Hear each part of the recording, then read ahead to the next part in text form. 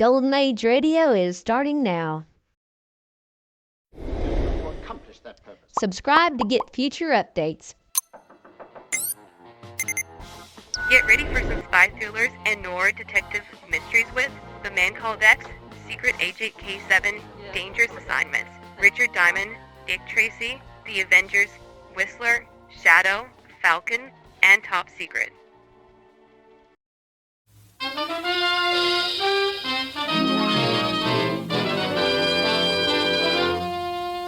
Herbert Marshall as The Man Called X.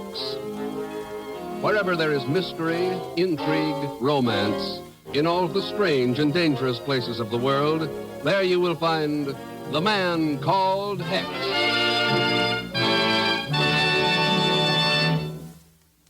Now is the time for all wise men to treat themselves and their families to television. Of course, you're planning to buy a television set someday, but in the meantime, your family's missing 7 days a week of the most wonderful variety of entertainment which ever came the way of the human race.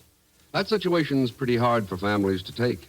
As a friend of mine discovered recently, when his children pointedly began leaving him out of their prayers and substituting the name of a neighbor generous with his television set. Don't make your family wait for the fun.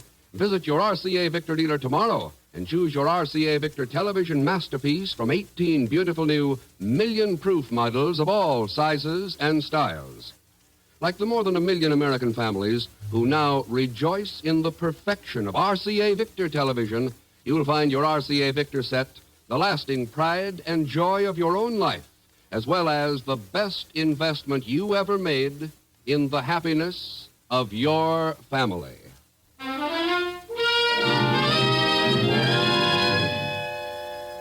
It began a few minutes before midnight in a small, dimly lighted cable office in Rangoon, Burma. Began when an elderly Burmese handed a laboriously written cable to the yawning clerk and then walked out into the blackness of the Asiatic night.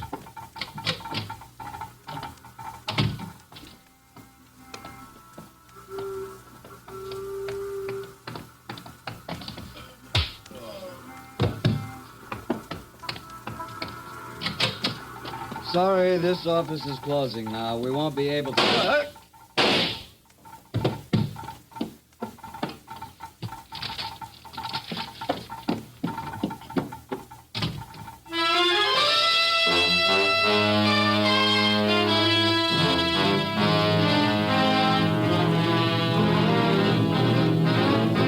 That's the story, Ken. The cable clerk was killed, and a man named Lal Rao has disappeared, along with the original cable he'd written to you. Luckily, the Rangoon police were able to make out the message from the impression left by Lal's pencil on the pad of message blanks. Here's a copy of it. Thanks, Chief. The shadow from the north spreads swiftly over this land. For the welfare of all our peoples, I pray that you will come at once to Rangoon. Signed, Lal Rao. Well, Chief, you remember Lal Rao. Sure. He worked with the Bureau of the Japs who are in Burma. Practically ran the underground resistance there, single-handed. Yep. Nothing meant as much to him as his country's freedom. Yes, I know, Ken. But what about this cable? Chief, the United States has slapped an embargo on strategic war materials from Asia. Rubber, tin, antimony. Yeah, I know. So what's been happening? We get reports of 10 carloads of crude rubber turning up in Budapest. 1,000 tons of tin are dumped at a Baltic port. Borneo oil turns up in Sofia. I know, Ken, I know. It's obvious we've been giving priorities to somebody who's been selling us out. Rerouting strategic war materials and shipping them behind the Iron Curtain. Well, what have we been doing about it? You know the Bureau's got men in every ECA country in Europe working on it. Sure. But we don't have any in Burma. Burma? What in blazes is... Oh. Yeah. Take a look at your map. See what lies to the north of Burma. Lal Rao tries to warn me about a shadow coming from the north. Then he disappears. And when you tie that in with the fact that he owns some pretty big rubber plantations... Well, Chief? Miss Brooks, book passage for Ken Thurston on the first plane for Rangoon.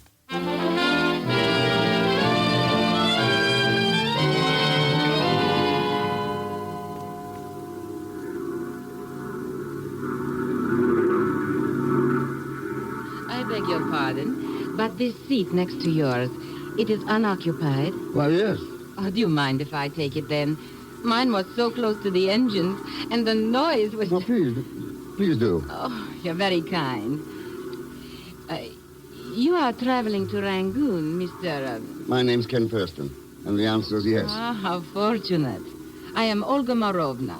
Mm-hmm. Why fortunate, Miss Morovna? Well, I've always found this journey from Bangkok to Rangoon a most tedious one.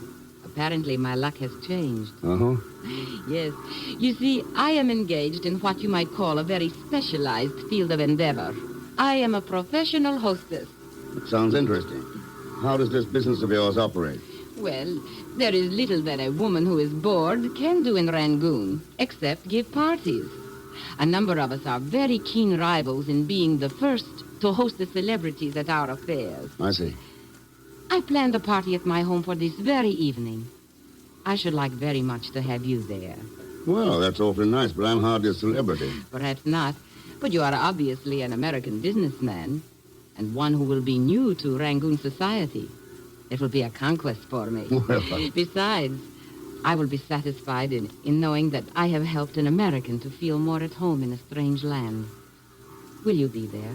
well, after that, how could I refuse? You are very gracious. And I think you will enjoy it. Oh, there will be other businessmen there, possibly with similar interests to yours. Nitrates, tin, rubber. Oh, I'm certain that you... Pardon, Mr. Thurston, but the radio officer would like a word with you up forward. Oh, He said it was quite urgent. uh-huh. Excuse me, Miss Morovna. Certainly, Mr. Thurston. This way, please. Thanks. Oh, Mr. Thurston, radio call for you from the States. Apparently important enough to bypass regulations. You know how to operate? Yeah, thanks, yes. Hello, this is Ken Thurston. Hello, Ken. Chief, what's up? Ken, we've had a certain suspect under surveillance for some time as a possible international agent. I just learned that this suspect booked passage from Bangkok to Rangoon this morning and is aboard that plane with you. Huh? It may be coincidence, maybe not. But if that agent is mixed up in the sellout of strategic war materials, Yeah. Let's have his description, Chief. it's not a he, Ken. It's a woman with the name of Olga Morovna.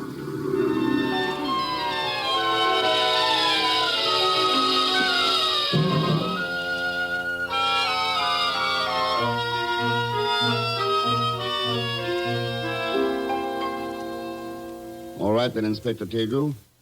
What have the Rangoon police found out about the disappearance of Lal Rao? We have placed the suspect under arrest and are holding him for questioning, Mr. Thurston. He is in the next room, even now. Good. What's the story? He had been lurking around Lal Rao's offices for several days prior to the disappearance. He had followed Lal Rao to the Lotus Bloom on a number of occasions. The Lotus Bloom? Yes, a nefarious palace of drink and of pleasure that is located in the dock area. I see. In addition, he has been most curious concerning passengers arriving on international planes. Well, let's talk to him, Inspector. Certainly. Come in here. So I guess you've seen the mending of your ways and are going to slip me my release, huh, Inspector? What? Ah, it was about time you learned you can't go around arresting every innocent crook that you see. Pretty lucky for you that I... Oh, hello, Mr. Thurston. Pagan. You know this person, Mr. Thurston? Does he know me? After all the years we've been friends together doing things for me? Inspector Pagan Zellschmidt is without doubt the most unscrupulous man I've ever known. And I trust him as far as I would an advanced case of the plague. Boy, what a terrific reference, eh, Inspector? Huh? What is your suggestion, Mr. Release Thurston? him in my custody, Inspector. I can use him. What? Oh, sure. You know how invaluable my services are, huh, Mr. Thurston? Pagan, you're going to be living proof that it takes a crook to catch a crook. Well, thank you, Mr. Thurston. Huh?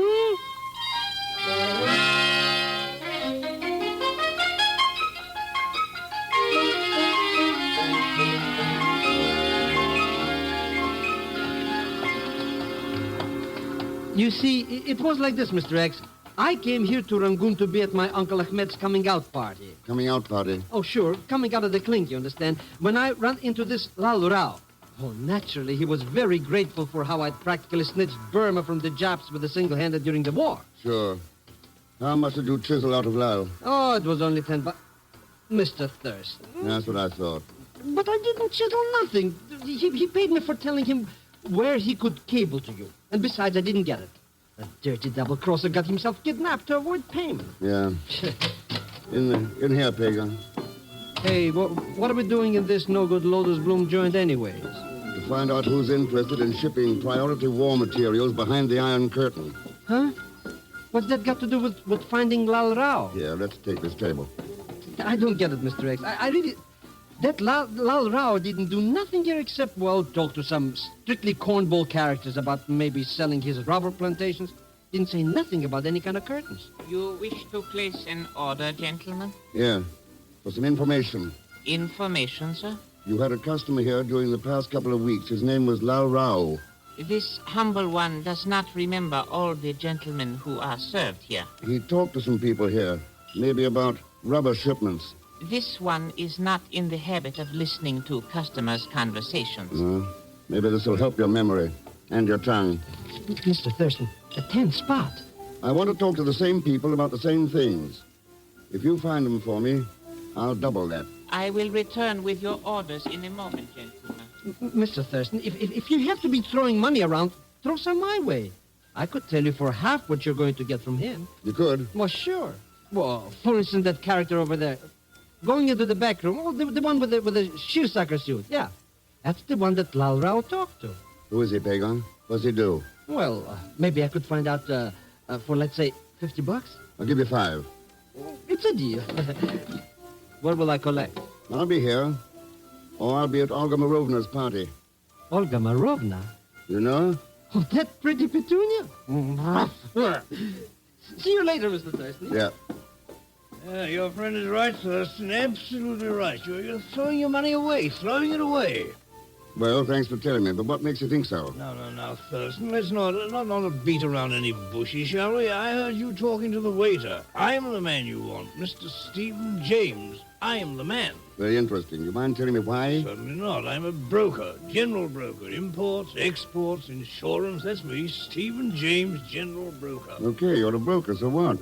So you better see me at my office, Thurston. Number 11, Kai Sing Road, about insurance. Insurance? Right? Life insurance. If you're going to play around with Lal Rao's friends, you might wind up quite dead. Very uncomfortable experience, you know. Goodbye, Thurston.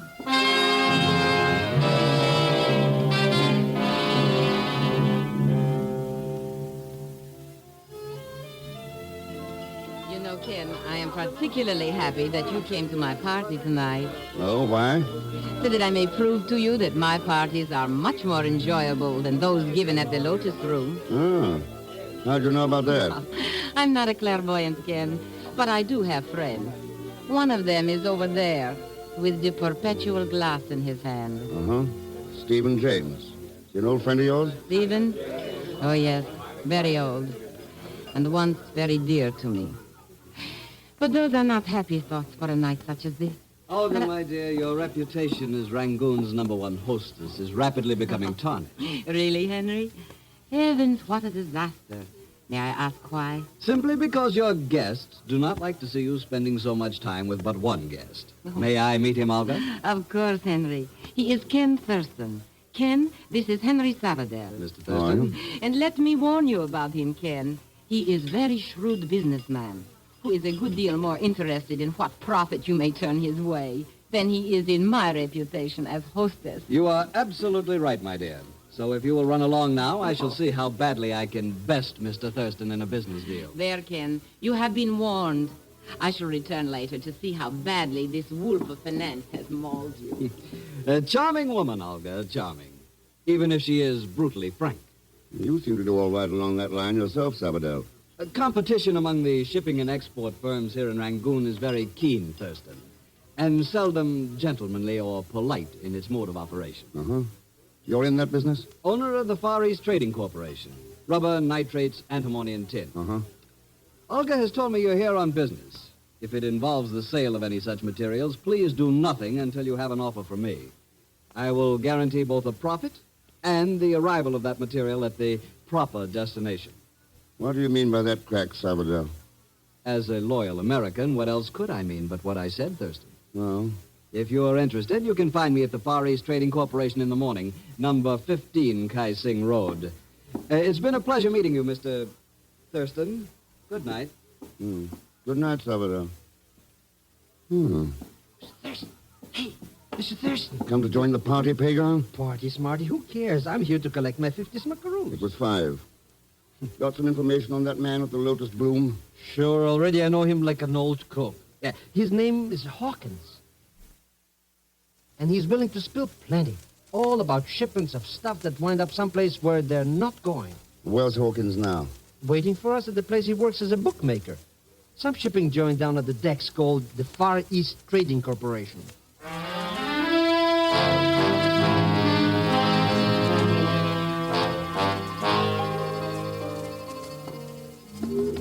Here. There's the joint now, Mr. X. Yeah, no lights on. You sure Hawkins is going to meet us? Believe me, that guy would meet my Aunt Zenobia at the altar, if there's money in it. See? Yeah, he's left the door unopened and everything. Come on in. Oh, Mr. Hawkins. Are you who, Mr. Hawkins? It's me, Zellschmidt. Down, you idiot.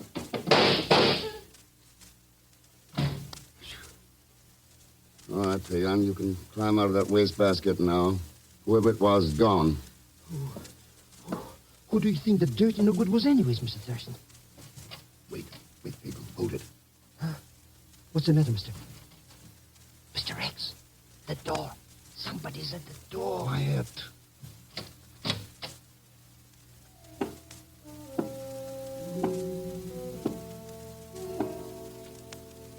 Thurston?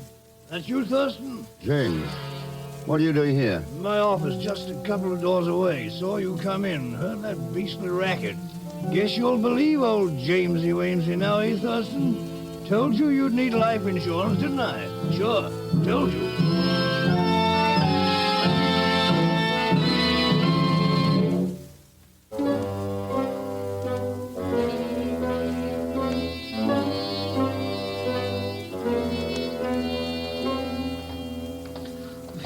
What a crummy neighborhood, Mr. Thurston. Characters standing around would maybe cut your throat for a wooden nickel. Even less, maybe. Why do we have to pay visits down here anyways? Hawkins is your friend, Pagan, not mine. According to Inspector Tago's police records, here's where he lives. Well, he's not home. Why don't we go to a joint I know on the Queens Road and have a couple of short beers? Oh, quietly. Hey, what do you know? He's not home. He looks that way. One thing about your friend, he's got a nice habit of leaving doors open. The joint is empty, Mr. Thurston. Absolutely. Mr. X. Yes. Your friend Hawkins was at home. But why do you think somebody bumped him off, Mr. X? Maybe these papers he was working on can answer that. What are they, Mr. X? Shipping invoices from an outfit called the Astor Warehouse. Astor? Yeah. So what? So they might tell us what happened to Lal Rao and who's racketeering strategic war materials behind the Iron Curtain. Huh? Then why don't we figure out what they mean? I'm going to try right now, Pagan. At the Astor Warehouse.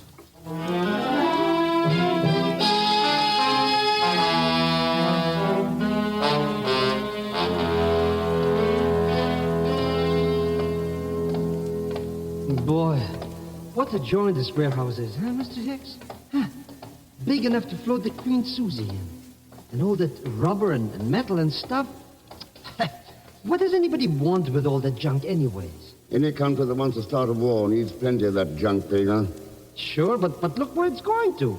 France, Switzerland, Italy. Nobody's got a chip on his shoulder there. I know, if that's where it's going. You don't think so, Mr. Thurston? I think Lau Rao could tell us if we could find him. I think... Mr. X, who's that? What? He's up on that rock, Pagan. Let's get up there.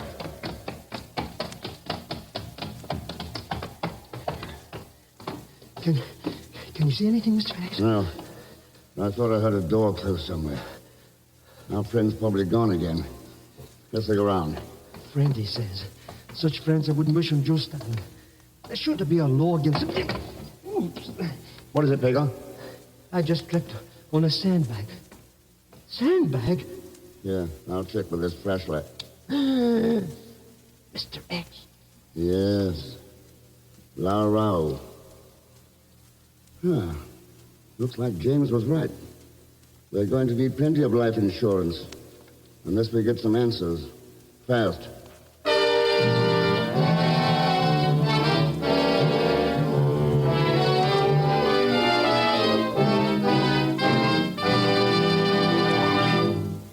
In just a moment, we'll continue with The Man Called X, starring Herbert Marshall.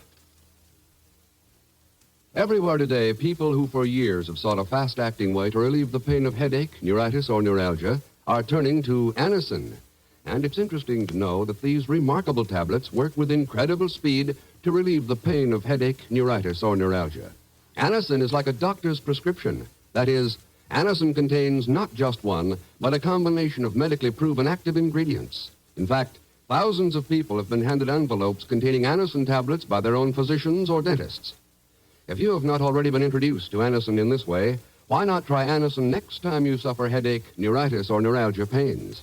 On this generous basis, if the first few tablets do not bring all the relief you want as fast as you want it, return the unused portion and your money will be refunded in full.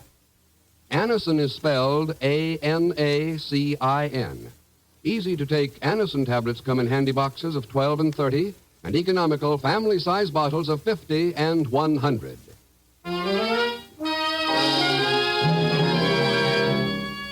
And now we return to Herbert Marshall as The Man Called X with Leon Belasco as Pagan Zellschmidt.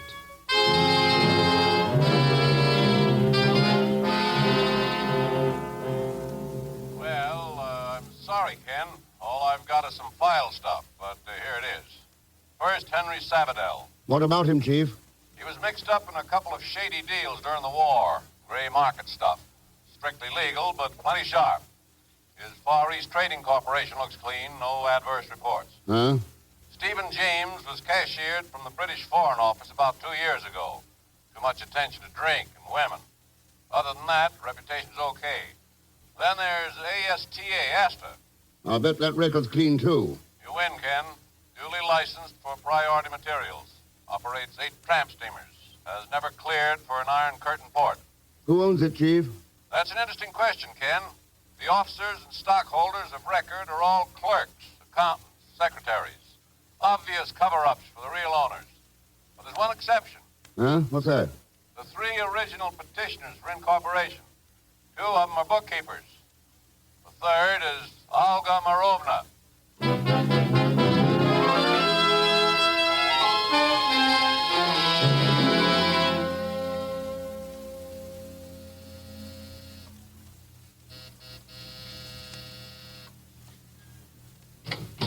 Ken. You mind if I come in for a minute, Olga? Why, no, please do. Thanks. The party has been over for some time, Ken. Yeah. I just came back to check on a theory. Theory? About these parties of yours. Tonight your guests were businessmen and government officials, military men. Mm-hmm. Pretty valuable contacts for making friendly deals. Oh? Yeah. Deals involving war materials shipped through licensed American firms to Marshall Plan countries where dummy customers reship them behind the Iron Curtain. What do you think of that for a theory, Olga? Do you mind answering for me, Henry? Not at all, Olga, my dear. I should be happy to, so long as Mr. Thurston maintains his distance. I won't argue with you, Salvador. Or with that Colt automatic. Excellent judgment, Thurston. As excellent as your deductions. Olga did hold these parties so I could make contacts, get customers, arrange private deals, but you made one mistake. Did I? Yes. I stressed the point once before that I was a loyal American. I am. My dealings have been and always will be for the benefit of my country. Well? And so, my dear Thurston, your accusations are false. I shall protect Olga from them at all costs. The door is directly behind you, Thurston. All right, Salvador. I'll go.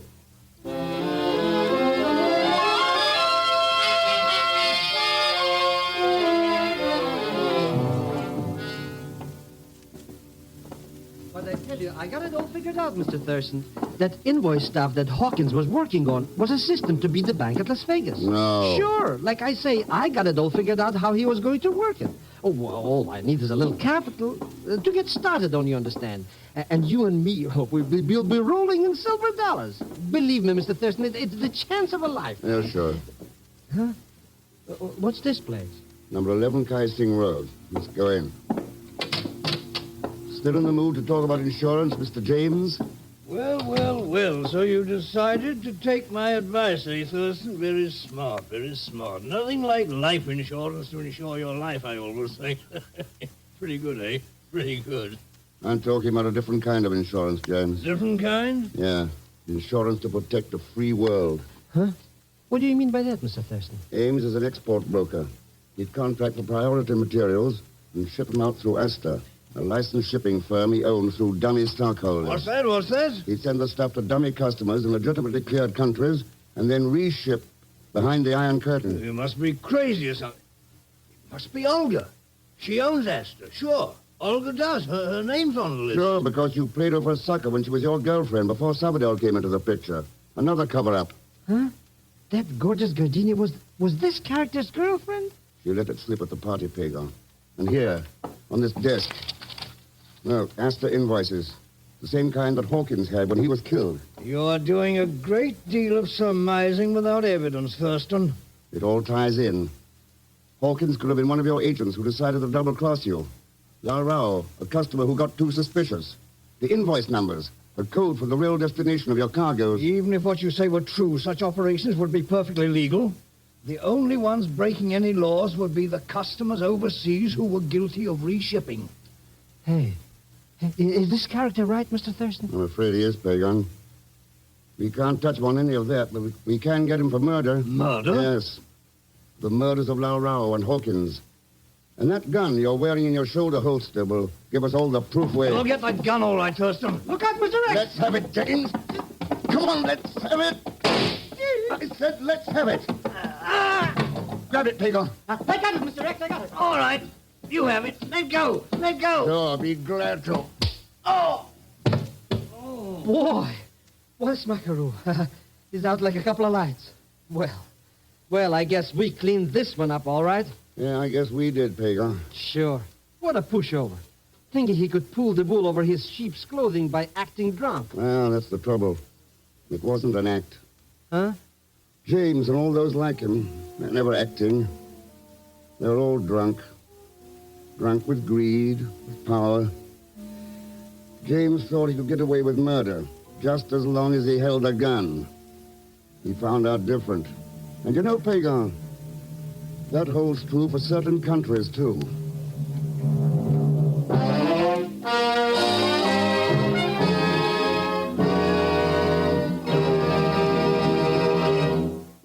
And now, ladies and gentlemen, here is our star, Mr. Herbert Marshall. Thanks for being with us. Next week, Ken goes to the forbidden city of Lhasa, high in the snow-covered mountains of Tibet. As Ken Thurston, a warm welcome awaits him. As Mr. X, sudden death. And, of course, Leon Velasco will be along as Pagon Zellschmidt. So join us, won't you, when next I return as the man called X. It's the Saturday night feature on NBC's 5-show festival of comedy, music, mystery, and drama, brought to you 5 nights a week by RCA Victor, world leader in radio, first in recorded music, first in television. And by Whitehall Pharmacal Company, makers of Anacin, Coronos, Bisodol, and other fine products. Good night.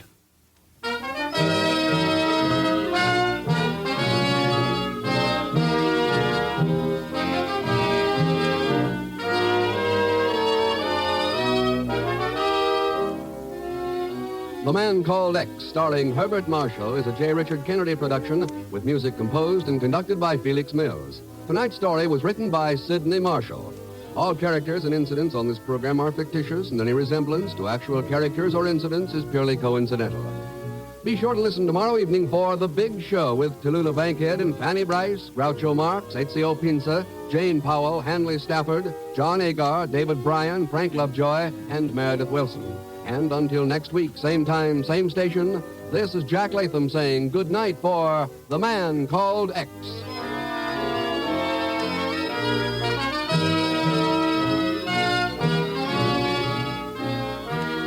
For a maximum of fun, hear Tallulah and the Big Show tomorrow on NBC.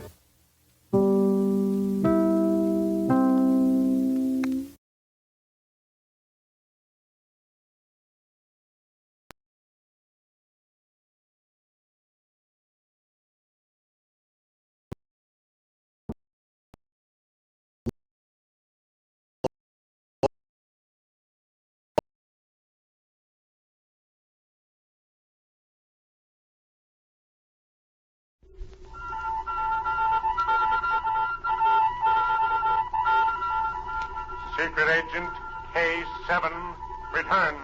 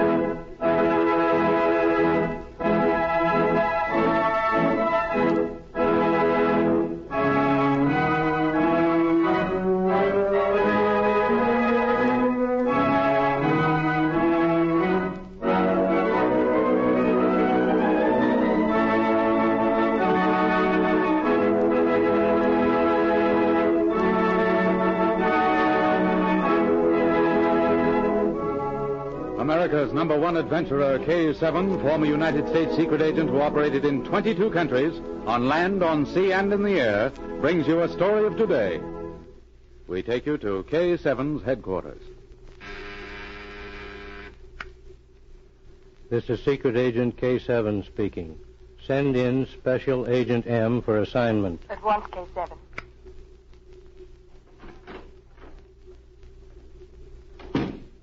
Special Agent M, reporting for duty. Agent M, we believe this city to be the headquarters of a group plotting to overthrow this country's government. Spies and sympathizers already in the country are being armed. Last night, a brewer's cart loaded with hand grenades was seized at the border. Here's one of the grenades. They were concealed in supposedly empty barrels. The complete information is in these reports. Read them. That's all. The case is yours.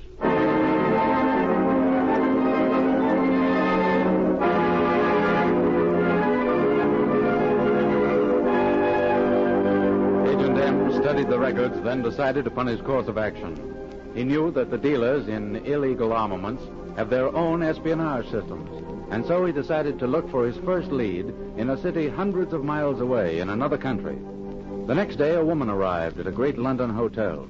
She was reported to be an agent from the Far East who came to buy munitions. Within a few hours after arrival, she received several telephone calls. Hello. This is Mr. Earl speaking. Mr. Earl, my name is Lothar Owen. I represent the Continental Syndicate. Yes? I understand you are here to place a large order. I would like to come up and talk with you. Now, I've had several calls already, Miss Rowan. I've had to turn down most of them. The men I represent are reliable. We can deliver any place in the world, and we do not fear any country's laws. Very well. I will see you in an hour, Miss Rowan. Come to my rooms.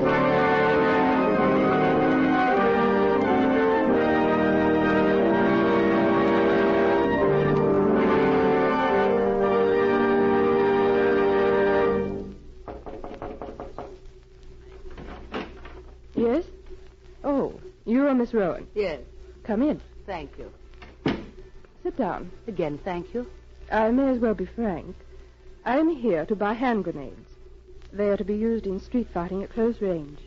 I'm not interested in rifles or machine guns. I see. I am prepared to spend $500,000. Half will be paid in cash when the shipment is put aboard ships which I designate. The balance will be paid on delivery. You are very businesslike. Unless you are new to this business, you know it is full of swindlers.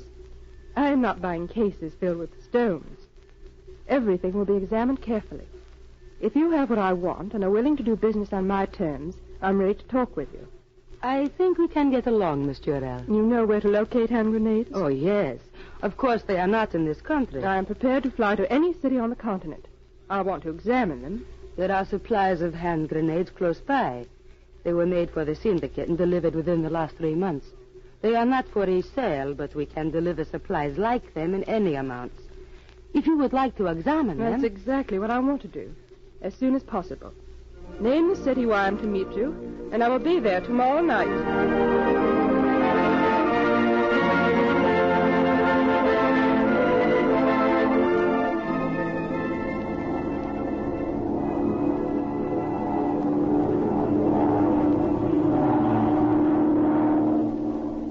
Yvonne Durrell left by airplane that night.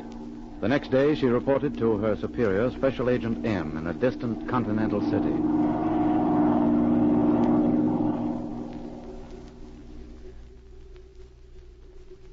Your trap worked. It was quite simple, Em. I hardly arrived in London before my telephone began to ring.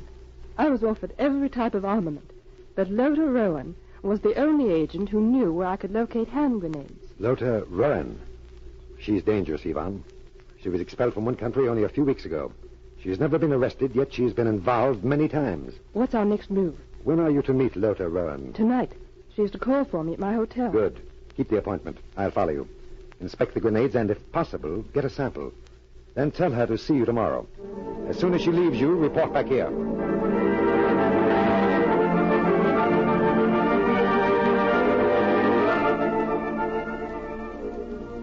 Lothar Rowan kept her appointment.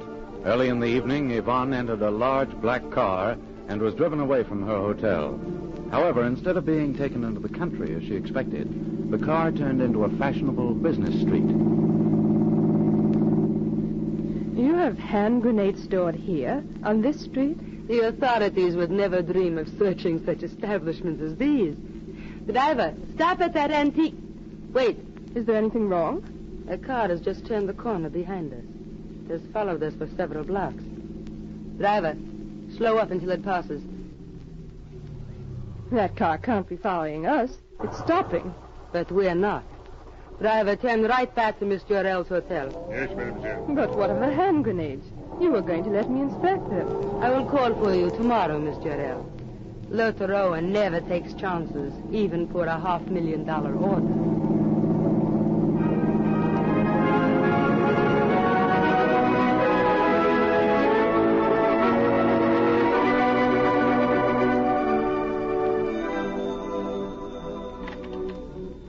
This is K7 speaking. K7, this is Agent M. Something went wrong. The car which called for Yvonne slowed up in front of an antique shop, then speeded away. I'm going back to the shop. If Yvonne calls you, send her to me. Tell her to come at once.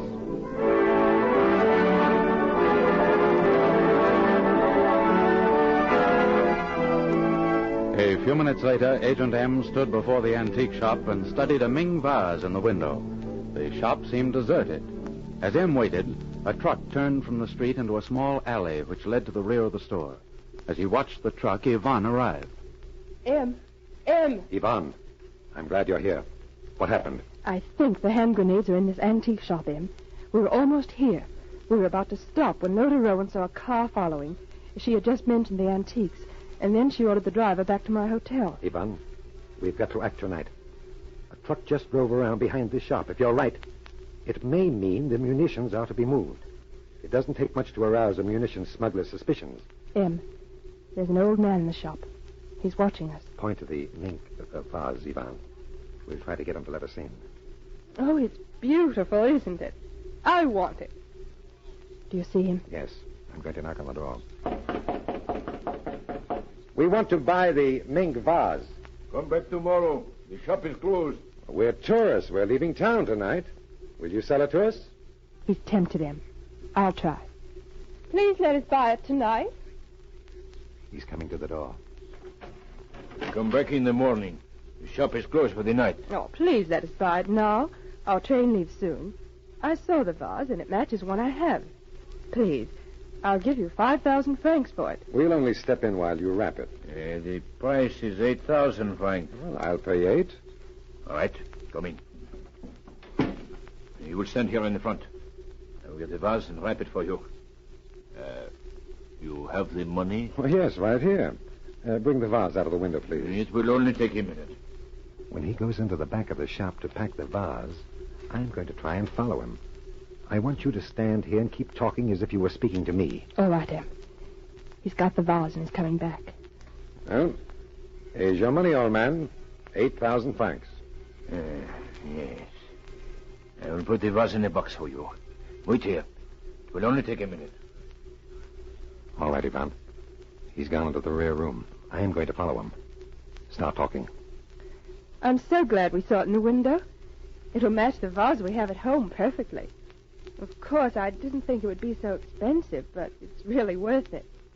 We'll have one for each side of the fireplace now. And I'm positive they're exactly the same. Every detail. You fool, why did you let them in? We've got to get the hand grenades out of here tonight. I had to get rid of them. That woman would have stood there in front of the window all night. And how do you know who they are? Tourists. I put this vase in a box. I'll hurry up. The truck is at the back door. We'll have to make 4 or 5 trips to get all the cases out. It is all foolishness. Not one. No one. Not even the police would suspect we stored munitions here. Here. What are you doing here? I told you to wait in the front of the store. Put up your hands, both of you. You see, I am interested in more than your Ming vase, Count Padova. You know my name. You are the police. I am a special agent investigating munition smuggling. Keep your hands over your heads and walk out into the front of the store. Not so fast, Monsieur Special Agent. You see this hand grenade? Unless you put your gun down, I'll release the trigger. Drop it or I'll shoot. He's released the trigger. Run, it would explode.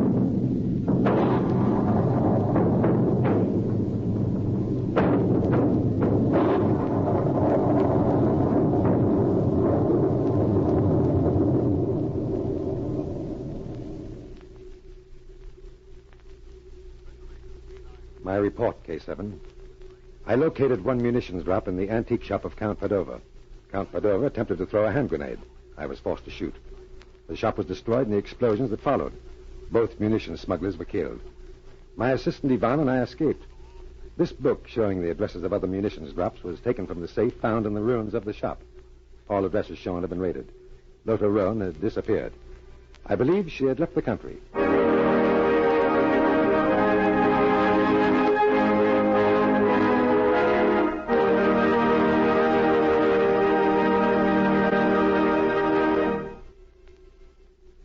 When regular supplies of arms are scarce, munitions smugglers and traders find hidden arms outside the regular markets. Such secret arms, smuggled into neutral countries, have preceded the downfall of every nation that has passed from existence. Listen for my next story. This is K7 speaking.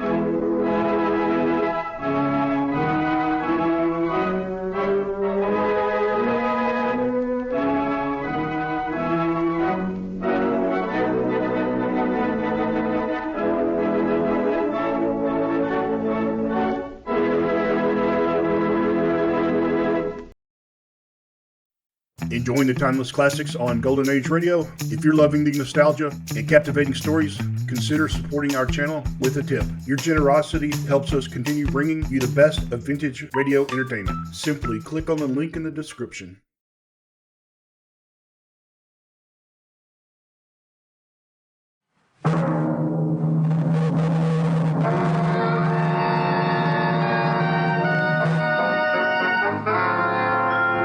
Dangerous Assignment, starring Brian Donlevy as Steve Mitchell.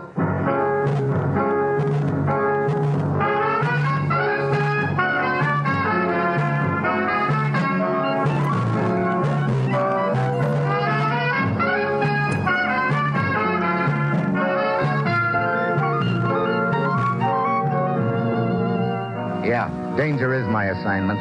I get sent to a lot of places I can't even pronounce. They all spell the same thing, though, trouble. But when I walk into the commissioner's office, I don't realize that this assignment's going to wind up with somebody trying his best to hand me a present. A load of dynamite with a lit fuse.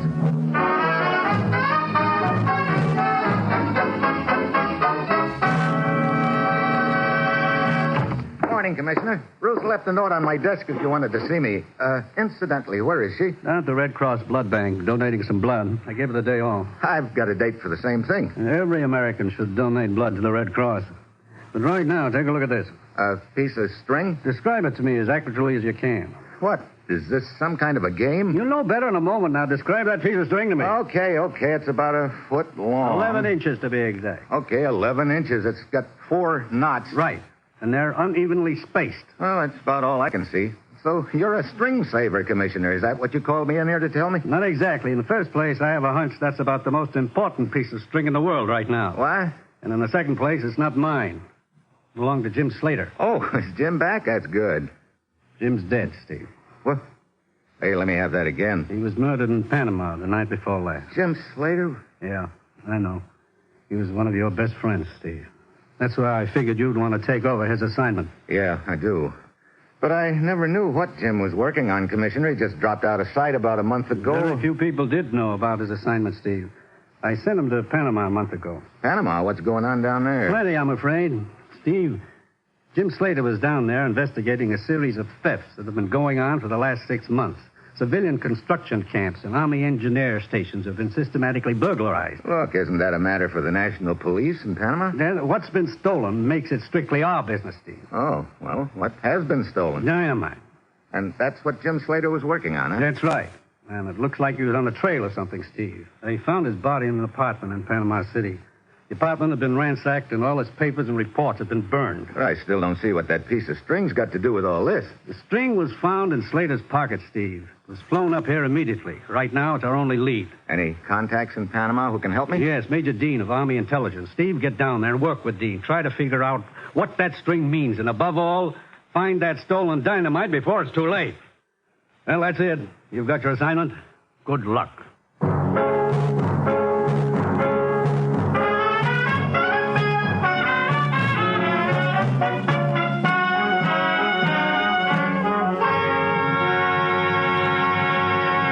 The National Broadcasting Company is presenting Dangerous Assignment, starring Brian Donlevy as Steve Mitchell, colorful, two-fisted government agent. At all those places of the world where danger and intrigue walk hand in hand, there you'll find Steve Mitchell on another Dangerous Assignment.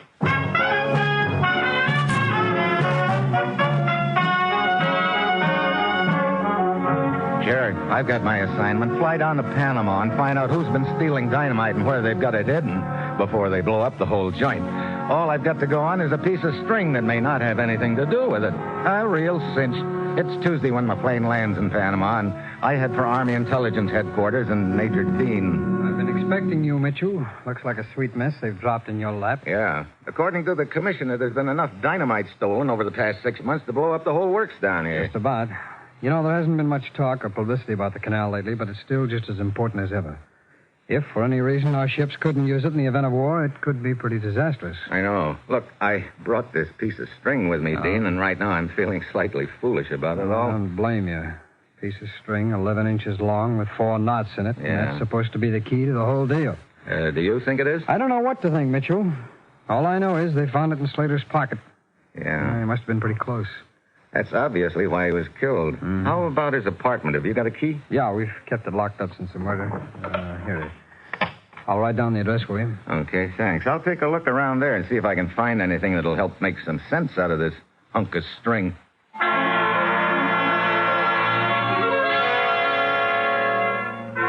So I head for Slater's apartment. I search it from one end to the other, but all his papers have been destroyed, and there's nothing in the apartment to give me any leads at all.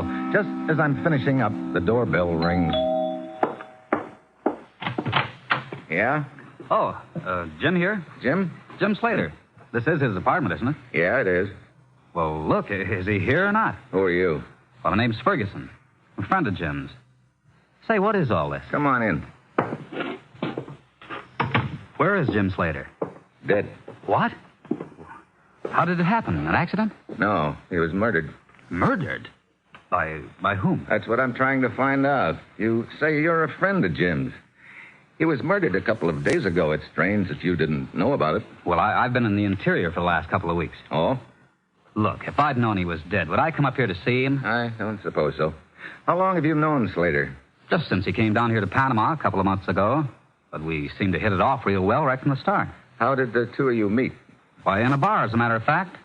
Look, all these questions. Who are you? My name is Mitchell. I'm a friend of Slater's, too. Oh. Did he tell you why he was down here in Panama? Well, he said he was just knocking around. I see. How about you? You work here? Yeah, I'm a civilian employee of the Army Engineers down here. Oh, what kind of work do you do? Allocation of supplies, material. I see. Must be a pretty big job. Keeps me busy, all right. I guess the Army Engineers have about every kind of supplies there are, all the way from safety pins to dynamite, huh? Yeah. Look, you any idea why Slater was killed? Not the slightest, Ferguson. I thought maybe you might be able to help me there. What do you mean by that, Mitchell? Well, just that maybe you knew of someone who might have a reason for killing him. Oh. Well, afraid I don't. You didn't know any of his other friends, huh? Just Alice. Who's she? Alice Gaines, a nurse out at Santo Tomas Hospital. The three of us used to do the town once in a while. I'm sure she couldn't possibly have had anything to do with it. Well, probably not. Okay, Ferguson, thanks for the information.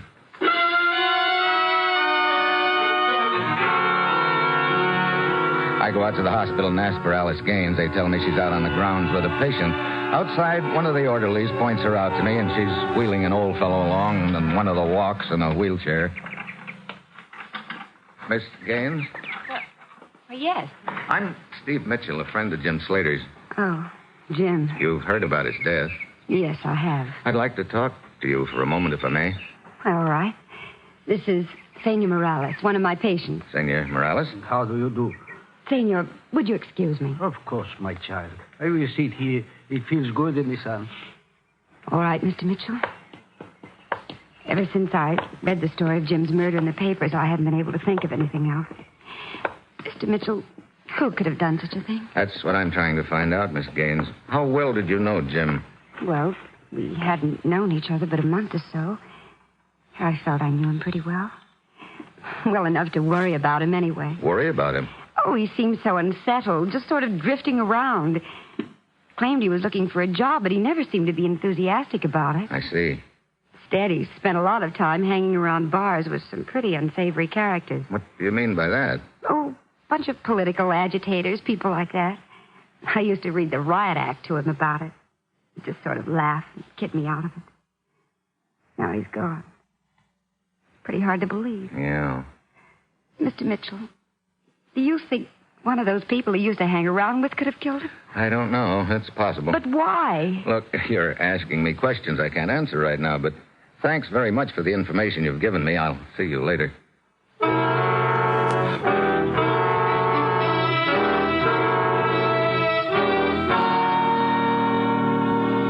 Well, Steve, so far you've collected yourself a couple of suspects, Ferguson and Alice Gaines. Yeah. You think they could be working together? I doubt it if they are. Why would Ferguson tip me off about her in the first place? That's right. It doesn't figure. Now, you say that neither of them apparently knew what Slater was doing here in Panama? That's what they told me. Whether they were lying or not is something else again. Oh, speaking of something else, how about that piece of string? You got any glimmer on where it figures in this deal? Not the slightest. Matter of fact, I'm beginning to think there's no connection at all. You may be right. What time is it, Steve? 20 minutes past midnight. Well, there's not much more we can do tonight. Excuse me, will you? Major Dean speaking. Yeah? What? Let's have that again. Yeah, where? I see. How long ago? Okay, we'll be right over. Something the matter? I'll say there is. That outfit must think they're really safe again now they've knocked off Slater. What do you mean? They just pulled a raid on a civilian construction company in a little town about a dozen miles from here. And got away with 50 cases of dynamite. What? Yeah, but I think we've got one of them. They're holding him out there for us, a native named Miguel. Come on. I want to talk to this Miguel real bad. Maybe I can trade this piece of string for a real live suspect.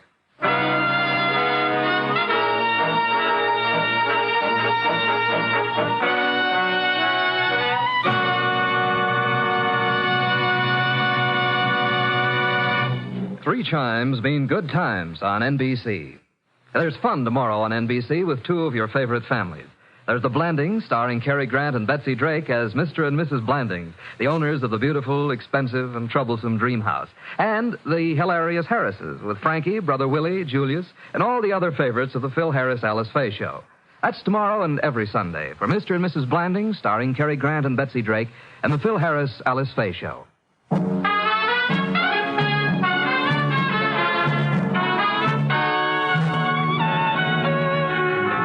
Now back to Dangerous Assignment, starring Brian Donlevy as Steve Mitchell.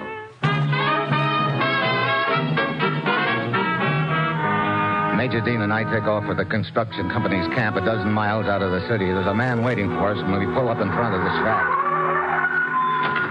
Mr. Mitchell! That's right. I'm Barrows, the night watchman. Barrows, this is Major Dean. Evening, Major. Hello, Barrows. Suppose you tell us what happened. Well, I was making my rounds an hour or so ago. Thought I saw something in the shadows near one of the sheds. So I went over to investigate. And got jumped. Who jumped you? A couple of natives. I managed to clip one of them, but the other was giving me a bad time. While we were fighting, I heard a truck pull up in front of the shed where we store the dynamite. Long about then, I got tagged over the right ear and went out. Yeah, it's a nasty cut you got. But I must have been out only a couple of minutes, because when I came to, the shed door was open and the truck was just pulling away. I saw a native running after the truck, trying to get aboard, so I scrambled around in the brush, found my gun, and threw a shot after him. Did you hit him? Well, he let out a yip. The truck speeded up, and the native took off into the bushes, and I followed. 5 minutes later, I spied a guy hurrying along a dirt road. Same guy? Well, I couldn't be sure, but it must have been, because he was bleeding from the shoulder. But he denied having any part in it.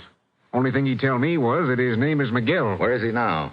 Well, I bandaged his shoulder and locked him in the shack here. The shoulder. Did it look like a bullet wound to you? Sure did. Okay, good work, Barrows. Let's talk to him, Major. Right, Chief. Here, I'll just unlock this for you. Thanks. Go ahead. Hello, Miguel. I don't know you. We want to ask you a few questions. Well, I don't know any answers. Why are you boys stealing dynamite? I don't steal no dynamite. What are you planning on using it for? I tell you, I don't steal no dynamite. How'd you get that bullet wound in your shoulder, then? Which is not a bullet wound.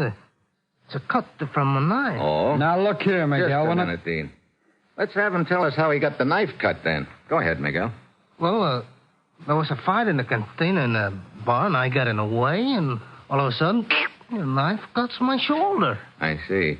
Well, what were you doing near the construction camp here? Oh, just walking along the road, bleeding. Well, all of a sudden, the Americano, he jump out at me, and he say, I steal a dynamite, and he locked me up in here. I don't steal no dynamite. You know, I think you're telling the truth, Miguel. You what?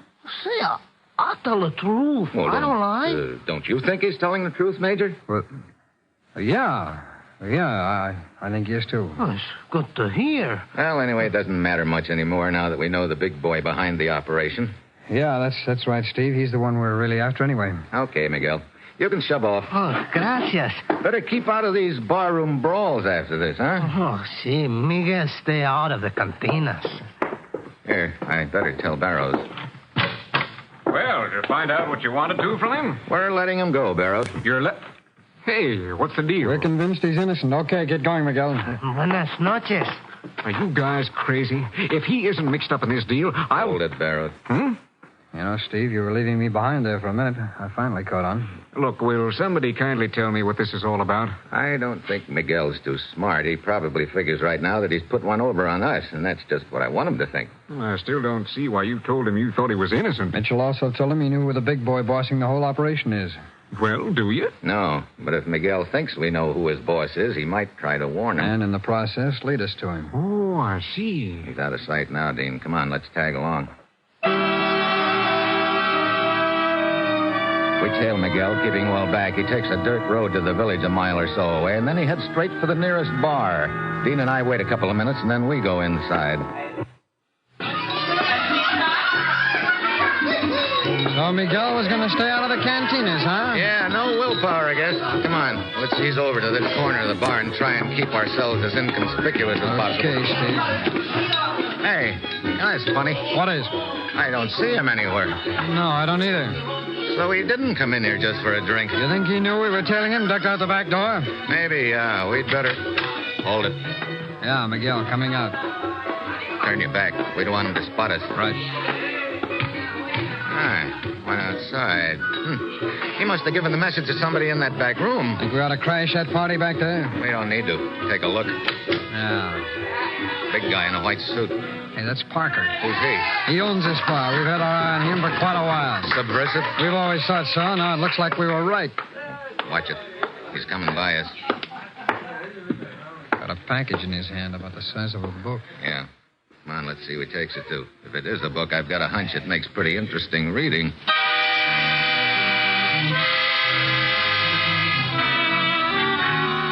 Parker gets in a car outside the bar and heads for the city. Major Dean and I follow. About 30 minutes later, he pulls up in front of an apartment house and goes inside. Steve, do you think this is headless? The apartment house? I don't know. Could be. Let's go inside. I wonder which apartment Parker was headed for. Hey, look, there's a row of mailboxes over there on the wall. Oh, good. We'll see if we recognize any of the names. Ramimos, Brent. Hey, look at the name on mailbox number 3. Alice Gaines. That's the nurse at Santa Tomas Hospital. Well, what do you know? Steve, look. Huh? Parker coming out of the door down the hall. It's her apartment, all right. Come on, out on the street. Right. Did you notice Parker didn't have the book anymore? Yeah. Come on down the sidewalk away. Right. Looks like our little game of who's who is over, Steve. That's probably why Slater struck up an acquaintance with Alice. He was trying to get a line on her. Yeah, but that still doesn't tell me what that string with the 4 knots is all about. Oh, look, there comes Parker. Heading for his car. Look, can you get a man to watch this apartment house? Sure, Steve. Have him tell us the minute that Alice leaves. All right. Hey, Parker's turning around, heading back the way he came. Should we tell him? I'd like you to, Dean. I'll wait here until your man arrives. Then I'm heading for Santa Tomas Hospital. Why the hospital? Look, there was a dynamite raid last night. It was probably engineered by the boss of the operation. Right now, it looks like Alice is the boss. I just remembered someone at the hospital who can tell me whether or not Alice was on duty last night.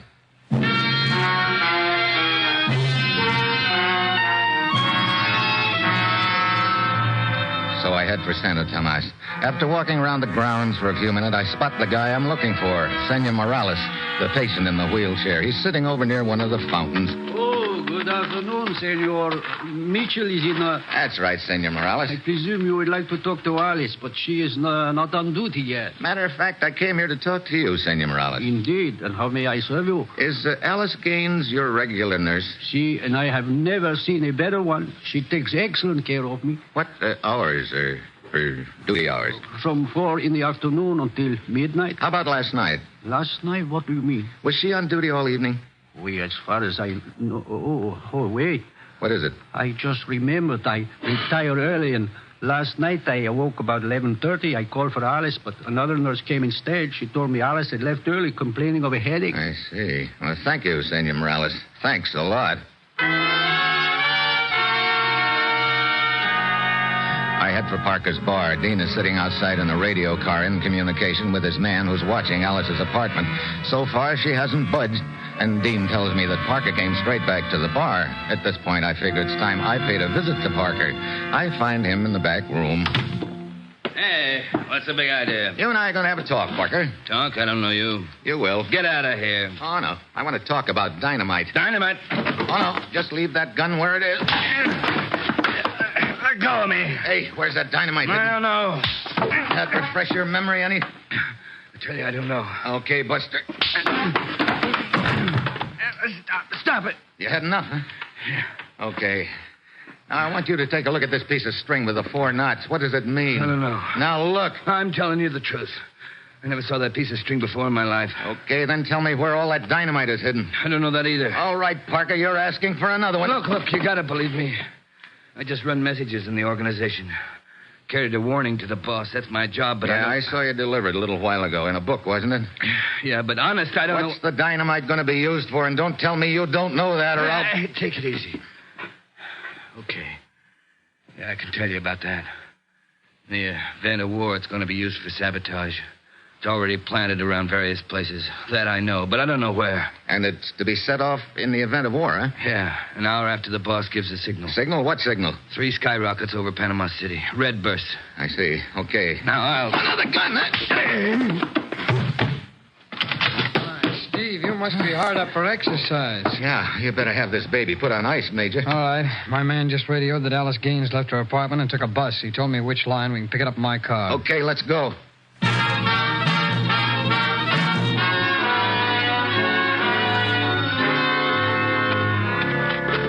I don't get it, Steve. Alice came right here to the hospital with that book under her arm. Yeah, now she's heading down the path. Keep back. I don't want her to spot us. Wait, look. She stopped beside one of the patients. Hey, that's Senor Morales. Look, she's handing him the book. Yeah, come on. I was at my apartment this afternoon, Senor Morales. The man who said he was a friend of yours stopped by. His name is Parker. He wanted me to bring you this book. That is very kind of you, my dear. Gracias. I'll take that book, Morales. Michel. Thanks. Now, let's see what's in it. Give it back. Steve, what's this all about? Looks like we had the wrong party pegged, Steve. Yeah, here we are. A note in the front of the book. U.S. agent aware of your identity. Be careful. Looks like that little gag you pulled on Miguel paid off. Very clever of you, Mitchell, but not clever enough. What? Steve! Well, I guess that gun makes you the doctor instead of the patient. Exactly. Now you will all turn around and face in the other direction at once. You won't get very far, Morales. I will take my chances on that. Let me warn you that I am an excellent shot. If any of you turn around before I am out of sight, you will be killed at once. I didn't even know he could walk. Yes, but I don't see how he can get very far. He's pretty weak. Any prolonged exertion is liable to kill him. Well, at least this explains why Slater got acquainted with Alice here. He had a line on Morales and figured this would be a good way to stay close to him. Wait, he's out of sight now. Come on, after him.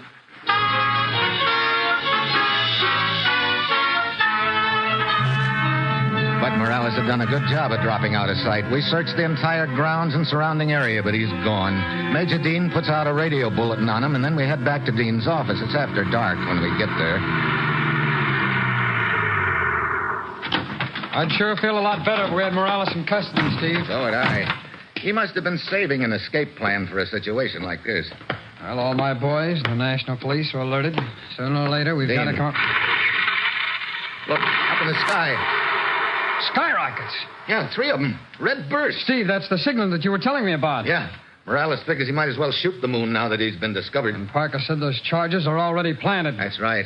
They'll be exploded in 1 hour, and we haven't the slightest idea where they are.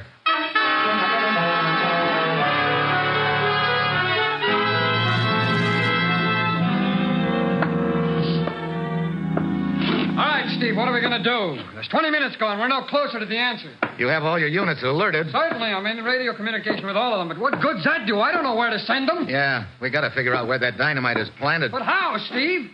Blindfold ourselves and stick pins in a map? Trouble is, there are so many defense installations in this area, you can't cover them all. Well, you can say that again. Here, look. Huh? Here's where we are on the map. Yeah? I can take a compass with just a 5-mile radius and draw a circle. Yeah. And in the area of that circle alone, there must be 50 installations. To say nothing of a couple of the canal locks. They're over here. Hey, wait a minute. What is it? What did you just do? What do you mean, what did I just do? I just drew a circle. What about it? Yeah. The string, Dean. The piece of string. Hey, that's right. Did Slater have a code map like this? Sure, I gave him one. He probably burned it when he knew that they were coming after him in his apartment, but he figured out a way to tell us what he knew. Look, I put one end of the string here at headquarters. Yeah. Then I trace a circle with the other end. Now watch where those knots in the string fall on the map. All right. Are they passing over any installations? Wait a minute. Yeah, one of the knots just passed over a canal lock. Copy down the code name. Wait a minute. Okay. Another knot passed over a radar installation. All right, keep going. Okay, let's see. Third knot passes over the powerhouse. Yeah? And the nearest knot, no, that just passes over a hill. Doesn't look like there's anything here, but, hey, there's a code name on it. Rather, I wonder how he found out about that. What are you talking about? Steve, hidden in the side of that hill is the communication center for the whole canal zone. Blow that up and the entire area is paralyzed. Great. Oh, we better get word to your units. Yeah. Attention, all units in security operation. Attention. Unit Able, cover installation code name Watchdog.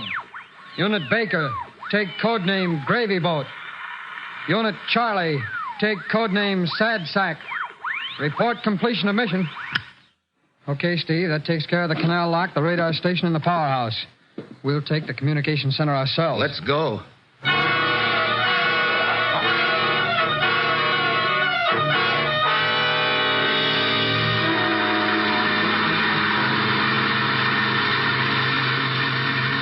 Here's where we turn off the highway, Steve. Hey, is that the hill up ahead of us? Yeah. They've really done a job of camouflage, haven't they? Wait a minute, look. There's a red light in the road up ahead. A tail light. Yeah, he's stopping at the foot of the hill. Somebody's getting out.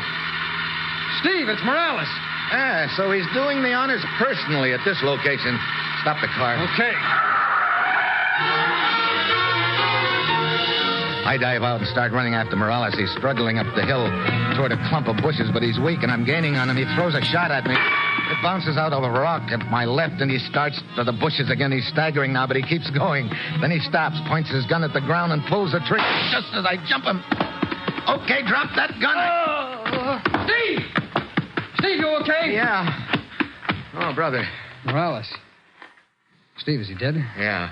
Alice was right when she said any exertion would kill him, but he couldn't even raise his gun. Just fired into the ground. Oh? But at least he lasted long enough to know that he'd lost out. Too bad he couldn't have hung on long enough to find out the rest of his boys were picked up, too. Oh, yeah?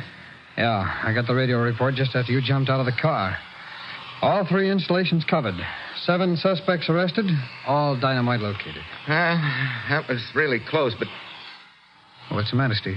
Hey, you hear anything? No, what? Oh. Hey, you know that shot? It wasn't an accident. He hit a dynamite fuse. Come on. Where is it? I don't know. Over there, Steve? Come on and find it! I can't. Oh, here, Steve, I got it. There. Oh, brother. Oh. Hey, look, you know where I can find a real cozy spot around here? Cozy spot? What for? So I can have a nice, quiet, nervous breakdown. Move over, I'll join you. Well, one thing I'm grateful for, anyway. What's that, Steve? That it isn't the 4th of July. Why, what do you mean? If I'd have heard so much as one firecracker go off while we were shagging around after this dynamite, I'd have gone right up in smoke.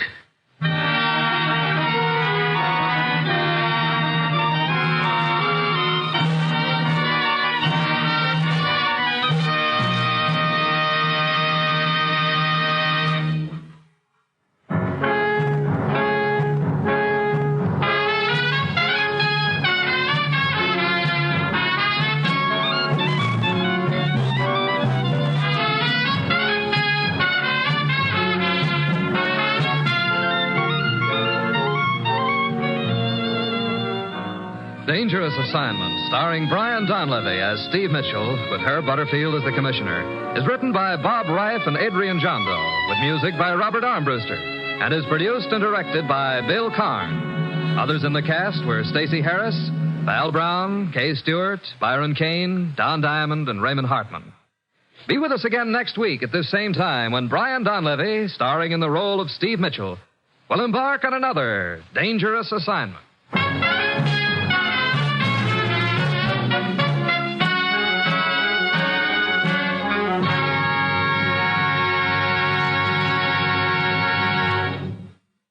Recent figures disclose that more Americans have died on our highways than in all our wars.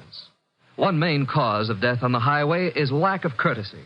A good rule to observe is that of America's friendly truck drivers. Courtesy and consideration to all motorists. Remember, the life you save may be your own. 3 chimes mean good times on NBC.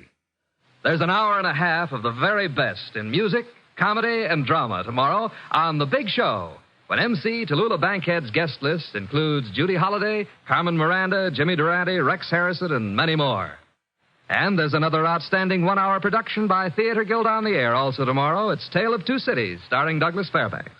Now, it's The Man Called X on NBC.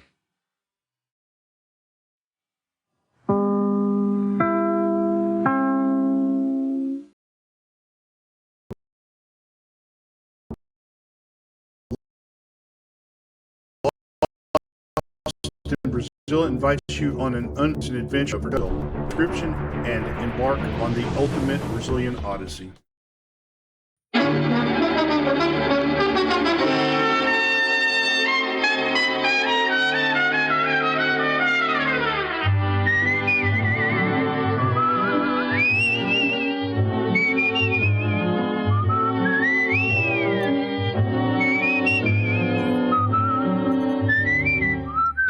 Here's Dick Powell as Richard Diamond, private detective.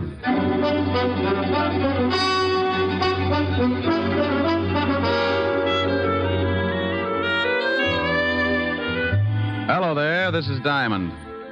About the most strenuous effort I might give out during a working year is maybe chasing some thug up the escalator at Bloomingdale's department store. But last week I really outdid myself. The all-stars of the police force challenged the private detectives to a baseball game for the benefit of the vice squad. And I wound up stiffer than a pair of starched overalls. Because the private detectives are quick to take advantage of the slightest opportunity, by the 8th inning, we realized the need for some immediate strategy. The score at that point was 6-4, the cops leading. So I got hold of a little blonde I knew and had her walk across the infield in a sweater. The idea was to disturb the opposing team and take their minds off the game. It would have worked, but it seemed that since I had last seen my little blonde friend, she'd become quite a favorite with the police force, so they just waved hello and went about their business. My drooling colleagues, however, had not come in contact with said hunk of fluff, and before the game was over, 3 of them had picked up the bat boy and tried to bunt with him.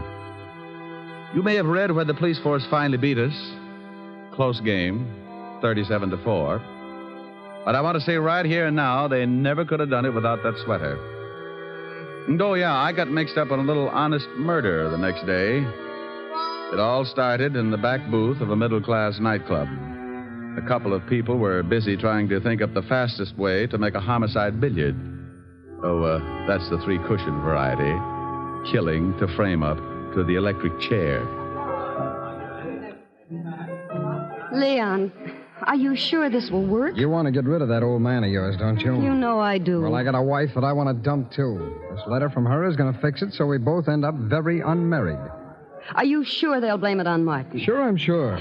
When they find him with this letter and his own gun and the dead body of my dear little wife, they'll slap him in the chair so fast he won't know what happened. Who's going to find him with the body? That's your job, baby. I'll get the letter to your husband, and you swipe his gun and get it to me. And you go get yourself a private detective and tell the shamus that you suspect your husband of running around with another girl. You and the shamus tail your husband. I'll have it timed so you catch him with the goods right after the killing. Well, all right. I hope it works. It will if you want it to, baby. I want it to. Because I want you. Yeah. Yeah, and all that nice money your husband's going to leave you. Leon. Come here, June. Yeah.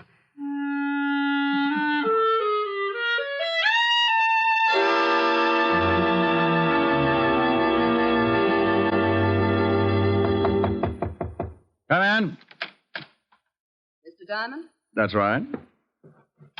I want to hire a private detective. Well, good for you. Sit down. Thank you. What is your fee? What's the matter? Oh, stand up and sit down again. They're 52 gauge, Mr. Diamond. Like them? Oh, you'd look good if they were sweat socks. I don't think they'd go with a high heel. You've got a point. Now, what were you saying? I wanted to know what your fee is. Oh, $100 a day in expenses. Isn't that a little high? I stopped eating at the automat 6 years ago. All right, I'll give you a retainer. Wait a minute now. Wait a minute. What's the job? I think my husband is running around with another woman. What do you want me to do? Hustle him off to the nut house? Oh, aren't you nice? I want you to go with me as a witness. You know, any other time I might get shy, but I'm really interested in seeing a girl who could beat your time. When do I start? Meet me in front of my house at 10 minutes to 8. My husband leaves around 8. What's the address? 521 East 58th Street. My name is Hires, Mr. Diamond. June Hires. All right, June. I'll see you at 10 to 8. Now, excuse me, but about that retainer. Oh, yes, that. Here's $100. Is that enough? It'll keep me interested. What's your husband's name? Martin. I'll see you this evening, Mr. Diamond. Oh, one more question. Yes? Why haven't you and your husband been getting along? Uh-huh. A lot of reasons. By the way, Mr. Diamond, how old are you? No. Oh, well, I'm frisky, but I passed the foolish mark when I was 3.5. Did you? Goodbye, Mr. Diamond. I wonder if I did. Diamond Detective Agency, with men who know the corpses best, it's Diamond 2 to 1. Rick. Oh, Helen. Hello, baby. What are you doing? What gauge nylons do you wear, dear? 52. Why? Oh, nothing. Oh, Rick, are you going to buy me a present? Oh, you never can tell. I was just looking at a pair a few minutes ago. Rick, Yeah? where were you looking at them? What kind of a question is that? A very good question. Have you got a girl up in that office? Helen. Don't you Helen me, have you? Well, I give you my word I haven't. All right, was there a girl in your office? Was there? Well, a client. I got a $100 retainer. I don't care if she gave you the George Washington Bridge. You were obviously looking at her leg. Well, I couldn't help it. She sat on that way. Now, look, honey, she's just another client. With 52-gauge nylons. Would you do count the threads? Oh, can you do that? Oh, you wolf. Yeah, but you're the only one who gets the benefit of my talents. You can put the soft soap away. I got some business at 8. I'll be over later. Well, I'm going to stay mad until you get here. And you're going to tell me all about those nylons. I'll be sure and do some research. Bye.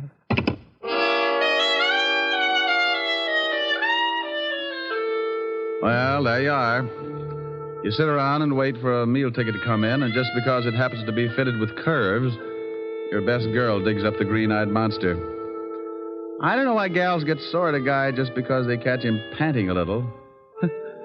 After all, it's hot in New York. I spent the rest of the afternoon trying to hit a big horsefly with a rubber band and some paper clips, and by 6 o'clock we shook hands and called it a draw. I closed the office and went home. I got into some clean clothes and grabbed a bite to eat at the corner drugstore.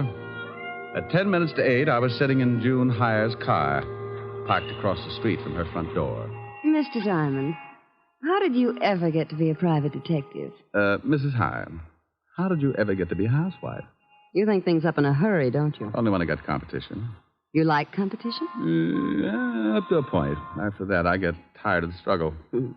I feel like I was back in college, sitting in a parked car with a good-looking man. Your education must have been pretty tame. I haven't moved once. Well, I really started to study after I graduated. Oh, I bet you got straight A's. Must you top everything? I play around with a lot of trouble, Mrs. Heyer, and I've got to stay one step ahead of it. Do I look like trouble? When's your husband coming out of that house? Any minute now. You didn't answer my question. I'll tell you as soon as I see your husband. Well, how will that tell you? If he's wearing a beanie with a propeller on it, I'll know you've been giving him a lot of trouble. So I've been giving him trouble. Does that mean I'll do the same for somebody else? What's the difference, a husband or a private detective? They both got their names from a guy named Adam. Oh, look. A cab pulled up to the front door. Yeah, I see it. And here comes Martin. He's getting into the cab. Well, what do you know? What's the matter? No beanie. We both sat and watched while Martin Heyer got into the cab and it pulled away. Mrs. Heyer put her car in gear and we started the tail, keeping it a safe distance. He led us across town to a middle-class apartment house and we stopped the car and waited up the street. He's getting out and going into that building. Come on. Oh, what for? Shouldn't we let him get up there first and then... Look, baby. Do you know who this gal is? No, of course not. Well, then come on. I want to see what door he goes in. But, won't he see us? Honey, I don't tell you how to put your lipstick on. Now, don't tell me how to make like a bloodhound. Oh, the lobby is empty. Now, watch the elevator. Oh. It's stopping on the 4th floor. Hadn't we better go up? Look, lover. The 4th floor probably comes equipped with a lot of doors. Now, if you want to just knock on any of them, go hire yourself Humphrey Bogart. Well, then what do we do? You stand by and watch like you... make like you knew what I was doing. See, the little old elevator's coming back down. Now, you just hold it there while I look at the mailboxes. Mrs. B. Callahan. Mrs. Lillian McEdward. Mrs. Mike. Well... and Miss Sally Maxwell. Okay, now we push the button for the 4th floor and away we go. Fun? How do you know where to go? I got the name off the mailbox. But you said yourself there must be a lot of people on the 4th floor. Elementary, my dear girl. Process of elimination. We're lucky this time. Only one single girl on the 4th floor. Sally Maxwell. Come on. It's 406. What if there'd been more than one single girl? So I make some new friends. Now stop asking questions and stick close. I'd love it. Now, here it is, 406. Now hold it down. Can you hear anything? No. Yeah, somebody's moving around. Oh? Oh, duck. What? Too late. What? June. Good evening. I represent the Great Nothing Life Insurance Company. What are you doing here, June? I might ask you the same thing. Do you mind if we come in? I'd like to interest you in our indemnity clause. Stop pushing. Get out of my way. Oh, you don't know what you're missing. You get $3 million if a python bites you in the middle of Times Square. You can't force your way in here like that. You... Oh, now you've hurt my feelings. Take your hands off me or I'll strike you again. Sure, but you need 2 more to put you out. Here, have one on me. Now, the next time you go striking people... Mr. Diamond, look. I looked past the little guy and spotted the body. She was blonde, and I didn't know why she was hanging onto the rug that way. She wasn't going anywhere. All right, you. Get out of my way. Huh? Oh, what a lovely gun. Martin, you killed that girl. No, I did not. I came in here and found her like that, but I didn't kill her. She's been shot. I know that. I found the gun by her body. You don't think I'd kill her? I was in love with her. Martin. Is that the gun that did it? Yes. I mean, no. I don't know what I mean. But you stand right there. Don't take another step. That's your gun, Martin. No, shut up. I didn't kill Sally, but I know I haven't got a chance of proving it, so if you come any closer, I will most certainly shoot you. I hate to look like an idiot, but it's against the law to shoot people. Mr. Diamond, be careful. Come on, Martin. Give me the gun. You don't think I'll shoot, do you? Come on, give it to me. Just one more step. Look out, he's going to shoot. Come on, open up in there. What? Better drop it, Martin. You got company. Stay back. Stay back. This is the police. Open up or we'll break the door in. Police? Give me the gun, Martin. No. Let him in, June. Before Levinson tears down the whole wall. I've got Martin. Yes, all right. I didn't do it. What's going on in here? Hello, Walt. Hey, Lieutenant, look. It's the gum shoe. Rick. Why do you guys always have to break down doors? Why don't you try turning the knob first? Otis, didn't you see if it was unlocked? I forgot, Lieutenant. You mallet head. We got a report that someone heard a shot from this apartment. There's the body, Walt. Who's this guy? Martin Heyer. Here's his gun. He was going to use it on me. I didn't kill her. I came in and found her that way. Oh, shut up. Who's the girl with you, Diamond? This is Mrs. Heyer. Martin is her husband. I don't say. The old triangle, huh, Rick? I engaged Mr. Diamond to follow my husband. That's right, Walt. We caught Martin trying to sneak out on the corpse. I told you I didn't kill her. And I told you to shut up. Is this your gun? Yes, but I found it lying by the body. I knew I'd be blamed if someone found my gun, so I put it in my pocket. You search him, Rick? Haven't had time. Shake him down, Otis. Yeah, Lieutenant. I want my lawyer, and you get away from me. You open your trap just once more. Okay, but hold still. Please, Mr. Diamond, I'd like to get out of here. Sure. Okay, Walt? Yeah, but I want to talk to both of you down at the station later. Here's something, Lieutenant. What is it? Oh, letter. Are you coming, Mr. Diamond? You go on down. I'll be right with you. All right. Walt, what does the letter say? We can't continue this way. I've decided to break it off once and for all. It will do no good to see me, so please stay away and leave me alone. Signed, Sally. Let me see that. Yeah. Well, what about it, you? Is the dead girl named Sally? Yes. I don't know why she sent it. We were both in love. Sure. What were you going to do about your wife? I was going to tell her this evening. Then I received this note. I came right over to see Sally, but believe me, I didn't kill her. Tell me something, Martin. Is this the way you received the letter? Yes. Why? Now, you wait a minute, Rick. I'm very happy with what I've got, so don't start making like Sherlock Holmes. Oh, well, I guess you're right, Walt. He admits it's his gun, and this letter is certainly motive enough. Yeah. Otis, call for the wagon and put the cuffs on higher. Right, Lieutenant. Walt, why would someone send a letter after tearing off the top of it? What? See, the top of this letter is missing. The part that usually reads, Dear Julius or something. So what? Do me a favor, will you, Walt? Oh, what is it? Give me 3 minutes and then have Otis fire a shot from this apartment. What?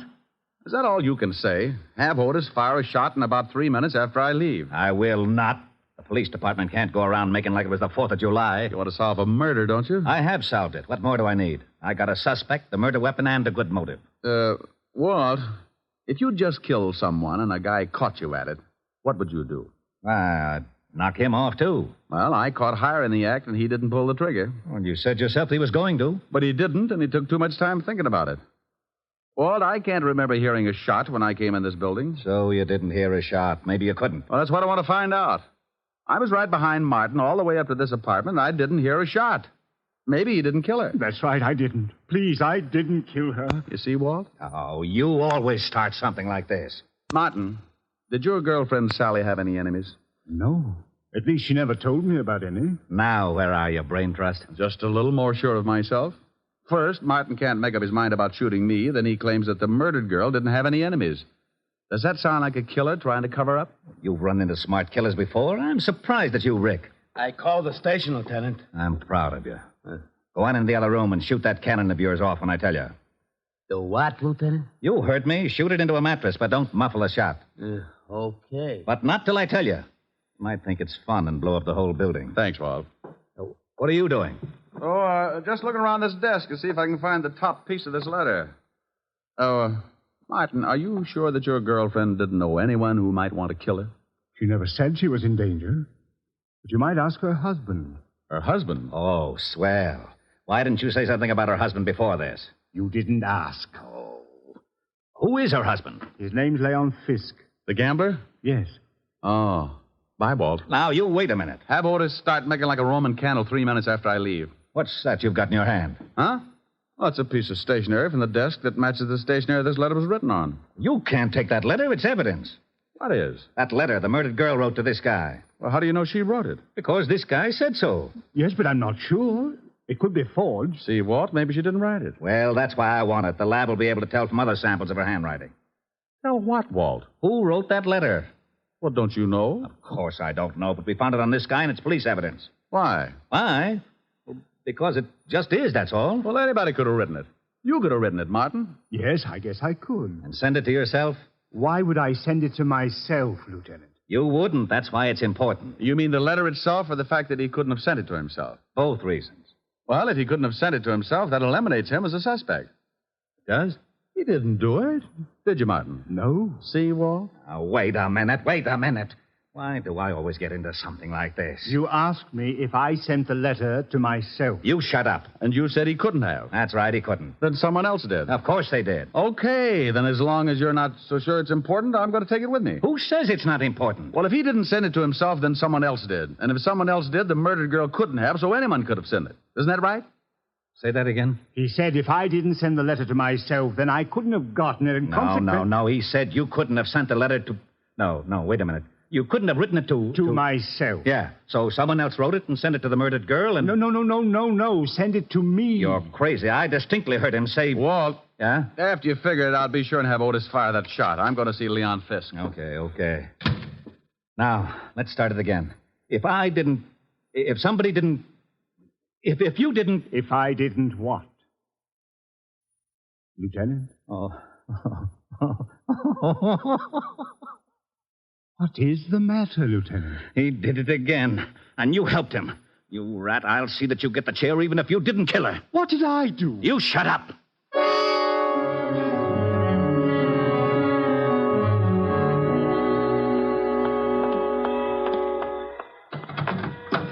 Well, what took you so long? I had to get a merry-go-round started. Can I drop you somewhere? Just relax for a second. I've got to think something out. Well, I didn't ever think Martin could kill anyone. Yeah. What was that? Just a backfire. Look, drive me across town. I want to talk to a guy named Leon Fisk. Leon Fisk? Yeah, runs a nightclub with an iron claw in the back room. What's the address? 222 East 45th. I remember it because when I was on the force, I used to raid his place for exercise. Thinking of doing some gambling? That's the way it'll probably end up. Let's go. She drove me across town, and 10 minutes later, we pulled up in front of a low building with a flight of steps leading down to a basement door. A large sign over the door read Cellar Club. I got out and thanked June for the lift and watched her drive off. I went down the steps and through the door. Something I can do for you? Yeah, I'd like to see Leon Fisk. Maybe you don't want to see you. What's the name? Just tell him Diamond. Okay. You got a phone booth? Yeah, right over there. Thanks. I found the phone booth and went in. In my business, you work with hunches, and sometimes they pay off. I knew that the torn letter had to be sent to someone the dead girl was going to slough. I didn't think it was higher, so the next best prospect was her husband, Leon Fisk. I didn't have a thing to pin on him, but a good bluff can open a lot of doors. I took out the letter and copied the handwriting on the other piece of stationery. I wrote the name Leon at the top and then the words, "We can't continue," so they'd correspond with the first part of the original. Yeah? What was you writing? What's it to you? You don't have to get sore. I just thought maybe you was getting a tip on the horses, and I sure could use a winner. The nags have been beating me to death. Oh, no tip. Okay, the boss will see you. That door right over there. Thanks.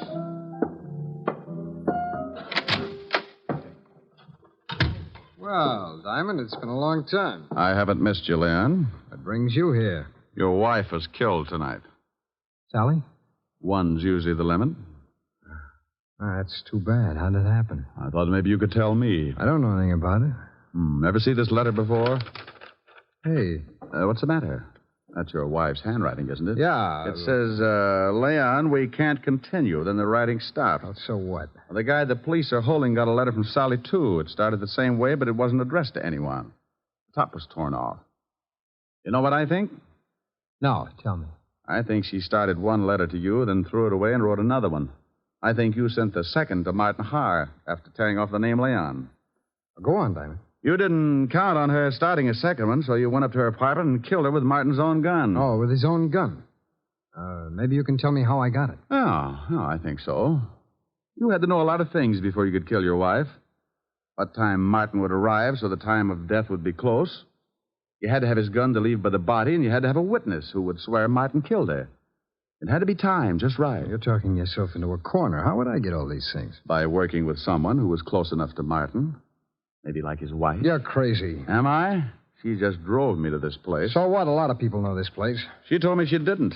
So I gave her an address 8 doors down, but she pulled up right in front of your door. Well, that could happen. It was too pat, Leon. Getting me to come to her place at 10 minutes to 8 and knowing her husband would leave close to 8. She had to know it because that letter was delivered just before I got there. Think you can prove it? You made one mistake. I didn't hear a shot when I got to your wife's apartment. I found out later that you could hear one all the way down in the street. Your wife was killed before Martin went into that building. Probably when you saw his cab pull up. Well, anyway, it's enough to hold you on, and I think we can prove later on that you've been seeing June Hires. You're a pretty smart shamus, Diamond. Oh, you mean you admit it? Okay, baby, come on in. June, come on out of there. Leon, are you crazy? Well. I didn't know you kept your back room stocked with nylons, Leon. Yeah. I guess you two don't need any introductions. Why did you have to drag me into this? You heard what Diamond said. He knows all about it. You got the car out back? Yes, but what are we going to do with him? Diamond?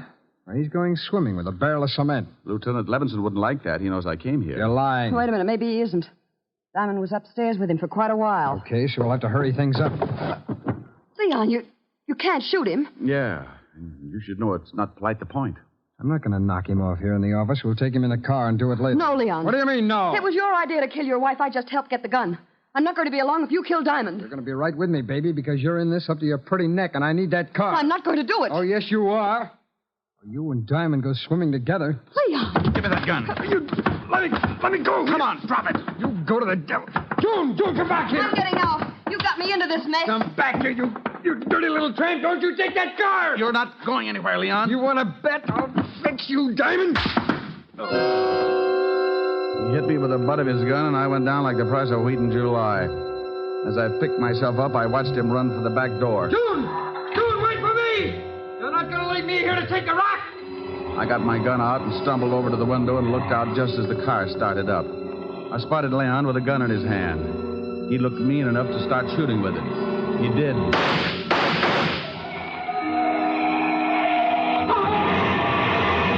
started running up the alley then. I suppose I could have said something like, "Stop or I'll shoot," but I was too tired. I just rested my arm on the window and let him have it.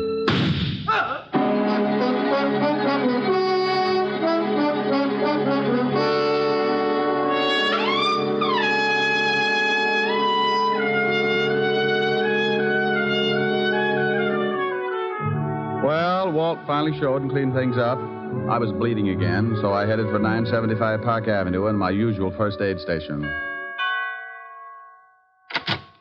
Yes? Hello, Francis. Miss Asherin? Oh, my goodness, Mr. Diamond. Come in, sir. Come in. You've been hurt again. I guess you'll have to answer the door a little quicker after this, Francis, or build a first aid station in the hall. The usual, sir? No, you can forget the plasma, Francis. I had liver for dinner. I can stand the loss. Just as you say, sir. Miss Asher is in the study. Oh, thank you. Why don't you go to bed? You look tired. Yes. Good night, sir. Boo. Oh, Rick. Yeah. Isn't it awful? Oh, what happened to your chin? Oh, I got it caught on a 38. Want me to go? Want you to go? Why? Well, I thought maybe my poor little face scared you. Oh, I like your poor little mussed-up face. Well, thanks, Sporty. How about some music? Oh, I'm too tired. Turn on the radio. All right. Now, let me look at that chin. Oh, that's soothing. Shut that radio off. I'm trying to sleep. Now, what is that? Oh, it's that crabby old neighbor. Oh, it is, huh? Now, Rick, don't get mad. I'll turn it off. You want something, Max? Yeah, some sleep. Is that too much to ask? Well, stick your head in a closet. Now look, Bud. You look. That radio wouldn't wake a 2-year-old. Well, just pretend I haven't stopped teething, wise guy. All I want is some sleep. Oh, you do, huh? Sleepy time, gal. You're turning night into day. Rick. Oh, that guy upsets me. All right, he upsets you. That's too pretty a song to sing like that. No. Now, you do it right, or I'm going to be mad. Well, honey, then that's the last thing I want you to be. Now, cuddle up on the sofa. You comfy? Mm-hmm. Don't be mad now, baby. Sleepy time, gal. You're turning night into day. Sleepy time, gal. You've danced the evening away. Oh, that's wonderful. Before each silvery star fades out of sight, please give me one little kiss, then let us whisper goodnight. It's getting late, and baby, your pillow's waiting. Sleepy time, gal, when all your dancing is through. Sleepy time, gal, I'll find a cottage for you. You'll learn to cook and to sew. What's more, you'll love it, I know. When you're stay-at-home, play-at-home, 8 o'clock, sleepy time, gal. Well, how was that, baby? Helen. Helen. Well, how do you like that? She snores, too. Hey, you! Max! Yeah, now what do you want? How about a game of gin? I'm lonesome.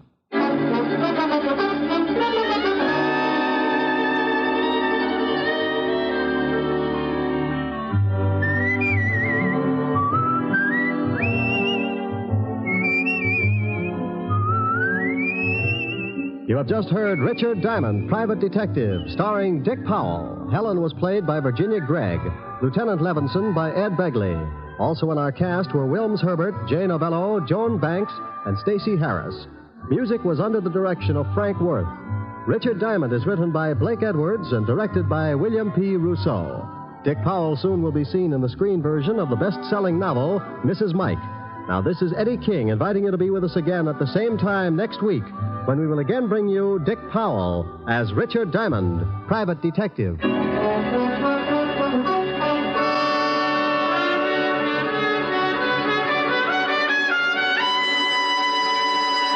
This program has come to you from Hollywood. This is NBC, the national broadcasting company.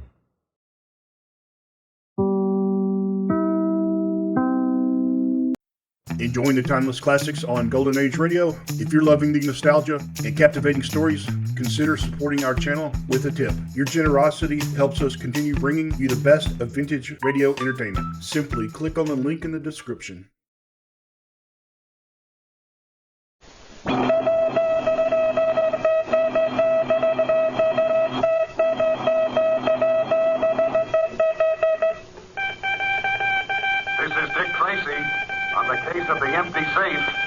Stand by for action.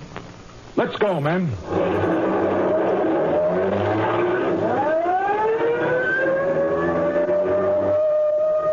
Yes, it's Dick Tracy, protector of law and order. In yesterday's story, you saw how the evidence began to pile up, making Tracy sure that Spike Connolly was responsible for the dynamiting of the empty safe. You remembered, too, how Sergeant Martin, while distributing posters of the description of Spike and his girlfriend, reported to Tracy his suspicions concerning the occupants of a certain house. Jumping into their car, Dick and Pat were soon there. While Dick rang the front doorbell, Pat went around to the rear to forestall any escape from that direction. Inside, Spike and Gert didn't know of Pat's whereabouts, made their way slowly toward the rear of the house.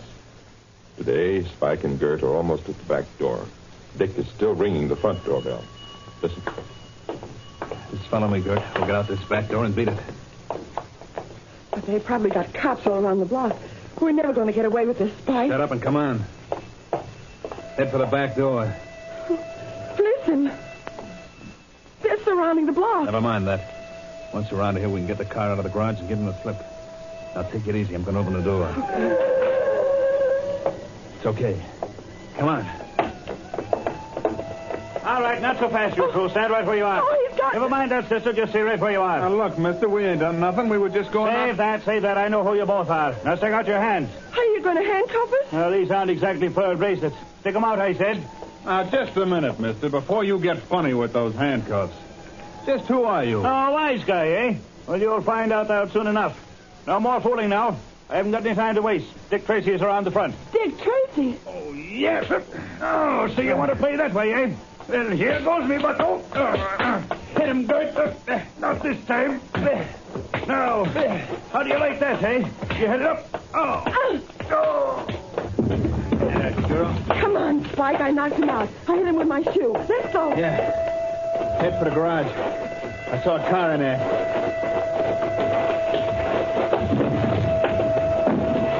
Oh, that's a break. The door wasn't locked. Quick, get in. Now, this thing will only start. Spike, we can't go out the front way. The cops. Hang on.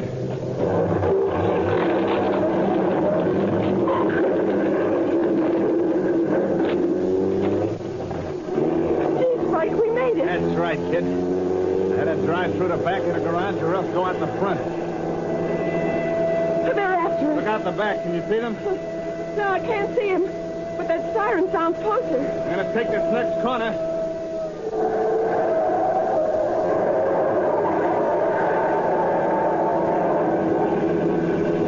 Now, take another look.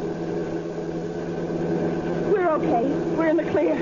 I don't even hear the siren anymore. Did I tell you, kid, I said we'd make it, didn't I? We wouldn't have made it unless I hit that guy in the head with my shoe. Ah, you were great, baby. You knocked him cold. Yeah. Well, where are we going, Spike? Well, I ain't decided yet. Got to put a couple of miles between us and the cops. Too busy driving right now to think of anything else.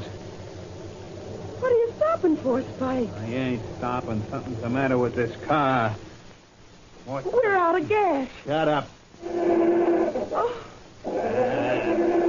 That's what it is. This bus didn't have any gas in it.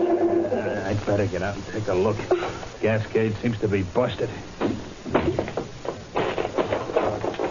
Hurry up, Spike. Give me time, will you?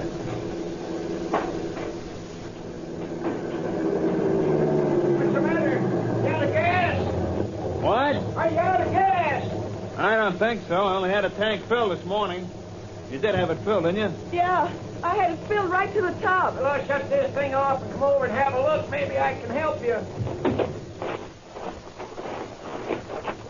Well, if you have a tank full of gas, maybe it's the ignition. That's just what I was looking at when I lifted the hood. I don't know much about car engines myself. Just step to one side and let me have a look under that hood. I've been fixing my own cars since the days of the old Tin Lizzie. Well, now, ain't that nice? Come on, Jud. Gee, you knocked him cold. Carry him over to the bushes. Okay. Oh. And we'll take his car. Far enough? Yeah, this will be okay. I don't want him to be seen from the road. Now, come on. Come on, Gert, will you? Come on.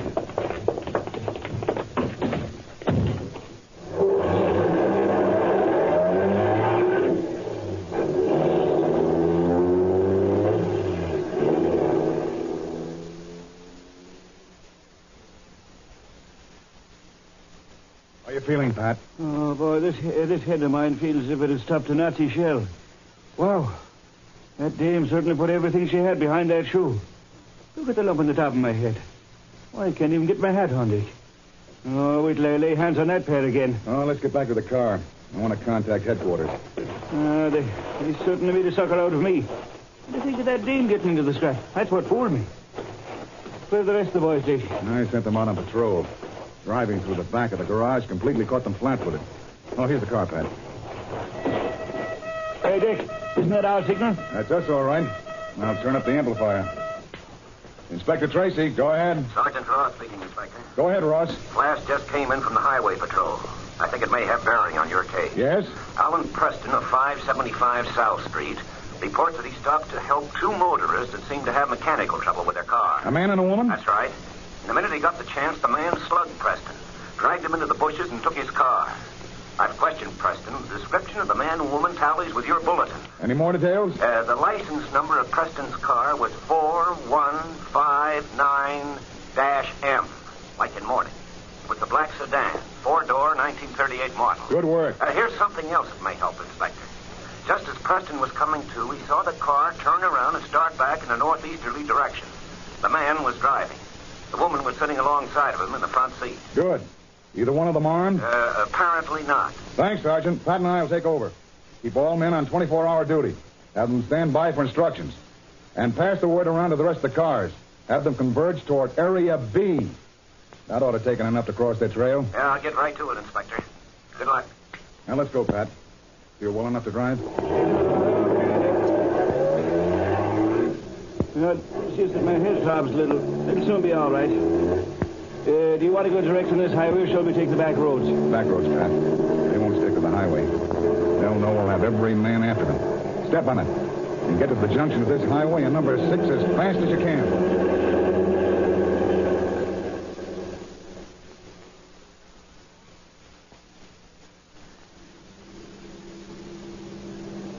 No luck, Dick. Been over every back road on the way. No sign of them. That doesn't mean they aren't around here somewhere. They have to be, Pat. They can't just disappear. Well, I'm beginning to think they can. We've seen 6 of the other cars, and they all say the same thing. No sign of them or the car. You know, I'd hope they might have trouble with that one, too. Pull over, Pat. I want to check with the rest of the cars. Okay. Tracy, calling car 7. Come in, 7. Car 7, go ahead, Inspector. What's the report? Nothing to report, Inspector. We're at number 14. No traces as yet. Keep me advised. Yes, sir. Inspector Tracy, calling car 5. Come in, please. Car 5, Inspector. I heard you talking to 7. My report's the same. Okay, 5. We'll keep you posted.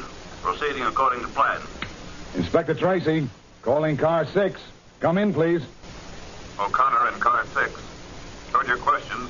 We haven't got much, Inspector, but here it is. We questioned a farmer walking along the road. Said he thought he'd seen a car like the one we described with a man and woman in it, but couldn't be sure. What direction was it going in? Well, according to this man, it was proceeding in a northwesterly direction.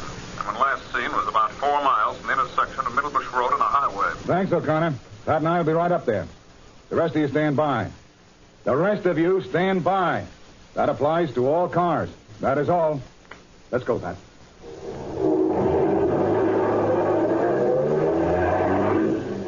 You know, Dick, I think I know just about where O'Connor meant. It's right up in the heart of the farming district. I know, Pat. When we get up there, I think I'll do a little inquiring on my own. Strangers always attract attention in rural districts. We'll start questioning some of the natives. And I'm willing to bet we'll soon run across a clue.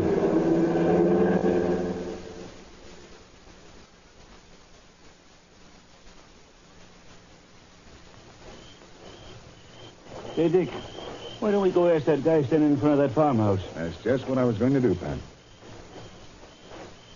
Good afternoon, sir. Howdy. A nice day. Could stand a little rain. I thought you might be able to help us out. We're from headquarters. Figured you was, so your car drive up. We were trying to locate a man and a woman Haven't seen him. How do you know you haven't? Because I know a man and woman when I see one. No, you misunderstand. This man and woman were in a car, a stolen car. We had information that they might have come this way. You see, these two are criminals. They're wanted by the law. You sure you haven't seen any strangers around here? Now, listen, we came No here... use, Pat. Come on. Yeah, but this guy... Come on, Pat. Okay. So we'll try the next place and get the same kind of an answer. Now, if it had been me, I would have... Look behind these trees.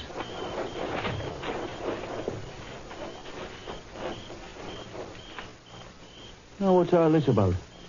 I thought we were going to the next place and see if we could pick up Spike's trail. We don't have to go to the next place. Spike and the girl are in the house we just left. What? That's right. Well, tell me, how do you figure that out? While I was talking to the farmer, he tipped me with the wink. They're there, all right, Pat. But why didn't he say so? Probably Spike or the girl was holding a gun on him. I can't be sure of that, but mark my words, they're in there all right, and we have to get them out. Now, let's keep on the cover and get back to the car. I want to contact all the other cars and have them block off every path or road in this area. This time, we're not going to miss. In a moment, we return to Dick Tracy. But first, boys and girls, Dick Tracy fans, you know, teamwork in everything we do is very important. And no one knows it better than the soldiers in our combat ground forces. Men like First Sergeant Marion Hitchens, for instance. While he was manning an anti-aircraft gun in the Admiralty Islands, Japanese ground troops opened up nearby on American soldiers with heavy grenade and small arms fire. Under heavy fire, Sergeant Hitchens dashed to a machine gun and single-handedly placed heavy and accurate fire on the Japs. In addition to killing at least 12, he helped stop the enemy attack. Now, boys and girls, that's teamwork where it counts, where a man thinks only of his buddies and not of himself. Every one of our servicemen belong to the same fighting team. And every one of us here at home who buys a war bond joins that team. We don't have to worry about Jap bullets or grenades, and our job at home is much the easiest of all. We've only got to buy more bonds and keep them, so that the fighting members of our team never have to let up for the lack of a single gun or bullet. So, boys and girls, do your bit for the team. Buy that war bond today. And now, back to Dick Tracy. You, farmer, get back in here. I'll let you have it with your own gun. You sure you didn't tip them off? He couldn't, Spike. I heard every word he said. Anyhow, they've gone off. Okay. But if they come back, this guy gets it with this shotgun. Quietly making their way back to their car, Dick and Pat began contacting all the patrol cars and giving them instructions. Be sure to tune in tomorrow, same time, same station, for the adventures of Dick Tracy. This is George Gunn speaking. Boys and girls, every day, thousands and thousands of new friends join the ranks of fans who faithfully follow the adventures of Dick Tracy and Pat Patton. We don't mean just youngsters either. No, indeed, there are plenty of grown-ups who are listening in, too. And did you know this? All over America, and in other countries as well, more than 200 newspapers feature the daily adventures of Dick and Pat. And each weekday, another episode of Dick Tracy, one of your favorite radio broadcasts, comes to you at the same time over more than 100 radio stations from coast to coast. So listen to Dick Tracy Monday through Friday. Don't miss tomorrow's exciting chapter in the adventures of Dick Tracy. This is the Blue Network of the... Lost in Brazil invites you on an unforgettable journey, where every moment is an adventure waiting to be discovered. Join us as we uncover the soul of Brazil, one incredible experience at a time. Click on the link in the description and embark on the ultimate Brazilian odyssey. Now, from the makers of Cold Water Omo, Mother, John Steed and Emma Peel's boss, had handed them a most curious case. In the United States, 3 top-flight ear, nose, and throat specialists had all died sudden and mysterious deaths. When in London, Ralph Camrose, a Harley Street specialist, also dies of an unknown disease, the coincidence is thought to be too strong. While Steed examined the dead man's consulting rooms, Emma Peel decided to do a little checking up with other well-known physicians. She was waiting to interview Dr. Padley of Padley, Seaton and Herrick when there came the sound of violent sneezing from his office. Seconds later, the door was flung open. Padley, clearly suffering from some form of seizure, staggered into the room and collapsed.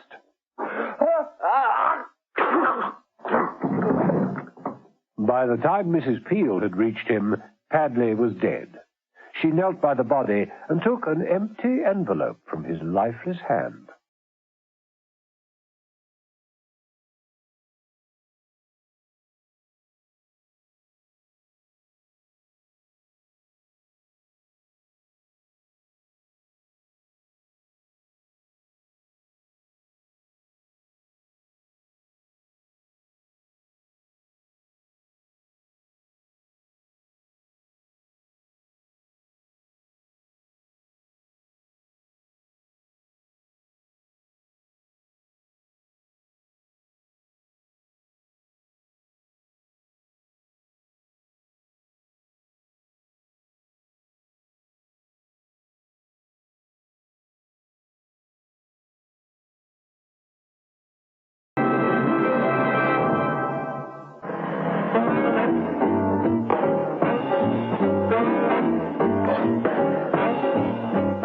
Episode 2 of this story, in which John Steed and Emma Peel find out more evidence which is not to be sneezed at.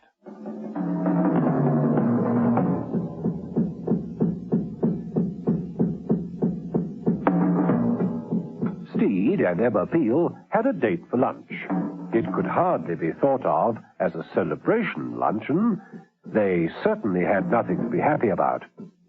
Mrs. Peel had brought the news of Padley's death, and Steed could throw no light on the mystery of Ralph Camrose's early demise. All they did have were 2 cream envelopes. They lay together on the tablecloth alongside the gin and tonics. Snap. Not quite. Well, you could have fooled me. They're identical. Just the name and address different. No postmark over the stamp on either of them. Both empty. Different typewriters. How can you tell? Now, this one has its L's misaligned.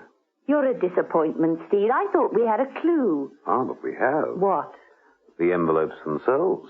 They're identical enough. Don't tell me. They're made of antique lay, deckle-edged vellum produced from Manitoban rag pulp. Well, naturally. But I think we ought to have it confirmed by an expert, don't you? Well, if it'll make you feel better. It would make me feel better if you'd stick close to Seaton and Herrick. If we lose any more ear, nose, and throat men, Mother will be very cross. I see. So after lunch, I go back to protecting the medical profession while you go out on a paper chase. Is that right? Something like that. I don't think I'll have to chase very far. Madewell and Pugh. I beg your pardon? High-class manufacturers of discreet notepaper for the aristocracy. By appointment. Cheers. Cheers, Steve.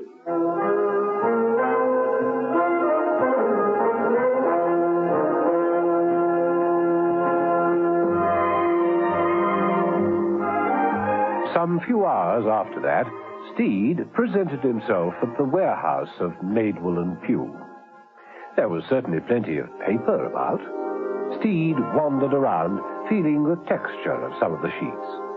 A fuzzy little man in a pince-nez and white coat appeared from behind a counter. Madewell is the name. Can I help you? John Steed. I was just browsing. Interested in the papers. Well, the one you have in your hand. Beautiful, is it not? Just like velvet. Ah, you took the words right out of my mouth. That's our twin ply. Very popular with the aristocracy. The Countess Penn never uses anything else. That's so. Very appropriate. However, being a gentleman so far without a title, I quite understand, sir. May I suggest as an interim measure a discreet monogram embossed on our unique tissue-lined parchment? You may indeed. I thought I detected a man of discernment. Thank you. How much may I put you down for, sir? A quire? 2 quires? A ream? Oh, at the very least. Tell me something. I hope you won't consider this an insult, but is this one of your lines? Steed produced one of the envelopes from luncheon. I regret to say it is, sir. It's really very, very embarrassing. I must confess, our cream wove bond. Extraordinary. A firm of your reputation. I know. I'm very well aware of that, sir. I was only saying to Mr. Pugh the other day we ought to discontinue it. But Mr. Pugh disapproved? Yes, it's our big moneymaker. It was a low cost to make bulk buying a more attractive proposition. So it's fairly common? In every sense of the word, sir. As a matter of fact, something pretty uncommon happened with this stock about 2 months ago. Really? Yes.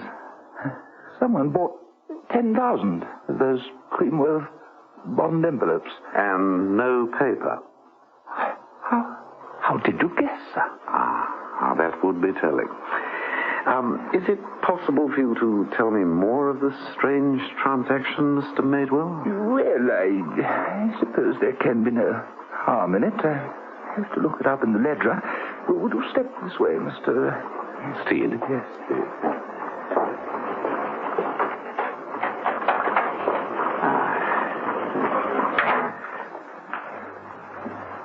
Now, where would it be? Yes, this should be it. Yes, here we are, sir. 10,000 cream wove bond envelopes delivered on the 13th of April to the Anastasia Nursing Academy. For what? The Anastasia Nursing Academy. Thought it a bit odd at the time. What would a nursing academy want with 10,000 envelopes?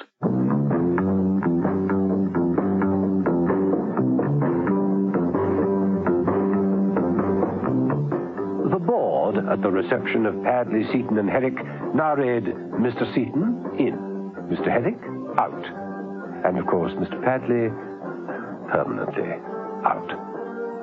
Emma Peel had lost no time after lunch. This time, she didn't wait in the reception room, but insisted upon seeing Mr. Seaton straight away. I must confess, Mrs. Peel, that although this is my line of country, I've never come across anything like it before. No trace of gas or drugs? No, none. And yet Mr. Padley seemed to be struggling for breath just before he died. That's what amazes me. According to what you tell me, he had all the symptoms of acute asphyxiation. And as his partner, you would know if there was anything wrong with his lungs? We were not only partners, we were very close friends, Mrs. Peel. We've known each other for years. Why, we were students together. We worked for allergy research together, and if there was anything medically the matter with him, he would certainly have consulted me. The post. Place it down there on the desk, please, Miss Drew. Yes, Mr. Seaton. A healthy man apparently chokes to death in a large, airy room. It's unbelievable. Perhaps the autopsy may tell us. Might be a report here in the post. Just a moment, Doctor. I beg your pardon, Mrs. Pugh. It seems there's nothing more deadly than the mail. Excuse me, this may appear rude, but there could be a special envelope. No. Oh, you people are so melodramatic. I'm sorry. Tell me, Mr. Seaton, just before Mr. Padley died, I heard the sound of violent sneezing coming from his room. The receptionist heard it too. Remarked on him having caught a sudden cold. It was violent sneezing. What do you make of that? Well, I really can't see that it can have any relevance to poor Henry's death. It seems to me he suffered some sort of gigantic muscular spasm which cut the air off from his lungs. Collar too tight? All his shirts were handmade. He was a meticulous man who never wore anything that didn't fit perfectly. Excuse me. Seaton? Yes. Yes, Lord Nightingale's x-rays. Yes, I'll see to them immediately. Thank you. Will you excuse me, Mrs. Peel? I shan't be very long. It was rather important. Yes, of course. Seaton left the office, leaving the door open. Mrs. Peel gazed at the mound of letters on the desk with a sense of disappointment. Out in the street, a Rolls-Royce drew up silently to the curbside. A familiar figure of a postman climbed out and slipped an envelope under the door. It was just very unfortunate that Seaton, having collected his X-rays, was crossing back to his consulting room at exactly that moment. Curious, he bent down, picked up the envelope, and seeing it was addressed to him, began to open it.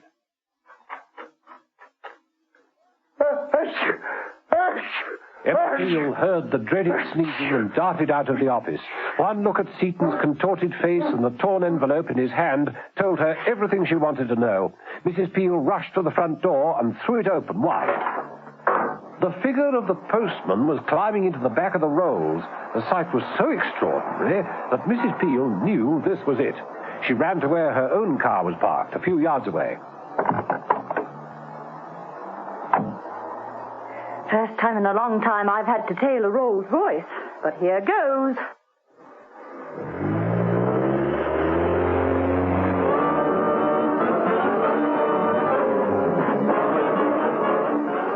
The Rolls swung its way quietly out of London, heading for the wooded countryside of Buckinghamshire. Emma Peel, playing all the tricks she could think of to keep inconspicuous and at the same time not lose her quarry, followed a discreet distance behind.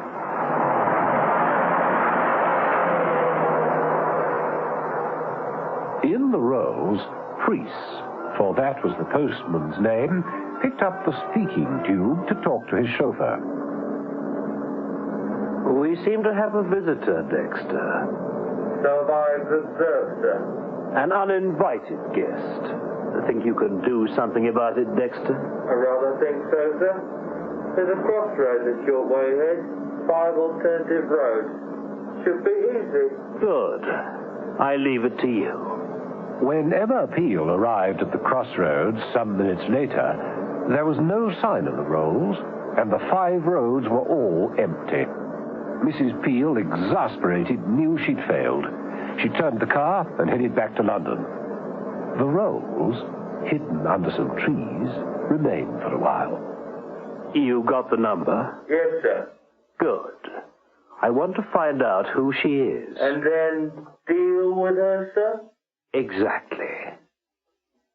Carry on, Dexter.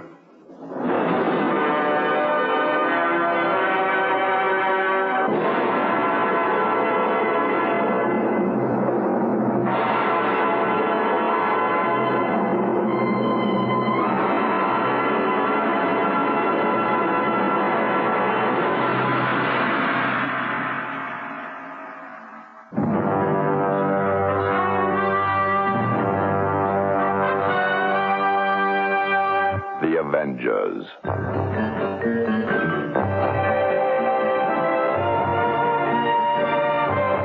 Listen every evening, Monday to Friday, to John Steed and Emma Peel, The Avengers. Brought to you by the makers of Cold Water Omo.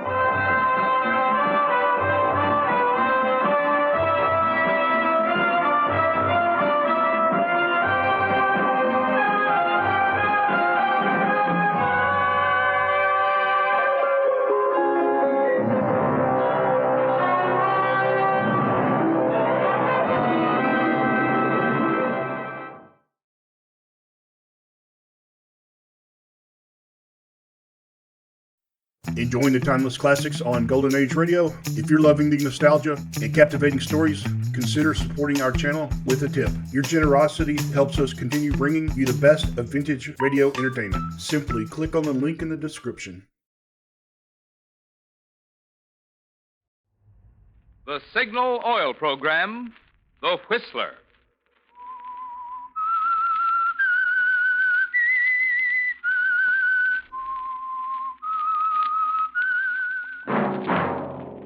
That whistle is your signal for the Signal Oil Program, The Whistler.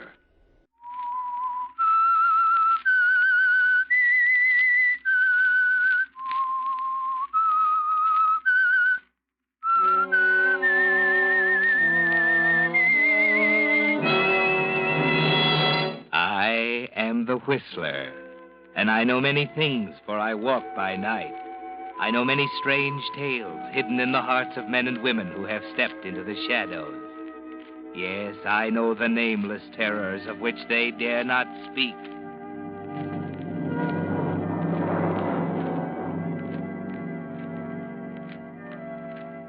Yes, friends, it's time for the Signal Oil program, The Whistler.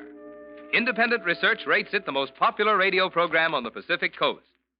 Remember, let every traffic signal remind you, with Signal, new Signal gasoline, you do go farther than ever.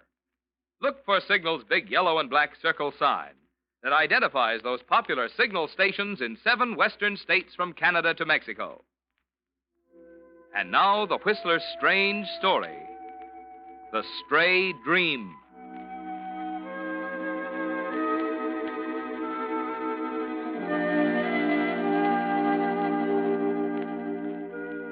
Chris Claggett was never meant to commit murder. He knew it the minute he did it. But of course it was too late then. The minute it was over and he looked down at Steve Robinson lying there on the floor, he knew that nothing would be the same afterward. That no matter how perfect it was, no matter how thoroughly he outsmarted the police, the big battle was going to take place inside himself, in the middle of his mind. He felt it even stronger 2 hours afterward as he paced the floor of his apartment, waiting for the telephone call that was bound to come sooner or later, trying to read and throwing the magazine aside, mixing drinks and pouring them down the sink, lighting cigarettes he was too nervous to smoke, waiting. Kathy was bound to call. She had to discover it sooner or later. 5 minutes of 2 the night before Easter, Steve working late at the florist's shop. But she'd know he couldn't be working that late. She'd go down to see what was keeping him.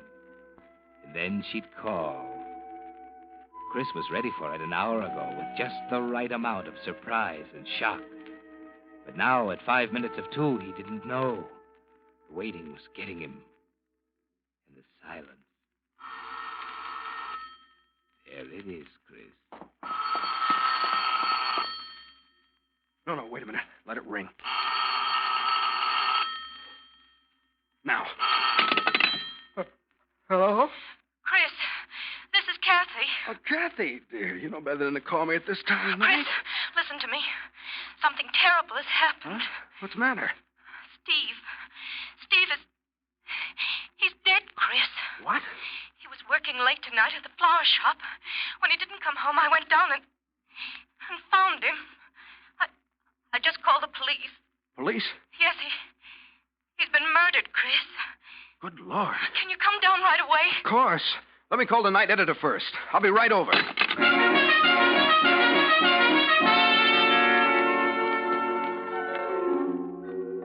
Well, Chris, at least the waiting is over. You carried it off pretty well, didn't you? Just the right amount of surprise and shock. But there's a strange new feeling inside, in the pit of your stomach, something you've never felt before. And the sight of Steve lying where you left him on the floor of the back room of the flower shop, surrounded by banks of Easter lilies and roses, brings the feeling to a dangerous pitch. You're thankful for your training. You don't even have to think as you watch Lieutenant Nelson. You're a police reporter. Your pencil moves automatically, taking down everything you see and hear. Well, what do you think, Chief? Probably struck from behind as he was working at this bench. Yeah, but how did the guy get in? Didn't have to get in, Gibson. Could have reached in this open window. Oh, Claggett. Yeah? You'd better go and file your story. I don't think anything else will break tonight. Just photographs, fingerprint men, and that sort of thing. All right, Lieutenant. It's tough, I know. All murders are tough. I think the flowers here are what make this one so horrible. All this beauty and ugliness in the same little room. He was a friend of yours, wasn't he? Yeah. I better go, Lieutenant.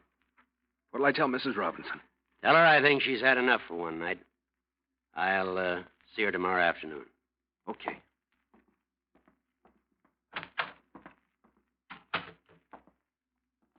Well, Chris? It's pretty terrible, Kathy. What did Lieutenant Nelson say? You can go now. He'll see you tomorrow afternoon. Oh. I gotta file my story. That's something, isn't it? Me filing a story about Steve? Please, Chris. I'm sorry. I just... I know. Chris, I don't know what I'd do if you weren't here. I'll always be here, Kathy. Remember that, will you? Sure, Chris. I'll remember.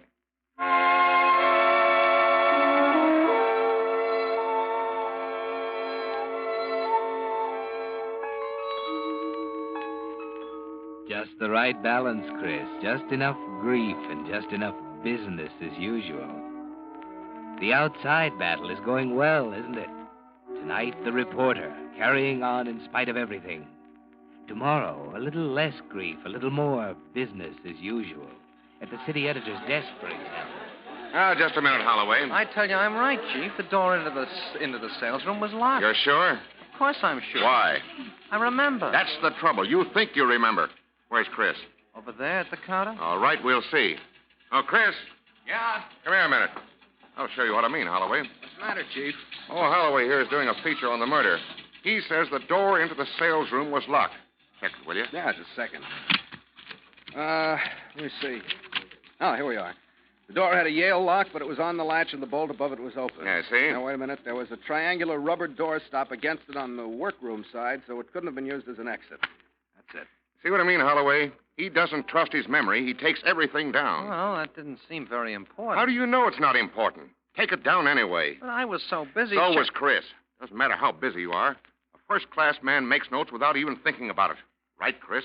Yeah, I suppose so. You see, Holloway, that's what I mean by a reporter.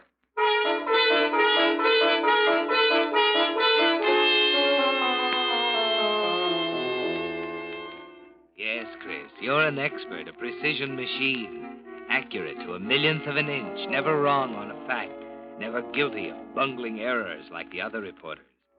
And because you used the same methods to kill Steve Robinson, the outside battle was over before it started. 3 months later, the case is shelved. Kathy's yours, Chris. She's Mrs. Claggett now. You have what you set out to get. Why don't you forget about the battle that's still going on inside? Chris, Yeah? Chris, where are the roses I put on the mantel? Roses? Yeah, in the green vase on the mantel, dear. Oh, yeah. Well, they're kind of wilted. I threw them out. Wilted? Oh, Chris, I just got them from the florist yesterday. Why must we always have flowers, Kathy? Well, because I like them. Well, I don't. What's the matter, dear? Ever since we got back from our I just honeymoon... don't like flowers, Kathy. Is there anything wrong with that? Well, don't jump at me. I'm sorry. What's wrong, Chris? You used to send me flowers before Steve and I... I know it. You don't have to tell me. It's very simple, Kathy. I don't like flowers because they remind me of Steve. That's why I want them. Huh? They remind me of Steve, too, Chris. I like to think of him once in a while. Why? Because I loved him. Kathy, don't you understand? I was fond of him, too. He was my best friend. But we're not living in the past. Keeping him in front of us all the time isn't going to help. Well, is that why you objected to living here? Of course. He's here in the house with us. Everywhere I turn, I see him. Knickknacks of his all over the place. His picture on your dresser. Well, I thought you understood when we were married. I guess I didn't. Oh, excuse me, Kathy. I'm going to bed.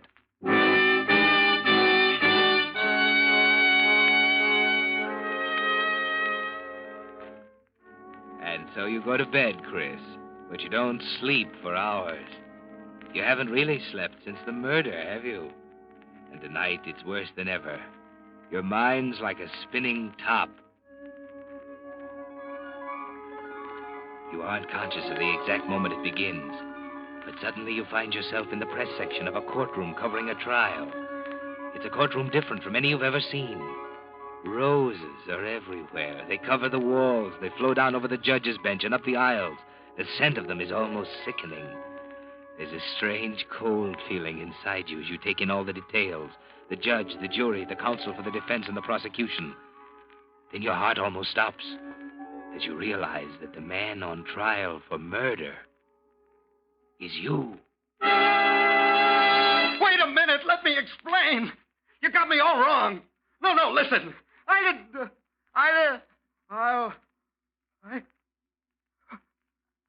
It's a dream. What am I doing out of bed? Kathy, she heard me. No, still asleep. Thank heaven.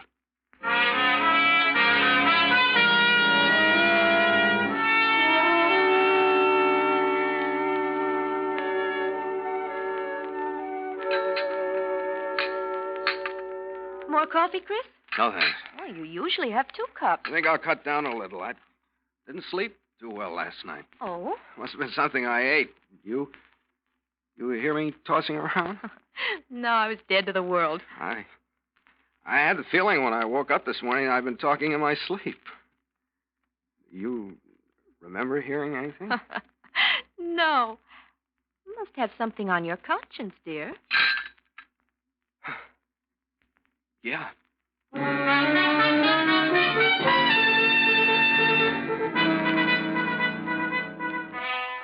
Well, that's a relief, isn't it, Chris? It's a good thing Kathy sleeps soundly. You don't remember what you said, but no matter what it was, it would have sounded bad under the circumstances. You feel better that afternoon as you take Kathy downtown for a beauty appointment and get into the swing of things at the office. Then that evening... Don't you think it might be a good idea to call off our bridge date with the Bartons tonight? You seem so tired. Yeah, I could use some sleep. You know, I've been thinking all afternoon about last night. Huh? What do you mean? This morning when you asked me, I didn't remember anything unusual, but this afternoon the strangest feeling came You mean you over heard me? Heard what? Well, you remember I was telling you I had some crazy idea. I'd been talking in my sleep. No, I didn't hear anything. Oh. I was just sitting here reading when I suddenly realized I had a funny dream. Oh, yeah? Well, maybe it's because of the roses. Roses? Yes, you remember we talked about them before going to You mean bed. you dreamed about roses? Well, yes, all mixed up with something about a trial and a courtroom. Court? Kathy, are you sure? What's the matter, Chris? Is that all? Well, that's all I can remember. Chris, what's the matter? I don't know.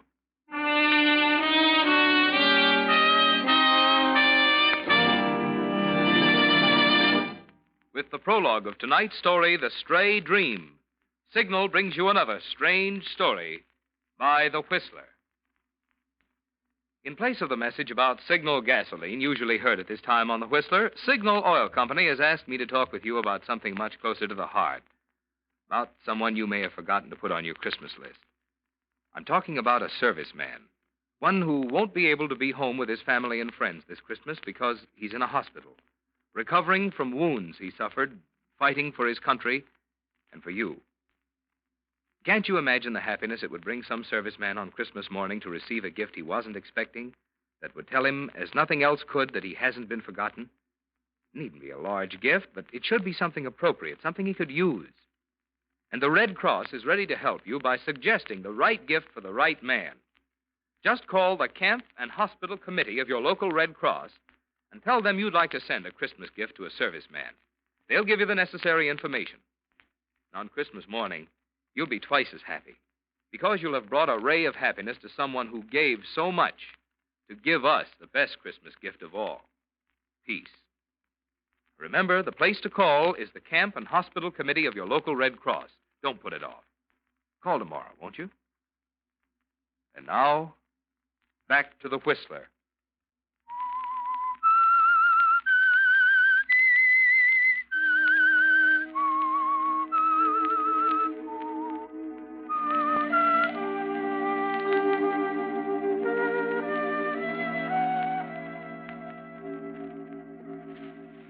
Well, Chris, for the first time in your life, you're beginning to lose faith in yourself.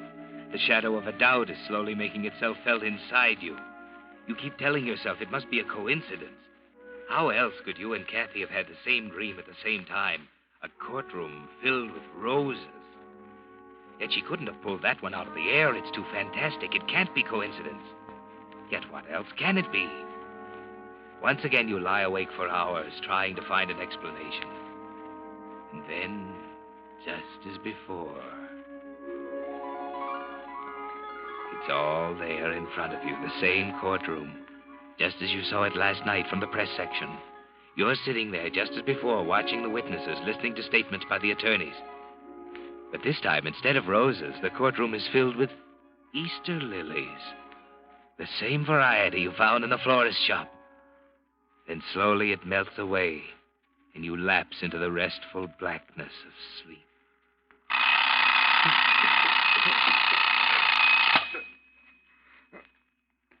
7 o'clock. Kathy? Kathy? Yes, Chris? Where are you? I'm in the living room, dear. I'm coming. What's the matter? When'd you get up? 4 o'clock. 4? Why? Oh, I couldn't sleep. You mean you had another dream? I don't know what's the matter with me, Chris. It's so real. Did you have another one? Tell me. Why, Chris. I'm sorry. Tell me about it. It was just like before. The courtroom and the judge, but... But what? It wasn't roses this time, Chris. It was Easter lilies.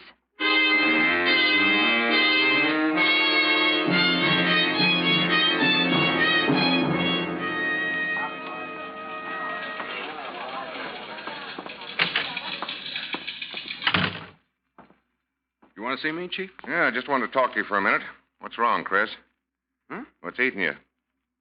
Well, I don't know. Well, for years, I point you out to all the Cubs as a shining example. Everything a star reporter should be. And suddenly your stuff starts coming in so garbled I can't use it. There's nothing wrong, Chief. Don't hand me that. I know you too well. Something's eating your heart out, and I want to know what it is. Well, it's none of your business. It is my business. When the best man on my staff turns in a story on the shake-up at the City Hall full of scrambled references to roses and Easter lilies, you can bet your shirt it's my business. What was that? You heard me. I guess I've just been working too hard. Is that all? Yeah. Yeah, Chief, that's all. I doubt it. You've been through a lot tougher grinds than this, and I've never seen you fall to pieces yet. What's the matter, Chris? You look like a ghost. I told you that there's nothing the matter. I just need a rest. All right, then, take one. A long one. How long? As long as you want, on full salary. And don't come back until you can write a straight story.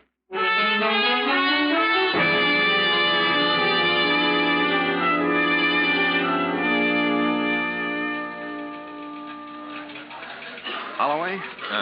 Oh, yeah, Chris? Holloway, didn't you do a story once on a professor over at the university? Something about experiments on extrasensory perception or thought transference or something? Yeah. His name was Duncan, I think.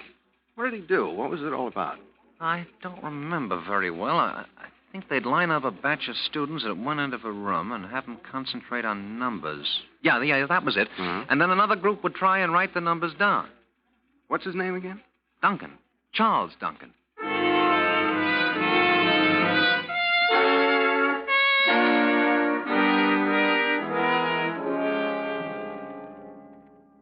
I really don't like to appear too definite on this, Mr. Claggett. Nothing has been proved conclusively. You mean there's no such thing as thought transference, Professor Duncan? It's hard to say. It's a very unscientific attitude to take, assuming that two minds are in tune, so to speak. But we have found rare cases in which there seems to be no other conclusion. I see. Does distance seem to make any difference? Well, yes, I would say it cuts down the possibilities considerably. Uh-huh. Thanks, Professor.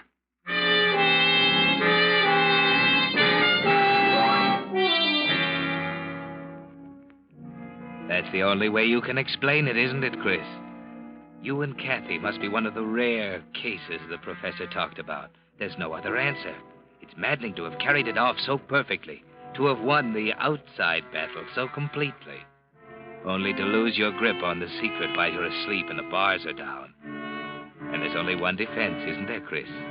He said that distance did make a difference.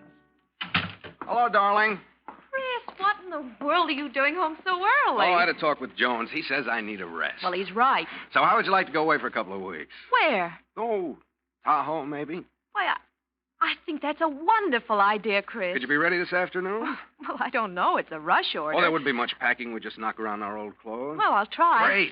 Great. I knew you would. What about you? Well, I was about to tell you. I'll have to join you later. There's some things I got to clear up, you know. Well, why can't I wait? We could go up together. Now, don't be that way, darling. I want you to have it all ready for me when I arrive. I'll get your reservations on the 3:00 train. How about it? Well, all right, Chris. Great. Well, gee, look at the time. We got to hurry. Come on, I'll help you.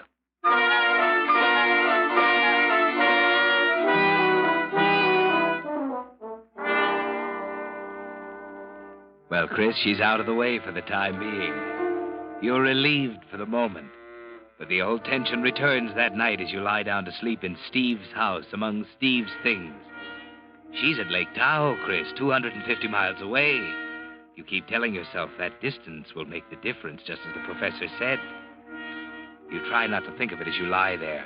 Try to make your mind a blank. but the same impressions come back again and again. He's there, Chris. Steve is there in the courtroom with the flowers all around him. You sit in the press section, you can't take your eyes off him. He's smiling at you, Chris, as he gets slowly out of his seat and walks toward the witness stand, stepping carefully over the rows of roses and Easter lilies. He's going to talk, Chris. You realize there's no other way out now. Then you find yourself on your feet, shouting your lungs out, telling the court you killed him. I killed him! I admit it! I can't stand this any longer. I killed him.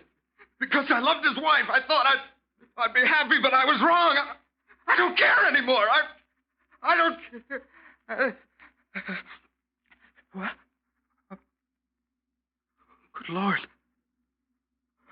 Oh, good Lord.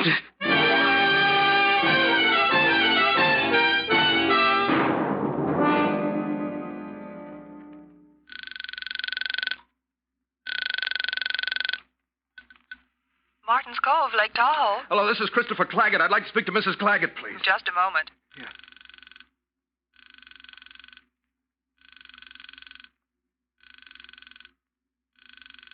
I'm sorry, sir. She doesn't answer. All right, I'll call back. She doesn't answer, Mr. Claggett. I'll tell her you called.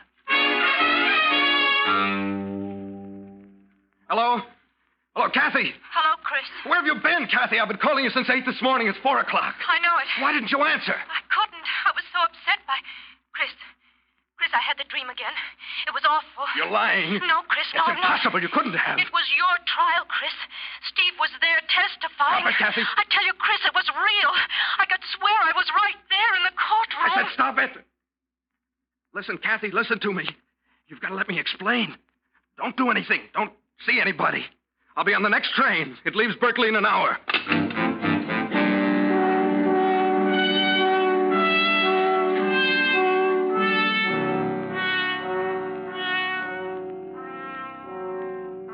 There's only one way out now, Chris.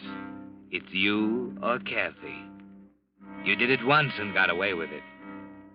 You're wondering now whether you can do it again. But there's no alternative, is there? It's you or Kathy. That's why, at 5 minutes past midnight, you're at Martin's Cove walking through the darkness, behind the row of hotel cabins. You know Kathy's in number 16, and at this hour she'll be sleeping. You keep well in the shadows of the trees at the edge of the cabin area. 14. 15. 16, this is the one. The window's open. You can see her head on the pillow. You pull out your revolver. You wish there was some other way, but there isn't. Just a moment now. Hey, what are you... Drop that gun. I got him. Let me go. I said drop that gun. All right, Claggett. Nelson. You can come along peacefully, or you can come feet first. At the moment, I'm not particular.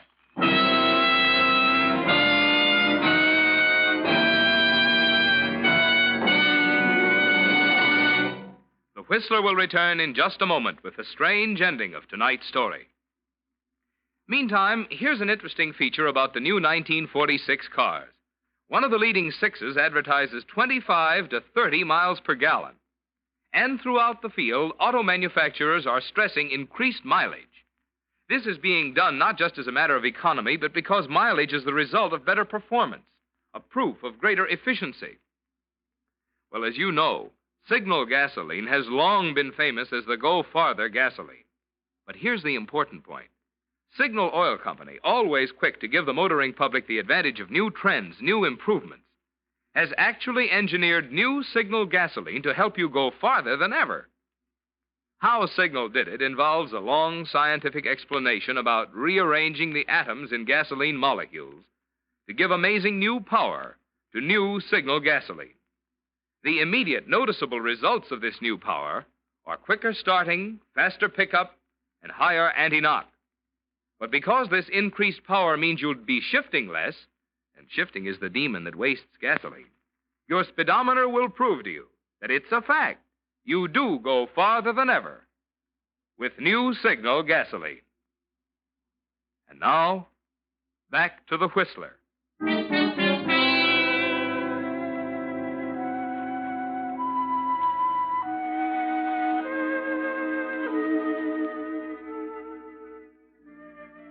So you finally lost the inside battle, didn't you, Chris? There in the shadows with Gibson pinning your arms to your sides and Lieutenant Nelson standing in front of you with a gun in his hand. You realize it's all over. You had the feeling from the first, didn't you? From the moment you killed Steve Robinson in the rear of his flower shop, you knew it was a losing battle. But it was too late to change anything. You should have known that it wouldn't go, Chris. How did you know? Your wife called us. Thought so. Not until you confessed, of course. Confessed? Yes, all written out pretty as you please. 10 pages of it in your own handwriting. Garbled up with a lot of nonsense about roses and Easter lilies. What are you talking about? You didn't really think that you and your wife were dreaming the same dream, did you? My error. You must have, or you wouldn't have tried to kill her. She wasn't asleep on that first night, Chris. She watched you get out of bed, take one of your spare notebooks out of the dresser drawer. I was writing. It was real. Well, the writing was real, at least. You almost had us stumped, though, when you sent her up here. We had to wait 3 hours until you went out for lunch to get into your house and find the notebook. She couldn't answer you when you called, of course, until we got to her by telephone and told her what she had dreamed last night. Well, that's it, isn't it? You were too good a reporter, Chris. A guy who can take notes without thinking should never take a crack at murder, especially if he walks in his sleep.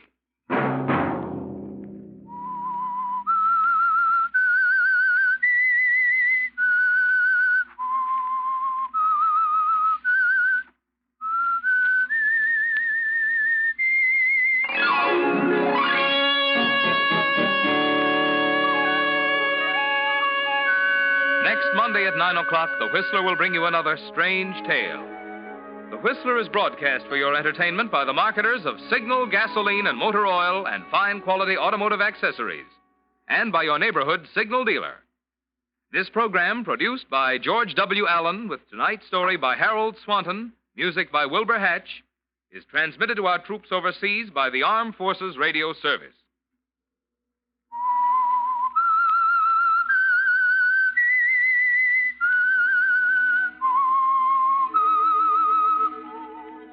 That whistle is your signal for the Signal Oil program, The Whistler. This is Marvin Miller speaking, reminding you to look for those familiar yellow and black circle signs that identify those popular Signal Oil stations in 7 western states from Canada to Mexico. This is CBS, the Columbia Broadcasting System.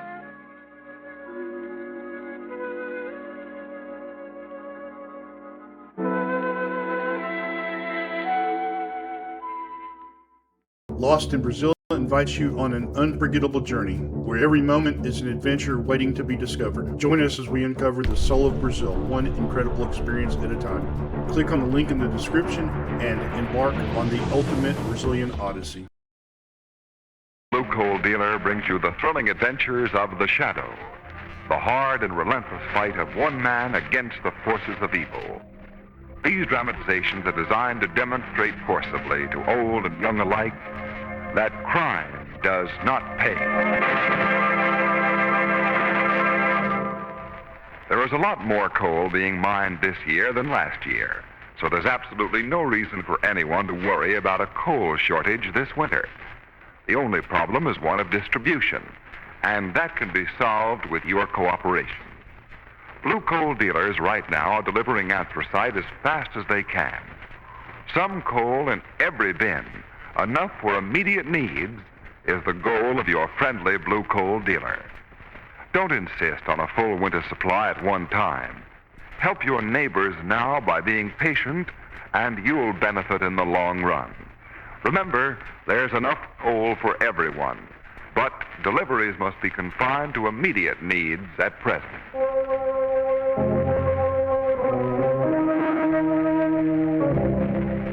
The Shadow, mysterious character who aids the forces of law and order, is in reality Lamont Cranston, wealthy young man about town. Several years ago in the Orient, Cranston learned a strange and mysterious secret. The secret of hypnotic power to cloud men's minds so that they cannot see him. Cranston's friend and companion, the lovely Margot Lane, is the only person who knows to whom the voice of the invisible shadow belongs. Today's drama, Death Keeps a Deadline.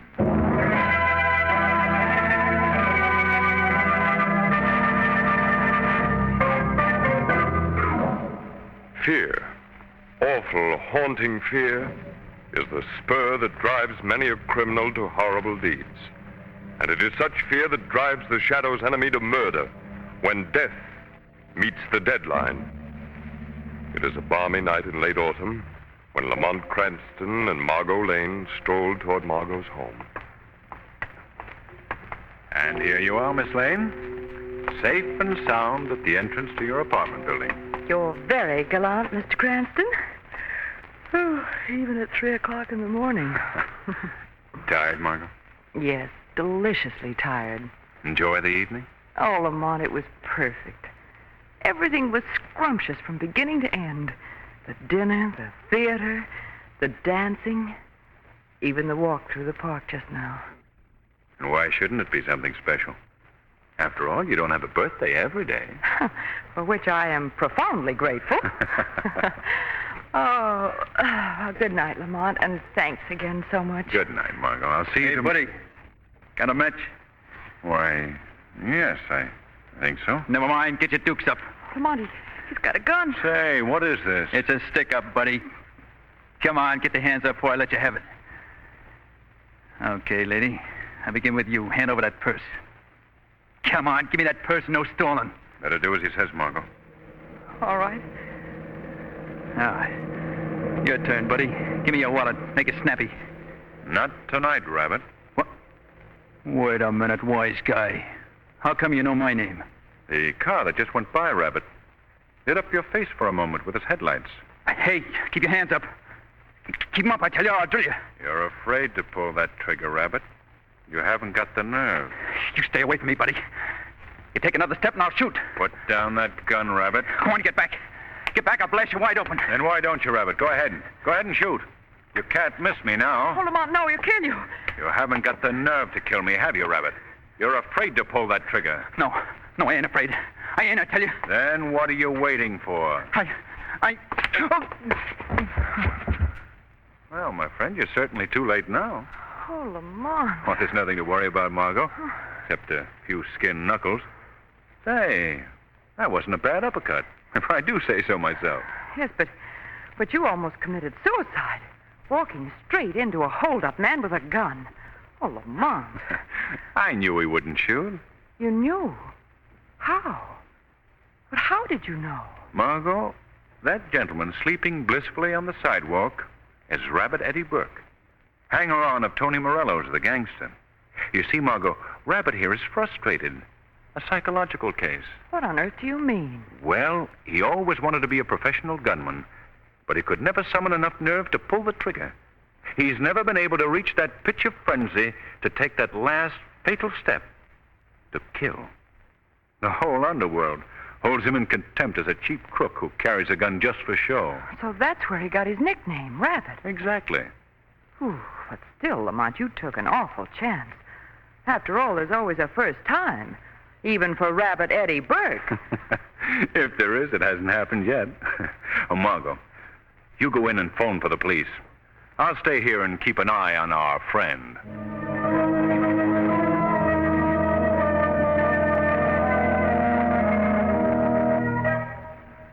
A whole year since that hold-up went wrong, Tony.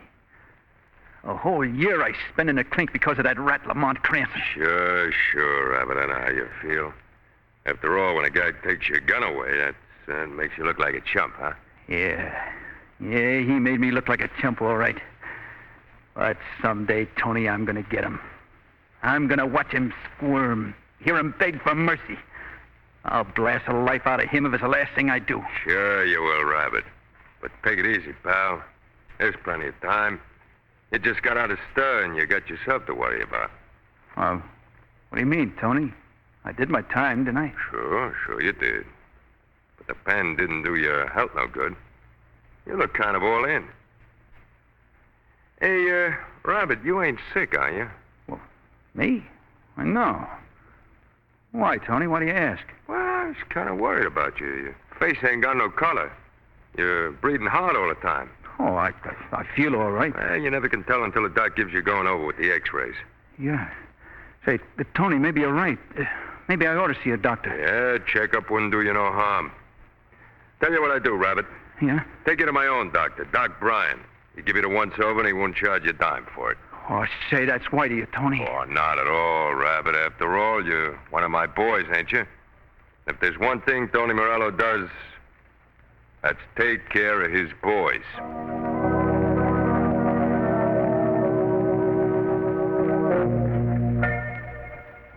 See, Tony, I got the jitters. I wonder what's keeping the doc so long. There he is now. Well, Mr. Burke, I've completed my examination. Yeah? Yeah, Doc. What'd you find? Mr. Burke, I'm sorry, but I've got some bad news for you. Bad? Some very bad news. Bad news? Well, you mean I got something wrong in my chest? It isn't your chest I'm worried about. It's your heart. My heart? Yes. The X-ray shows that you have a very bad heart condition. A severe aneurysm. Oh, look, Doc, this aneurysm... what's it mean? Oh, give it to me straight. It means, Mr. Burke, that you have a serious weakness of the heart wall. To be brutally frank, you haven't more than 6 months to live.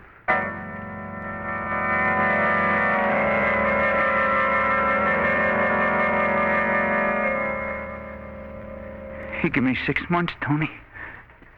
6 months to live. Gee, someday I'll be walking along the street and then it'll come. Yeah, I know how you feel, Rabbit. That's tough. Yeah. Like standing around in a death house, knowing just when you're going to burn and waiting for the hot seat. Now, take it easy, pal. I know you're going through plenty, but maybe it wouldn't happen like the doc said. Not a chance. You heard him yourself, Tony. There ain't a thing I can do but wait for it. Just sit around and wait to grow. Here, Rabbit. Have a drink.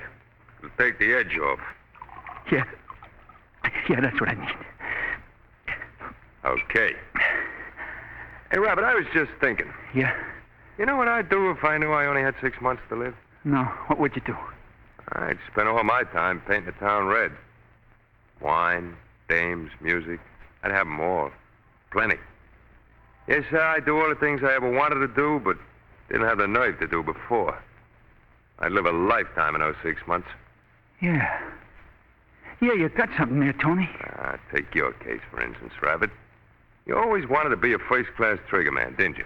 Yeah, but I never had the nerve. Oh, that's different now, Rabbit. I don't get you. Listen, pal. This is your chance to be a real killer. Hottest gunman in town, a big shot. Who? Me? Yeah, you. You don't have to be afraid of nothing now, Rabbit. You can go around blasting guys with a gun like you were shooting pigeons. How does that sound, pal? Oh, sounds swell. But, nah, Tony, I ain't got what it takes. Why, if the cop nailed me, it'd mean a chair. What do you care? You don't have to be afraid of the seat. You got nothing to lose anyway, have you? Your pump is bad, ain't it? You only got 6 months anyway, either way. Yeah. Yeah, that's right. My Rabbit, you can be terrific. Now, listen. I'll make you my #1 trigger man, give you $1,000 a week to play with. $1,000 a week? Sure, and you can live like a king, Rabbit, while you last. And you can enjoy yourself knocking over guys you and me don't like. And, that ain't all. What else is there? Lamont Cranston. This is your chance to get him the way you want it to. Yeah. Yeah, I don't have to worry about the chair now. I can blast his brains out. Oh, Lamont Cranston. Hey, Rabbit, look through the window. Down there on the sidewalk. You know who that is coming along? Yeah, it's Donovan, the cop. That's right. Donovan, the cop. The flatfoot who sent you up for your first stretch at the pen. The bull who kicks you off the street every time he sees you. Yeah. Now's your chance to know how it feels to put a slug through a guy. Here. Here's my gun, Rabbit. Huh? Now, let's see you knock that flatfoot off. Here, I open the window for you. Tony, That's the first one. It comes the hardest, Rabbit. The rest are easy. Look at him, pal. Right in the spot for you to draw a perfect bead. Go on. Let him have it, Rabbit. Go ahead, pull the trigger, blast him. Okay. I ain't scared. Here goes. You did it, Rabbit. Yeah. You're in. You put a slug right through that flatfoot's heart. He's dead. I killed him. I did it.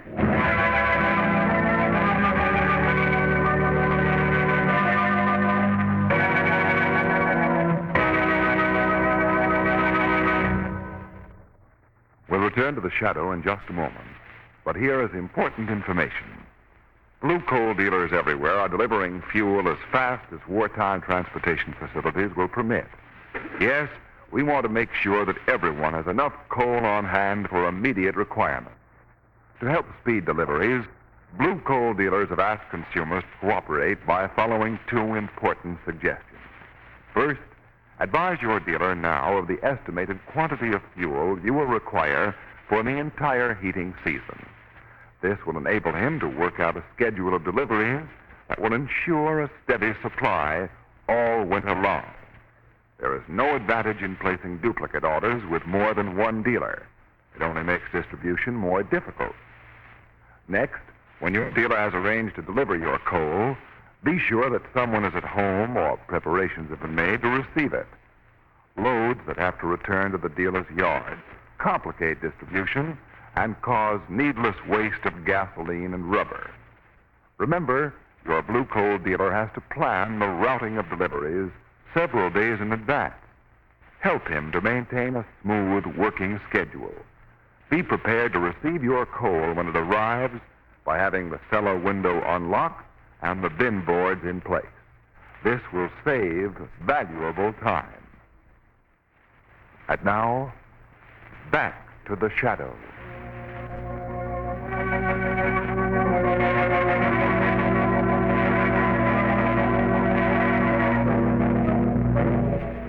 Listen, Morello, I want to know who's responsible for all these killings. How should I know, Commissioner? Looks like your work.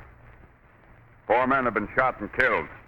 And every one of them was a mortal enemy of yours. Ain't that too bad? That's kind of a coincidence, ain't it? Coincidence, my eye. There's a crazy gunman loose in this town, and I've got good reason to believe it's you. You ain't got a thing on me, Weston, and you know it. That plainclothes fly cop you put on my trail, that Lanigan, he knows it as well as you do. I had a perfect alibi every time, checked and double-checked. That's just it, Morello. Your alibis have been too perfect. If I was you, Cranston, I'd keep my nose out of this. But you're not me. And I like my nose just where it is. Okay, but don't say I didn't tip you off. Commissioner Weston speaking. Yes, what is it? What? Detective Lanigan. Where? All right, stand by. We'll notify every squad car in the area right away. What's up, Weston? Tom Lanigan. Just shot, killed from a passing car. Oh, now ain't that too bad, Commissioner? Maybe you tried to tell me I shot Lanigan while you wasn't looking from your office window here. Well, this is one alibi I wouldn't have to prove.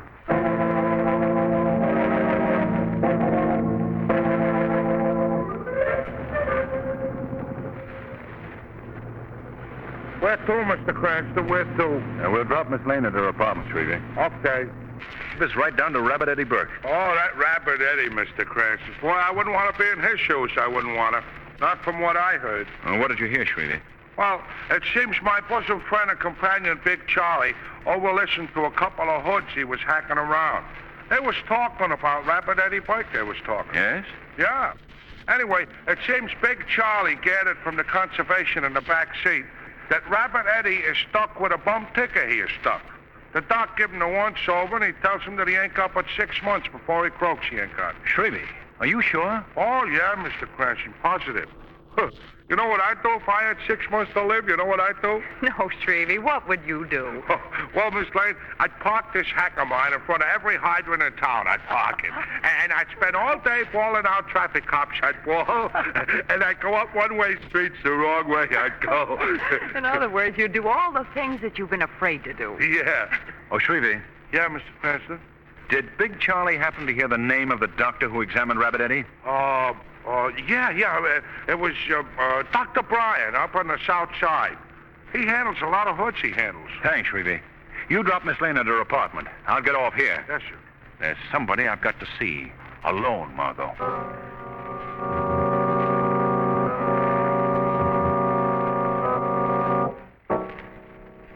Listen, Tony, this ticker of mine may go at any second. My 6 months are almost up. So what, Rabbit? So I'm going out and give it to Lamont Cranston, for it's too late. Now, listen. Cranston can wait. Got a couple of more important rats for you to bump off first. Next, Tony, I ain't taking no chances. I'm going to kill Cranston now. Oh, I can't wait to put a slug in that weasel's heart. It's eating me alive. You listen, Rabbit. You do as I say. I'm giving the orders. Maybe, but I ain't taking them anymore. Oh, you little... Drop that gat, Tony. You're a little late, Tony. Just a little too late.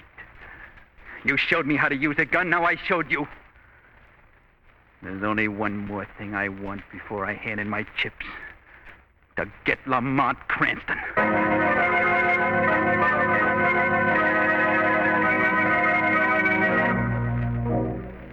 All right, nurse. You can go home now. Thank you, Dr. Bryan. Let's see. I'm going to reserve a table at the club.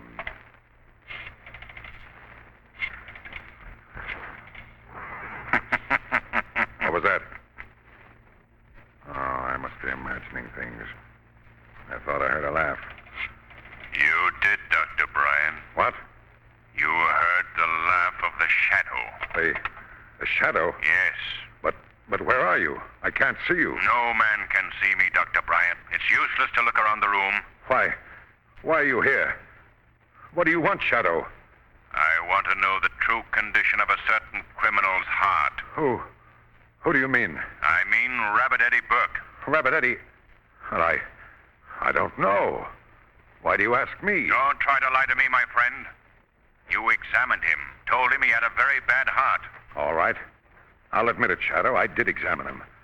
His heart was critically weak. Strange, Dr. Bryan. Very strange. You examined Burke the day after he got out of prison, did you not? Why, yes. What about it? Just this, my friend. The day before he was released, he was examined by the prison doctor, a very competent physician. And Burke's heart was found to be in fine condition. And I want the truth, Dr. Bryan. Why did you render a false diagnosis? You can't intimidate me. I don't have to answer that. You'll have to answer before a court of justice as an accessory to murder. But murder? Yes. And it will not go easier with you, my friend, when they find that you have no legal right to practice medicine. You know that? Yes, Dr. Bryan. I investigated you. For years, you've been masquerading as a licensed physician, dealing in crime behind a veil of respectability. Well, my friend, are you going to tell me what I want to know now? All right. All right, Shadow, I'll tell you. But it was Tony Morello who made me do it. He wanted Burke to be his personal gunman, to do his killings. He knew he could talk Burke into it, under the circumstances. So, it was a cold-blooded frame-up, eh? And a perfect setup for Morello. He could sit back with an airtight alibi in each case while Rabbit Eddie did the dirty work and took all the chances. Yes, that was it. Why did you help Morello, Dr. Bryan? I had to. Morello threatened to kill me if I didn't.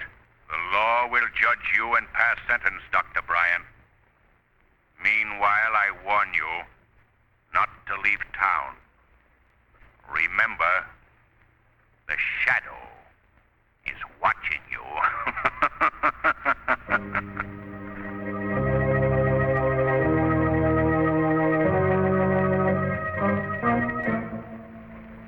Hello, Mr. Cranston. Hello, Shrevey. Did you bring Margot with you? No, Mr. Cranston. She was not there when I called for her. She was not. Well, that's funny. We had a date this afternoon. She should have been home long before this. Oh, excuse me. Certainly. Hello? Lamont Cranston? I'm sorry, that noise in the background, I can't quite hear you. Is this Lamont Cranston talking? Yes? That dame of yours, Margot Lane. She ain't gonna show up this afternoon or any other afternoon. What do you mean? I mean I nabbed her. In just 1 hour from now, I'm going to kill her, Cranston. And you won't be able to do a thing about it because you don't know where she is. Who is this? A friend, Cranston. Just a friend. How do you feel, pal? How's it feel to sit around and squirm and eat your heart out because you can't help your dame, eh? You're gonna suffer and suffer plenty. If you hurt that girl, I'll hunt you down and kill you with my bare hands. You got it the other way around, Cranston. Because after I get through with her, pal, I'm gonna hunt you down. Hello. Hello.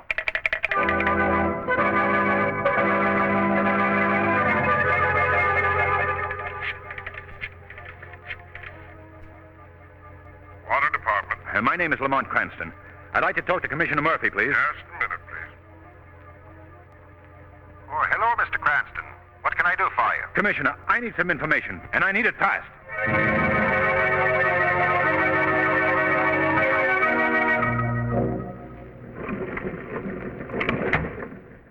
Just 1 second more, Miss Lane. That's all you got. 1 second more. Well, where's your boyfriend now, eh? Where's Cranston? Oh, I can see him now, tearing his hair. Watching the time run out. You'll get the chair for this. What do I care about the chair? There's only one law I believe in. The law of this gun. Well, time's up, sweetheart. Wonder what Cranston's thinking about now, eh? Boy, I'd give my right arm to see him now. To see his face. He'll never rest until he finds you. It's me that'll find him, sister. Well, here goes. Now just sit tight and shut your eyes. No. It's gonna be quick and easy. No. You just hear a noise, sister, that's all. Just a noise. My compliments on your courage, Rabbit. What's that? It takes a brave man to shoot a helpless woman. Who's talking? Where are you? The voice you hear is the voice of the Shadow, Rabbit. What? And I'm standing by your side. The Shadow? I heard of you. You're the guy nobody can see. Precisely, Rabbit, and wherever I go, I bring justice. Not the law of the gun, the law of the people. Oh, why are you here, Shadow? I have come as an avenger of society, Rabbit. You shall pay for your crimes. In the chair. You're wasting your time, pal. I got a weak heart. It's due to go any time now. I'm going to cheat the chair. No, Rabbit, your heart is in excellent condition. Huh? What are you talking about? Morello framed you, Rabbit. He forced Dr. Bryan to tell you that you were doomed. Morello knew that he could get you to kill to do his murders while he sat back and played safe. No, you're lying, Shadow. The Shadow never lies, my friend. Dr. Bryan has just confessed. The police have just picked him up. They'll be here for you at any moment. Oh, no. They'll never take me to the death house. And neither will you. Yeah, that's the end of you, Shadow. You're mistaken, Rabbit. Your gun has failed you. You can't escape your punishment. Oh, that's where you're wrong. There's still another way out. And this time I won't miss. Rabbit! Too late, Shadow. I'm going to cheat the hot seat after all. It's funny. They told me I wouldn't live more than 6 months. They meant to lie to me. But instead, they gave it to me straight. It's just 6 months today that I walked out of Doc Bryan's office. Too bad, Rabbit. You weren't really meant to be a killer. Who knows? Under different circumstances, you might have been a decent, honest citizen. But the law makes no distinction among criminals. It punishes them all, impartially. It's the police.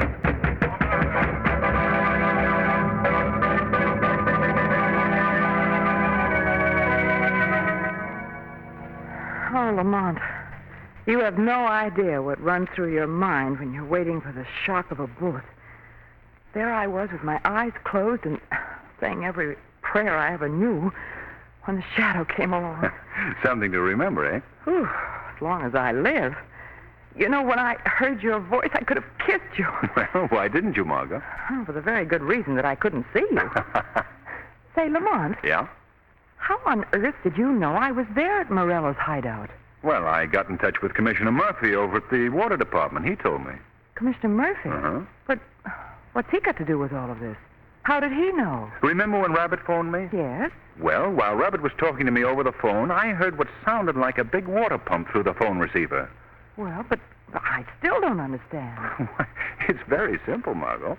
I called Commissioner Murphy at the water department and asked him whether he had a crew out somewhere in the city using one of those big emergency water pumps. And luck was with me. A water main had burst at Central and 6th, and they were pumping the water. I knew Morello had a hideout in the apartment building across the street, so I called Weston, and, well, the rest you know.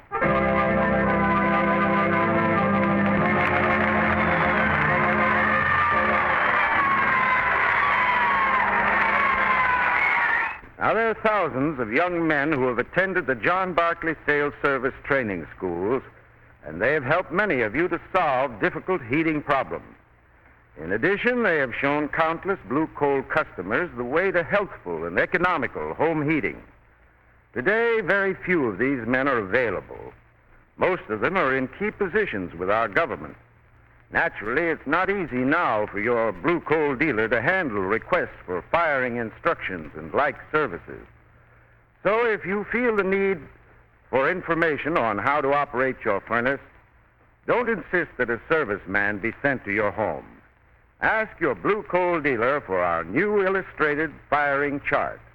This easy-to-understand firing chart shows the proper method of firing anthracite and explains the correct operation of dampers. It contains all of the information needed for the easy and economical operation of your furnace. These charts are free, and your dealer will be glad to furnish you with a copy. I thank you.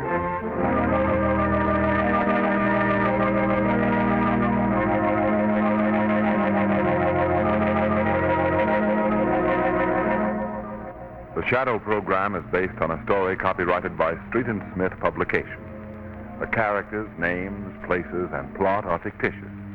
Any similarity to persons living or dead is purely coincidental. Again next week, The Shadow will demonstrate that the weed of crime bears bitter fruit. Crime does not pay. The Shadow knows.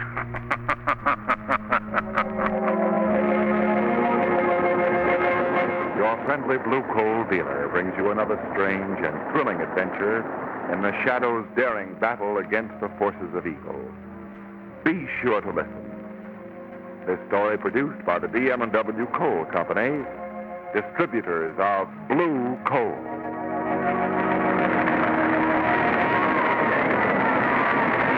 This is Mutual. Enjoying the timeless classics on Golden Age Radio? If you're loving the nostalgia and captivating stories, consider supporting our channel with a tip. Your generosity helps us continue bringing you the best of vintage radio entertainment. Simply click on the link in the description.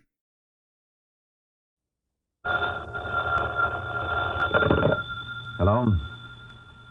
Yes, this is the Falcon speaking. Oh, Norma. I'm glad you called. Now, you'll have to include me out tonight, Angel. I'm all jammed up. There's a party around who's been shown how to parlay a 2-bit pocket knife into a killing. So naturally, he's going to make a stab at it.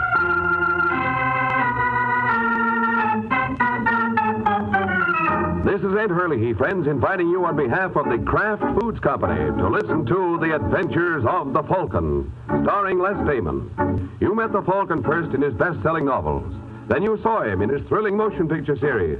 Now join him on the air when the Falcon solves the case of the curious cop.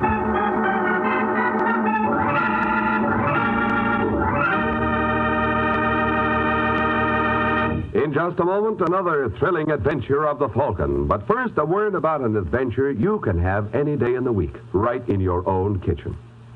For several weeks now, we've been telling you on this program about Kraft Salad Oil, the wonderful new salad oil created by Kraft that's lighter-bodied because it's super fine.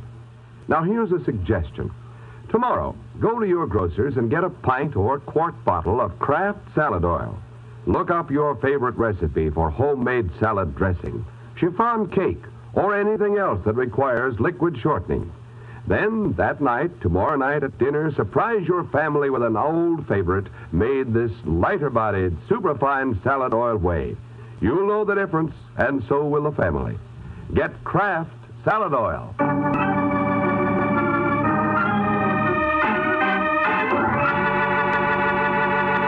And now, the case of the curious cop. It's late Sunday evening in New York, and Hunter's famed gambling club on East 84th is closed for the night. But that doesn't seem to deter plainclothesman Jack Craven or his partner Frank Walsh from their decision to look in on Mr. Hunter. You ask me, Craven, we're wasting our time. You think so, Frank? Sure. Hunter's probably gone. What about that light we saw from the outside? Must have forgotten to turn it off. No, not Mr. Hunter. He watches his pennies. 5 will get you 10. He's still here counting the take. Where was the light coming from? This room here, I think. Yeah. Then this must be the office. Want me to go in with you? No. You wait out here. If you hear any commotion, get back to the car. Understand? Right. Come on in, Brock. Did you get the... Just a second, you're not Brock. No, my name is Craven, Mr. Hunter. What are you doing here? Ever see one of these before? It's a badge, isn't it? Also known as a buzzer or a potsy. So? So I don't like people running gambling houses on my beat. I see. Especially without consulting me. And suppose I did consult you? Well, that might be different. Now, if you were to consult me, say, once a week with $500... You'd have no objections at all? No. Live and let live is my motto. Well, $500 is a lot of money, Mr. Craven. Well, I can be a lot of trouble, Mr. Hunter.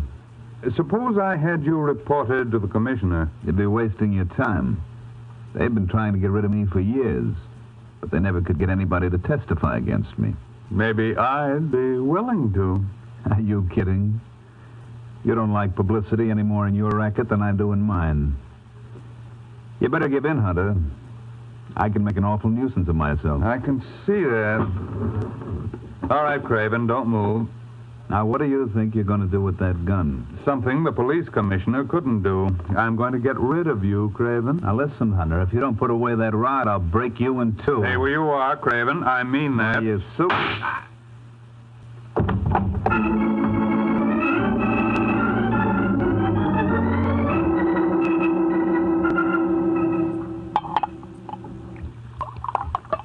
Give me another bottle, Hazel. This one's gone. But Frank, oh, for Pete's sake, can't a man get anything in his own home without a million arguments? Now get it. All right. Oh, wait a minute. Answer that first. If it's Sergeant Corbett, tell him I'm still sick and the doctor says I can't see anybody. Hello? Mrs. Walsh? That's right. This is Sergeant Corbett again. Oh, how are you, Sergeant? Can't complain. How's Frank? Just the same. Can I talk to him? I'm afraid not. He's asleep. Okay. Tell him I called, will you? I certainly will, Sergeant. Well? I think he's suspicious. What? He can't prove anything. What's all this about, Frank? What's what all about? Why are you avoiding Corbett? Ever since the night Craven disappeared... I told you I didn't want to talk about that. But you were with him. I was not. Craven got out of a car to see somebody. He left me on Lexington and 84th. I never saw him after that. Then why did they suspend you from the force? Because they're a bunch of thick-headed jerks. Frank, you're not telling the truth. What are you calling me a liar?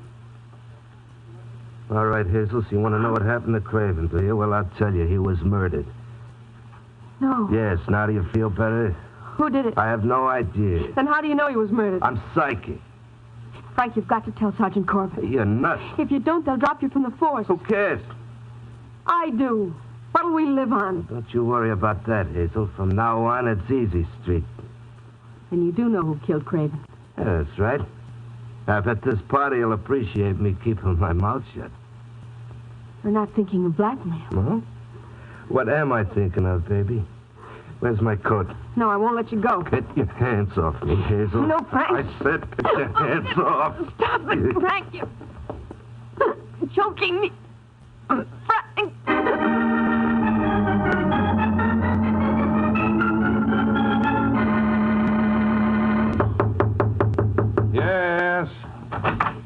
I hate to break in on you like this, Mr. Hunter, but there's a party outside waiting to see you. I'm busy, Brock. Yes, I know, but I suggest you clear a little time for this boy. I would if I were in your position. But then you're not in my position, Brock. Oh, it's true. Just the same, you ought to see him. His name is Frank Walsh.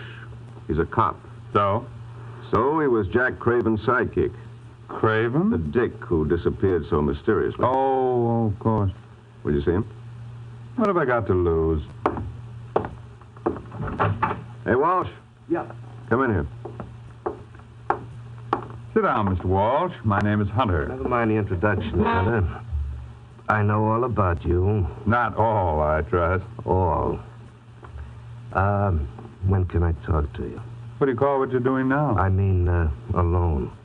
Would you be a good fellow, Brown? Why not? Nice knowing you, Walsh. Yeah, likewise. Now, what was it you had on your mind, Mr. Walsh? Well, last Saturday after you closed, you had a visitor up here. Did I? Yeah, a dick named Jack Craven. And you think I know something about his disappearance? I think you know everything about it. You see, I was outside when Craven went in to shake you down. A few minutes afterward, I heard a shot, so I beat it to the car. But 20 minutes later, I saw you coming out of here alone. So you put two and two together. And got 4. You killed him, Hunter. I don't know what you did with his body. Then you might as well stop there, Mr. Walsh. Didn't you ever learn that to substantiate a charge of murder, there must be what the pulp writers call a corpus delicti? Now, look, Hunter, you're not brushing me off like this. We can settle this easily enough. I'm no pig like some guys. Give me 20 grand, and you'll never hear from me again. I think it would be only fair to warn you, Mr. Walsh, that I have a distinct aversion to being blackmailed. Well, you better kick through, because if it's the last thing I do, I'll find Craven's body. I wish you luck. And if you experience too much difficulty, perhaps I can arrange to have you join him. Good day. What's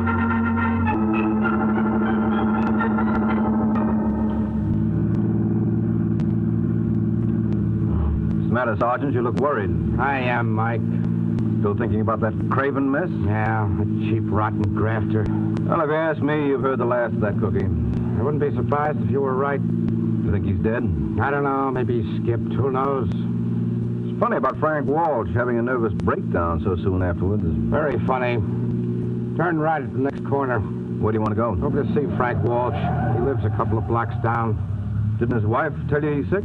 Well, doctor's orders or not, I'm going to have a talk with that guy. Hey, hold it, Mike. Stop the car. What's the matter? Thought I saw something in the gutter. Back up.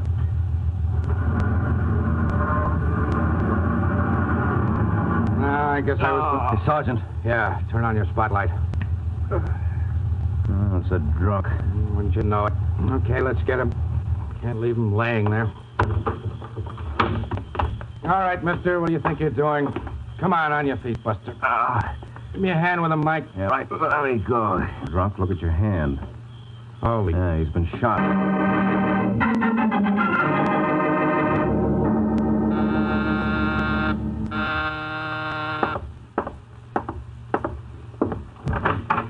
Yes? I'm looking for Michael Waring, the Falcon. Well, you made it. What? But I bet it was pretty difficult. What do you mean? And you couldn't do much looking through that veil. Come on in. Thanks. Just make yourself... What's the trouble? Well, I was going to ask you to make yourself comfortable, but somehow I've got a feeling you don't quite trust me. I don't trust you? Why else would you carry a gun in your purse? What are you talking about? Well, don't tell me it's a compact, Angel, because nothing Elizabeth Arden ever turned out was shaped like that. Is that the gun that killed Frank Walsh? Killed Walsh? Yeah, your husband. You're crazy. Aren't you Hazel Walsh? No. Well, lift your veil. Well? Who told you who I was? Well, it doesn't take an Einstein to figure that out. The police are looking for Hazel Walsh in connection to her husband's murder. So when a heavily veiled woman carrying a heater walks in on a private detective 12 hours later, the chances are she didn't come to consult him for pleasure. I didn't kill Frank, Mr. Waring. I was with Sergeant Corbett when we found him. He named you as his killer. I didn't do it. You had a motive. If you mean his insurance policy, No, I I'm not wouldn't... talking about money. According to Corbett, Frank's favorite indoor sport was bouncing you around. That's not true. It'll be easy enough to prove. Look, Mr. Waring, I swear I didn't kill Frank. Well, you've got nothing to hide. Who are you calling? Sergeant Corbett. We're going over and have a talk with him. Put down that phone. Now, look, Mrs. Walsh. Put it down. If you want me to work for you... No, thanks. I've just changed my mind. Now, look, you're acting like a 6-year-old. Now, I'm going to call the police. And I say you're going to do nothing of the kind. Oh. See what I mean? Pleasant dreams, Mr. Waring.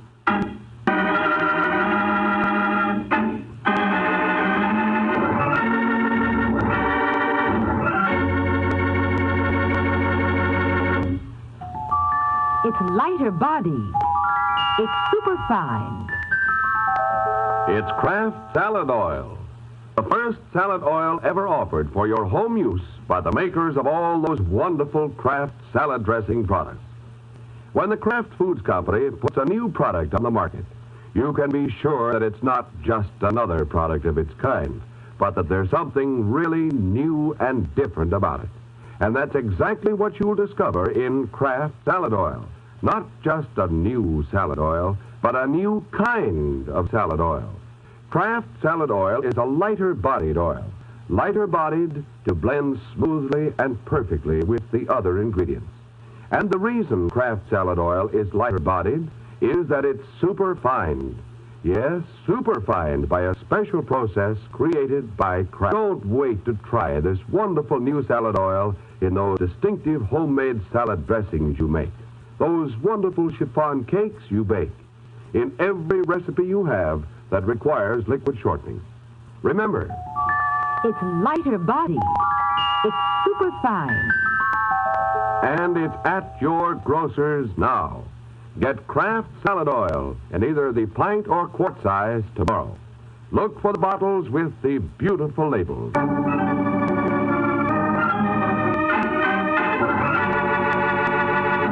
Now, back to the adventures of the Vulcan. 3 hours have passed since Mike was lulled to sleep by Hazel Walsh. And now, as we find Mike, he's recuperating in Ed's luncheonette under the tender administrations of Sergeant Corbett. Hey, how about some service here? What'll it be, Sergeant? A cup of Java for me and a couple of aspirin for my friend here. What's the matter, Mike? Got a headache? Yes. Temper. I get my hands on that Hazel Walsh. And you're not going to work for her? Of course I am. Just want to teach her you don't go around slugging people who are trying to help. You're making a mistake. Oh, now, look, Sergeant, I tell you, she didn't kill her husband. Then why did she bop you when you were going to call me? No, because she was panicky. That still doesn't explain why Frank named her as his killer. Well, he didn't, really. He said something about 20 grand. Maybe he wanted to leave a message for her. About 20 grand? Well, why not? Suppose he was trying to tell her something. You're crazy. Oh, look, Sergeant, Walsh was a grafter. I don't like that kind of talk. I don't blame you, but you've got to face the facts. There are always a couple of rotten apples in every barrel. How many times have you had Frank Walsh and Jack Craven on the carpet? You just couldn't make it stick, that's all. Go on. Well, now, my guess is that Walsh tried to shake down Hunter and pay off from Hunter just to let him keep running his joint. He wouldn't, Wyatt. What are you talking about? Walsh must have known who murdered Jack Craven. Well, he went there last night for payoff. Got it. Well, assuming you're right, now all we have to do is find the one party in New York he tried it on. Well, that shouldn't be so hard, Corbett. Where was Walsh's and Craven's beat? The east side, from 76th to 85th. 9 blocks. All right, who's operating a new joint in that district? What makes you think this is a new operator? Human nature. Once a man allows himself to be shaken down, the odds are he'll go on that way without squawking. So my guess would be that Craven got his when he tried his graft on a new customer. Yeah, you know, Mike, sometimes I think you've got the makings of a pretty good detective. No, thank you. And when did Craven disappear? 4 days ago. Okay, then we can narrow it down even finer. Craven would probably give this boy a chance to operate a week or two, so he'd have some idea what to charge. Now, who do you know that opened a joint around the middle of March? Well, I heard rumors a guy named Hunter opened a club around the 14th. But every time a raiding party gets near the place, they fold up their tables and run. Okay, let's see. Come on, Mike. Get away from that wheel. Ever tell you about my system, Sergeant? Some other time. See any sign of... Where is it? I think your store.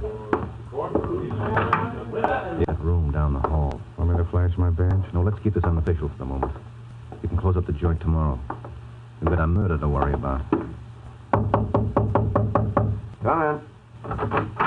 Hello, Brock. Well, the Falcon, isn't it? Are we interrupting anything? Nothing that can't wait. Oh, who's your friend, Mike? Oh, sorry, Mr. Brock, Mr. Corbett. Hi. Glad to know you. Well, what can I do for you, gentlemen? We'd like to see Hunter. And... What for? I just want to congratulate him on the establishment he's got here. Well, tell him when I see him. Could you arrange for us to do that? I'm afraid not. Hunter's out of town. Any idea where? No, I think he said he might take a little run down to Mexico. When was this? About a week ago. Funny, I would have sworn I saw him on the street Friday night. Well, you're imagining things. It must be. Of course, if he's been gone a week, he wouldn't know anything about Walsh and Craven, huh? Walsh and Craven? Those two cops who ran into bad luck. Oh, seems to me I read something about that. Of course, that's all you'd know about it, huh? Of course. Yeah. Well, thanks a lot, Brock. I'll be seeing you. Yes, do that. Coming over? Huh? Oh, sure. So long, Brock. Boy, you really handle that brilliantly. Shut up. Listen, Mike. Shut up and cover me in case anyone comes. You know, it's not polite to peek at keyholes. I know, but it can be awfully informative. What's he doing? Making a phone call. Who's he calling? Well, if you keep quiet, I'll find out. Hello, is that you, Mr. Hunter? This is Brock. No, business is all right, but some of the customers could be better. You know who was just asking for you? Waring. Yes, that's right. Mike Waring, the Falcon, and there was a cop with him. Well, of course I'm not making a mistake. You asked me. What? Wait a minute. Someone just walked in. Oh, it's all right, Brock. It's only us. Told you we'd be back. Oh, now you went and hung up on Mr. Hunter. That's not nice, Brock. He's going to be awfully hurt. What do you want, Waring? Well, I think you owe Mr. Hunter an apology. And what would be nicer than if we all went over together while you paid it?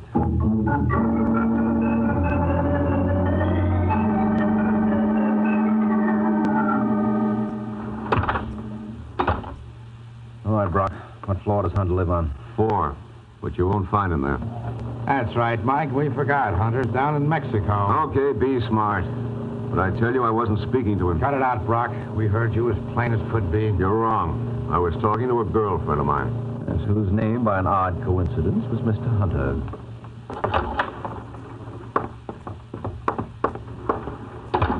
Okay, where do we go now? It's apartment 4C. Oh, that should be it. Sure enough. Walter Hunter. All right, Sergeant, where are your keys? Suppose he's inside? No, not a chance. Must have skipped after Brock here warned him. But I don't think he could get too far in those 10 minutes. He got far enough, Mike. Hey, what's the matter with him? Well, if you don't know Brock, take a good look at his face. That bullet hole ought to be a dead giveaway. Holy smoke. All right, Mike, out of the way. What's the matter? I want to see where Hunter was standing when he got it. Judging by the course of the bullet, he must... Well, what do you know? Hey, there's a gun under the chair. Where? The one you're sitting on, Brock. What? Leave it alone. There may be prints. Okay. Isn't that a police special? Yeah, and I'll take even money that it's Frank Walsh's service revolver. His wife was awfully careless, Mike. Oh, now, don't tell me you think... Well, what do you think? I don't know, but at least I'm not going around making wild guesses. How do you know it wasn't suicide? Are you kidding? Well, it could be. Don't talk like a chump. We had nothing on Hunter. Why should he blow his brains out? Well, why should Hazel Walsh do it for him? Maybe she figured that he knocked off her husband. Oh, then you admit she wasn't guilty of that. I admit nothing of... Excuse me, gentlemen, but can I get a word in? What do you want, Brock? There's a hunk of paper under Hunter's leg. Oh, never mind, Mike. I'll take care of that. Well, what is it? Give me a chance, will you? To whom it may concern, I killed Jack Craven and Frank Walsh. Huh? I should like my remains to be cremated. Walter Hunter. What do you say now, Sergeant? I say, don't shmee. There's someone at the door. Turn off the lights. There we are, Brock. Okay, pal, what do you want? Let go. Behave. Let go. I said behave. Turn on the lights, Mike. Fine.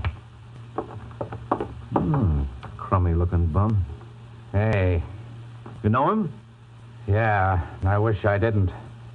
This is Detective Jack Craven. Jack Craven? Yeah, my long-lost buddy.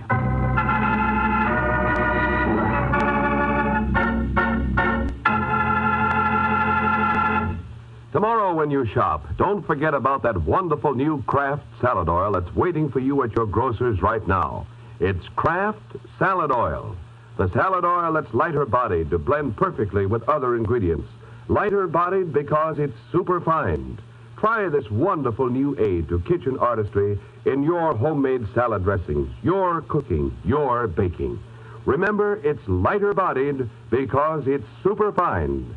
Get Kraft Salad Oil. Look for the bottle with the beautiful label.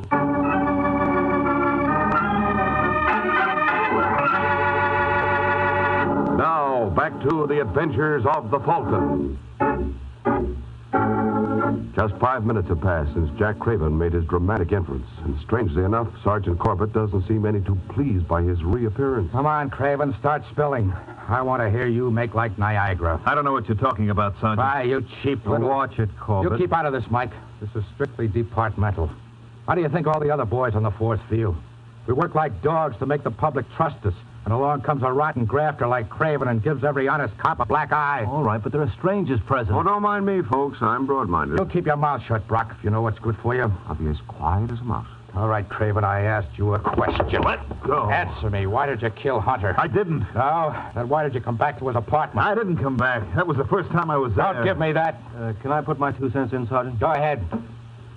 You've been gone for almost a week, Craven. Where have you been? Los Angeles. Why'd you go there? None of your business. Listen, Craven, you answer Waring's questions just as if I was asking them. Why did you go there? I wanted to see my relatives. And you certainly didn't travel in the Super Chief. From the look of it, I'd say you did most of your riding in a capital car. What's the matter? Couldn't Hunter afford any better transportation? Hunter had nothing to do with it. Your pal Frank Walsh doesn't support your story. Walsh? Did he stool on me? What do you think? You had a fight with Hunter, didn't you? Yeah, he plugged me. Over what? That doesn't matter. He dumped me in a cattle car. When I came to, I was in L.A. Why didn't you wire us? I had no dough. You could have done it collect. I didn't want to involve the department. Well, that's understandable. Especially if you wanted to come back to kill Hunter. I tell you, I didn't kill him. I just got into town tonight. That doesn't prove a thing. Where were you at 10:15? Why? Because according to the coroner's report I just got, that's when Hunter was killed. Now, listen, Sergeant. Don't start that suicide routine again, Mike. If Hunter wrote that note, he would have known darn well he hadn't killed Craven here. Where were you at 10:15, Craven? Being chased all over the freight yards by some railroad dicks. What? If you don't believe me, you can call the yards and check. And don't think I won't. Just a minute, Sergeant. Does this mean you're riding off Hazel Walsh as a suspect? No. Well, then I'd like you to double the force looking for her. Let me understand you, Mike. You think Craven here is telling the truth? I do. Then Mrs. Walsh is our party. Oh, I didn't say that. I ask you, Brock, ain't it enough to drive a guy bats? Oh, don't ask him, Sergeant. If this thing is driving you crazy, who do you think is responsible? Just what is that supposed to mean, Waring? Just what it sounded like, Brock. You killed Walsh and Hunter.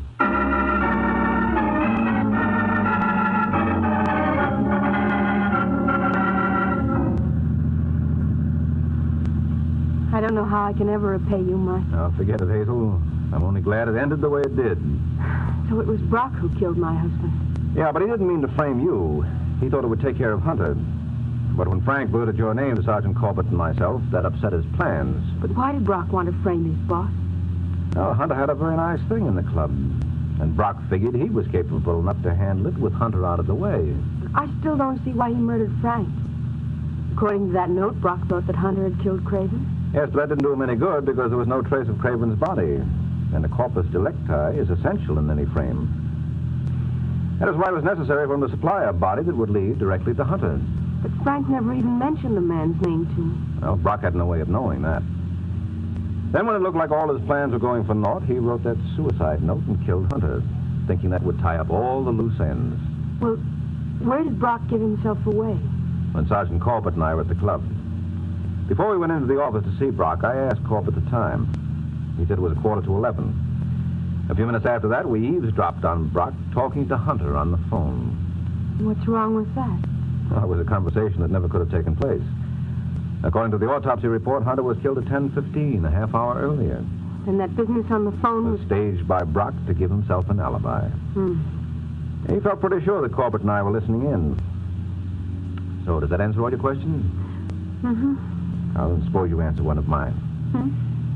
Where did you bury yourself so that the entire New York police force couldn't find you? I stayed with my sister, Lenore. Your sister Lenore, huh? Yes. She looked like you? She's much prettier. Well, if there's one thing I've learned from this case, never to believe any testimony based on hearsay evidence. Well, I don't know what I can do to convince you. Oh, that's very easy, Angel. Just give me her address and let me see for myself.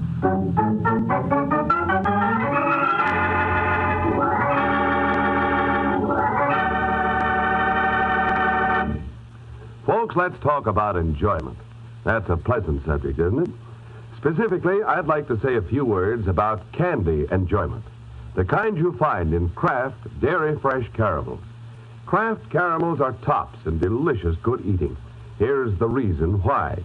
The Kraft folks spent years developing fine caramels, making them chewy soft and flavorful, making them good so you'd enjoy them. And Kraft caramels have plenty of nourishing milk and other pure ingredients in them, so they're good for you, too. Next time you're at the grocery store, pick up a big pound bag of Kraft caramels. And at your candy counter, get the 6-piece bar for a nickel. Kraft caramels come in regular caramel flavor and in chocolate flavor. Both flavors are delightful. The important thing to remember is this. Whenever you want real candy enjoyment, be sure you get Kraft Dairy Fresh caramels.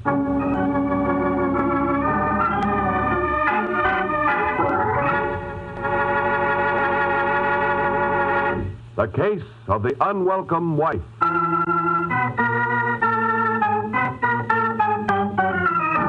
The Case of the Unwelcome Wife. That's the title of next week's adventure of the Falcon, when Mike Waring learns that when a girl pretends to be married to an already married man, the results can be murder. So be sure to listen at this same time next week to another exciting adventure of the Falcon, brought to you by the Kraft Foods Company. The Adventures of the Falcon are based on the famous character created by Drexel Drake, produced by Bernard L. Schubert, written today by Eugene Wang, and directed by Richard Lewis. Music was by Arlo. Les Damon was starred as the Falcon with Ken Lynch as Sergeant Corbett. Be sure to hear the great Gildersleeve next Wednesday evening over most of these stations. In next Wednesday's broadcast, Gildy comes face to face with an hilarious problem and solves it in a way that will keep you laughing for days. Remember the show, the time, and the place. The great Gildersleeve, next Wednesday evening over most of these stations. Check your local newspaper for time of broadcast. This is Ed Hurley speaking for the Kraft Foods Company.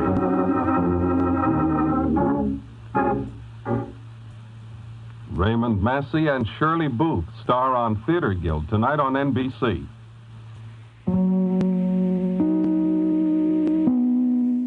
Lost in Brazil invites you on an unforgettable journey, where every moment is an adventure waiting to be discovered. Join us as we uncover the soul of Brazil, one incredible experience at a time. Click on the link in the description and embark on the ultimate Brazilian odyssey. The Adventures of Sam Spade, Detective, brought to you by Wild Root Cream Oil Hair Tonic, the non-alcoholic hair tonic that contains lanolin. Wild Root Cream Oil, again and again, the choice of men who put good grooming first.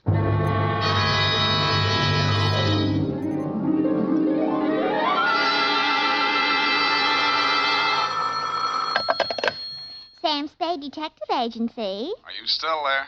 I believe that interpolation is hardly rhetorical, Mr. Spade. To what have you been up, if you'll pardon the expression? And has that girl regained her facilities? I wouldn't know, but her faculties are as good as ever, if you'll pardon the expression. Mr. Spade, sometimes I think you're a regular philanthropist. Don't you mean philanderer? How much money did you make out of that case? Well, I broke even anyway. That's what I mean. You're a philanthropist. Well, you know best, Bernadine. By the way, was that man really murdered with the buzzsaw, or was that just publicity? He really was, Bernadine. Why? There just happened to be one lying around. Oh, I don't mean that. Why was he killed? For the Wheel of Life. Oh. You're not going to ask what that is? Some curio, no doubt. Listen, Bernadine, the Wheel of Life is, oh, well. I suppose I don't have to tell you to stay where you are. Just sit quietly with your book in your hand, and I'll be right down to dictate my report on the Wheel of Life caper.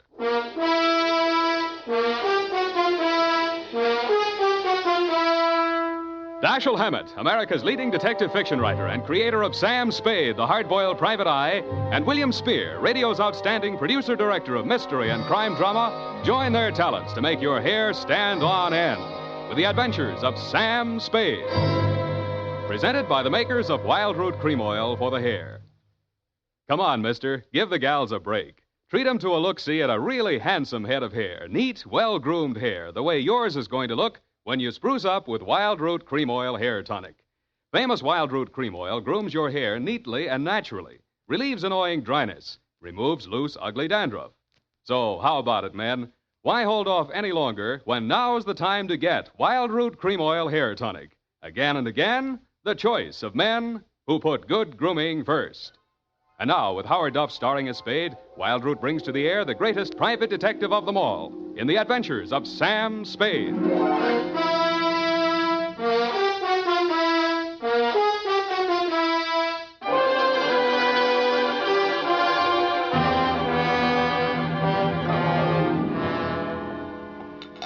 I went down to St. James Infirmary to see my baby there. Ready, Bernadine, little flower? I'm way ahead of you. Keep it clean. No more than 3 erasures per page. Okie dokie? Doke. I mean date. Oh, I'd love to. July 11, 1948. To Detective Lieutenant Dundee, Homicide Detail, San Francisco Police. Subject, the Wheel of Life caper. Now, don't go away, Bernadine. I don't know why these things always have to happen to me. Under private detectives in the San Francisco Classified Directory, they're listed somewhere in the neighborhood of 60 agencies, several with large display ads. But somehow she managed to find me. It's all so strange, Mr. Spade. I hardly know where to begin. Well, the beginning is always a pretty good place to start, Miss O'Farrell. Yes, the beginning. It was like waking out of a nightmare you can't remember. Everything seemed out of proportion. Even the buildings along the street seemed to be leaning at a crazy angle. And then I realized I was traveling down a hill. I looked wildly around for something to help me get my bearings, and there was a street sign, O'Farrell. Stuck in my mind, so I gave it to your secretary when she asked for my name. Uh-huh. And what's your real name? I don't know. I don't know who I am, where I came from, or where I'm going. Mr. Spade, I'm so frightened. Now, wait a minute. A lot of people suffer from temporary loss of memory. Most of them recover. But amnesia is a sickness, and I am not a doctor. Oh.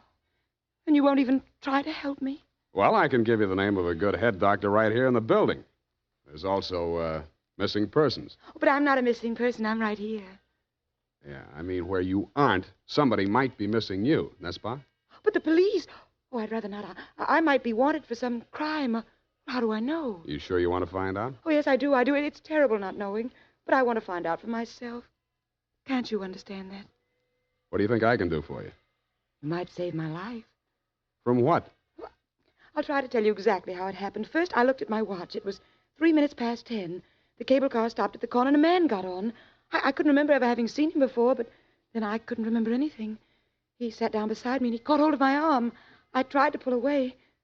You can see the marks where he... Yeah. Well, who was he? He acted as if I were... I think I know what you mean. Did you find out who he was? No, I was too frightened to speak. What did he say? He sort of growled it out of the side of his mouth, but it sounded as if he said, Lathrop wants to see you. Mm-hmm. You remember anybody named Lathrop? I can't remember anything before 3 minutes past 10 this morning. Well, let's go on with since then. The guy grabbed you, said somebody named Lathrop wanted to see you, and then what? I went into a panic. I managed to jerk away from him, and I jumped off the moving car, and then I looked in the classified section, and I found you. Why me? I don't know. The name, I guess. A spade to dig up my past. Please, Miss O'Farrell. Do you think I'm very silly? No, I think you're very beautiful. I wish you could remember whether you're married or not. Oh, no. Well, at least I have no wedding ring. What have you got? I mean, besides what's visible. Well, I couldn't find much of anything. I went over my clothing. There don't seem to be any marks of any kind. Oh. Well, you got any money? Well, a little over $300. Let's have it. The purse, too. All right. Uh-huh. Lipstick, aspirin, bobby pins, Kleenex. Nothing here. They couldn't have been bought in any drugstore. Powder. Hey, what kind of powder is this? Then there was this in my coat pocket. Match folder. Sailor's Rest Bar, Hotel Calcutta, 1100 Embarcadero. Little number written inside. 120. What's that, a room number? I don't know. My purse, you have to destroy it. Here's $10 of your own money. Buy a new one. Wow. Did you find something? Of coin, Chinese bit. Good luck piece, probably sewn in by whoever made it, maybe in China. That ring any bells? No. No, I'm afraid not. Shoe. What? Your right shoe. Let's see it. Take it off. You aren't going to tear it up the way you did the purse, are you? Dust. Plaster dust. Is that a clue? I don't know, is it? I'm not a detective. Well, you are in this case, baby. If it doesn't mean anything to you, it doesn't mean anything. Well, it doesn't. That's everything. What am I going to do? Well, let me see. First, we better give you a name. Oh, Farrell's all right. You look like, Lana would do, but, well, that's in use. How about Poppy for forgetfulness? Poppy O'Farrell. That's a funny name. Oh, you think so? Huh? I think I like it. You do? I think I like you, too.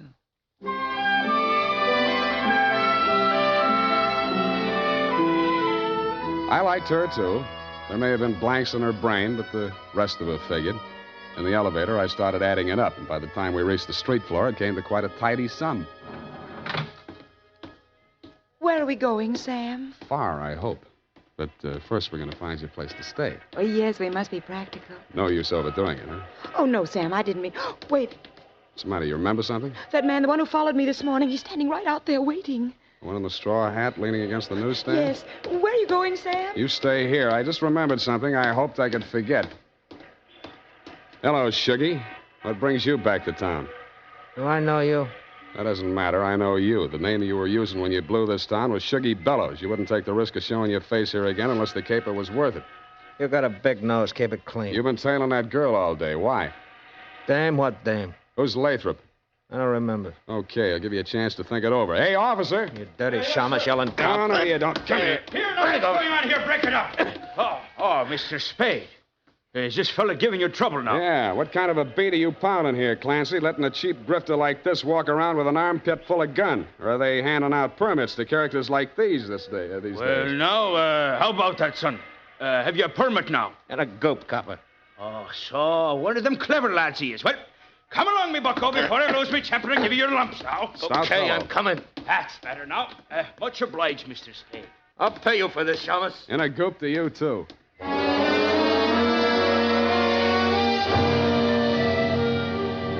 I was sure he would, but I was also sure that I wouldn't have to worry about him for the rest of the night. I checked Poppy O'Farrell in at the Belvedere, locked her in her room, and told Tiny Stover, the house dick, to keep an eye on her. When I left him, he was, and he seemed to be enjoying his work. Then I headed for the Embarcadero.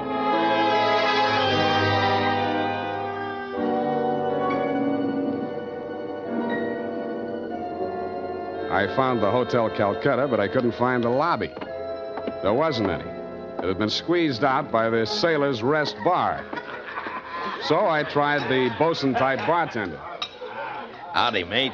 You got business aboard? Yeah, where do I find the purser? Hey, went ashore. All the officers went ashore except the janitor. He's passed out in his bunk. Oh? How about the passengers? You're in the thick of them right now. They spend most of their time and their money right here. Which one belongs to 120? You a dick? Yeah, but I got $10. Well, what I can tell you ain't worth it, but thanks anyway. He stayed in his cabin. I only saw him at once. That's when he went ashore. I says to the deck steward, that's room clerk to you, who's a general. He says, name of Korolenko. I noticed him because he was a real creep, see? 6'4", a solid brass. His head stuck up in the air, and he didn't move nothing from his stern to his shoulders. A real Frankenstein. Do I keep it then? Yeah. Do I get a look at his room? Yeah, sure. Go ahead. Who's stopping you?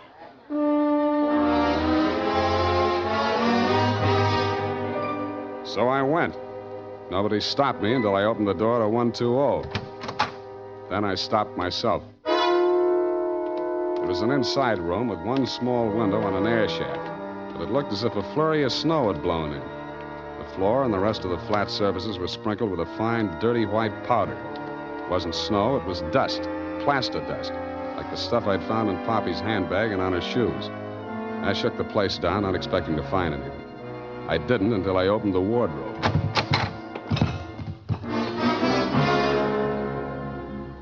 It was the body of a well-dressed ship surgeon, but his uniform was rumpled, torn, and bloodstained. From the look of him, his throat had been cut. I wondered if Poppy would be able to jog her memory that far back. When I found the murder weapon, I hoped she couldn't. I really did. It was not a knife. It was not even a razor. It was an electric buzzsaw. That tore it.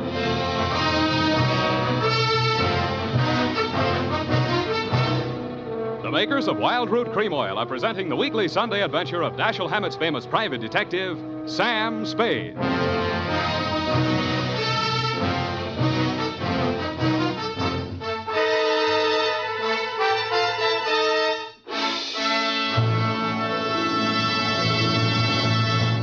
If you want the well-groomed look that helps you get ahead socially and on the job, listen. Recently, thousands of people from coast to coast who bought Wild Root Cream Oil for the first time were asked, how does Wild Root Cream Oil compare with the hair tonic you previously used? Better than 4 out of 5 who replied said they preferred Wild Root Cream Oil. And no wonder. Wild Root Cream Oil grooms the hair neatly and naturally, relieves annoying dryness, and removes loose dandruff. What's more, non-alcoholic Wild Root Cream Oil is the only leading hair tonic that contains soothing lanolin. So ask for Wild Root Cream Oil Hair Tonic. Again and again, the choice of men who put good grooming first. By the way, smart girls use Wild Root Cream Oil too, and mothers say it's grand for training children's hair.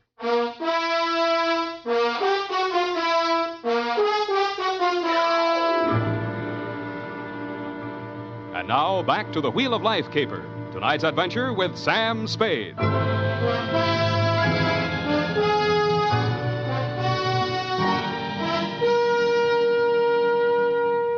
Times being what they are, I could use a little publicity. And so could you, Lieutenant Dundee, what with the elections coming up and you with no promotion all these years. This one time, I got it instead of you and wished I hadn't. The morning papers called it the Buzzsaw murder and went on shamelessly from there. Horror killing related by private eye. Stan Slade, ex-Pinkerton man, mum on mystery woman. Elderly sleuth, dodges photographers, denies hotel visit, was in bed with Apple and good book, says Peeper. There wasn't a word of truth in it, mainly because nobody could get at the facts. I wasted most of the day down at headquarters trying to find out what name Shuggy Bellows had been booked under. Then I dropped in at the Belvedere. Poppy had checked out. I decided to go back to my office and drink poison. I hardly got the desk drawer open when a sobering influence walked in. It was a Mr. 6'4" of solid brass. The Frankenstein who had been described to me by the bartender as the occupant of room 120. Excuse me. I am Korlienko. Please, I shall sit down. I am so heavy. Make yourself at home. Oh. Mr. Slade. Slade. Excuse me. I am so heavy. I am Korlienko. So you told me. I am really Spade myself. So, why are she hiding from me? Who? That girl, Miss Paget. Her I am paying 1 month in advance, $300 American. Me, she have dessert. I am not rich, only moderately wealthy. But you understand, it's not question from money alone. That ship's doctor, he was most kind to me. He cared to me even after I arrive. Now he are dead for his pains, his dirty trick. Yeah, I know how you feel. Now, if you'll take it a little easy, I think we'll get farther. You say this girl's name is Paget, and she traveled with you. From Macau, where she is the Florence Nightingale for Portuguese hospitals, forcing me to employ her, all others being Chinese nuns. That figures. You sick? No, only I am so heavy. They are breaking my back in traffic accident, a rickshaw collision. You're wearing a plastic cast? Yes, like a turtle. I am closed with my neck sticking out. Look, see? Now it is better as before. The ship's doctor trimmed the rough edges with buzzsaw. Buzz, buzz, buzz, I can walk. But it's like suit from armor, for which I alive. Look.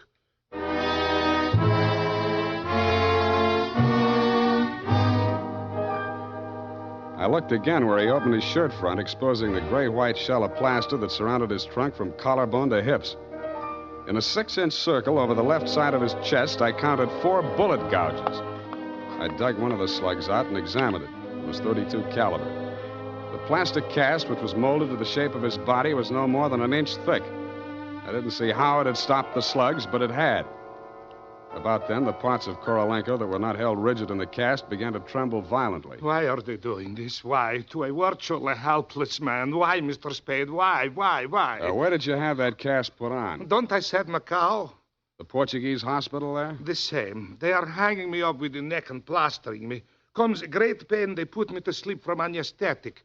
I are waking up in ambulance arriving at shipboard. Why you wish I should tell you my operation? More important things we should be discussing. I think so, too. I think Miss Paget and her friends had something they wanted to smuggle out of Macau and into San Francisco, and you're it. Oh, excuse me. I am not comprehensible. Look, I mean, while you were out with the anesthetic, they planted the goods, whatever they are, in or under your cast. Oh, that is why I am so heavy. The wheel. The what? The wheel. Look, I'll show you. He hauled a manila envelope out of his overcoat pocket and waved it in my face. I took it over to my desk and fished out the contents. It was a set of X-ray films. 3 of his spine, showing the fractures, 4 of the skull, 3 I couldn't figure out, and 1 of his rib cage, only something new had been added. In silhouette, it looked like the wheel off of a child's wagon. What is it, this wheel? What to do? 6 months I must remain in this straitjacket. If I remove it, I die. If I keep it on, they kill me to get their smuggled. Well, you look to me like the luckiest man alive. That wheel, or whatever it is, saved your life by stopping 4 slugs. But still, I shall die. How shall I die? When shall I die? Your best advices, please. Korolenko, I think you better die right now. Excuse me? It's the only safe place for you. The morgue.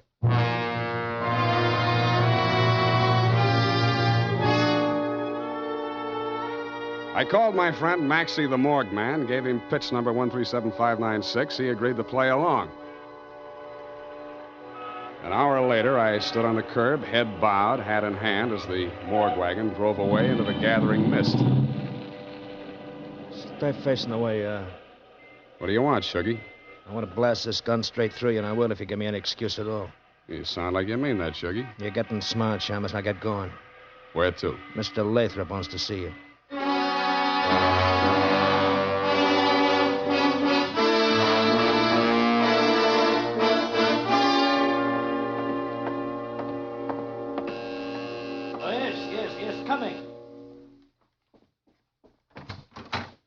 Shuggy, dear boy, you've not failed me this time. This will be the fabled Mr. Spade, eh? Come in.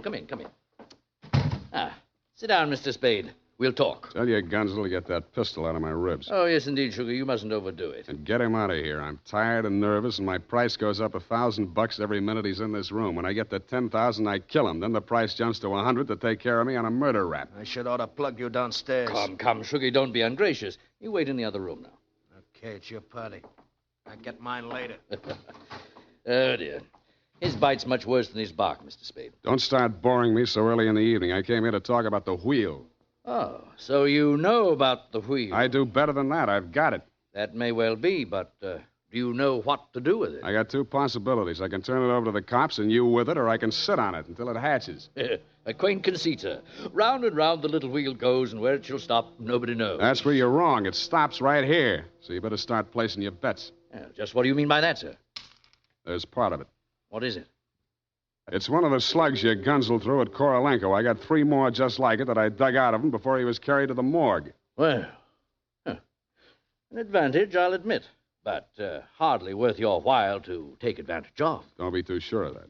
Just how much do you know about the wheel? So far, it's been worth 2 human lives to you at the risk of your own. That tells me all I need to know. Oh, no, not quite.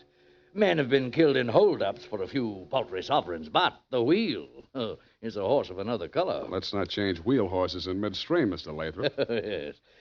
You must understand that the wheel has no absolute definitive value. Monetarily speaking, the British Museum might pay close on to £5,000, hot as it is, for the privilege of returning it. Occidentals aren't the puka sahibs that they once were in the Orient. The theft of the wheel, if countenanced by the Western powers, would have most grave consequences. Most grave. Are you attending, sir? Wake me up when you get to the point. Well, the point, sir, is this.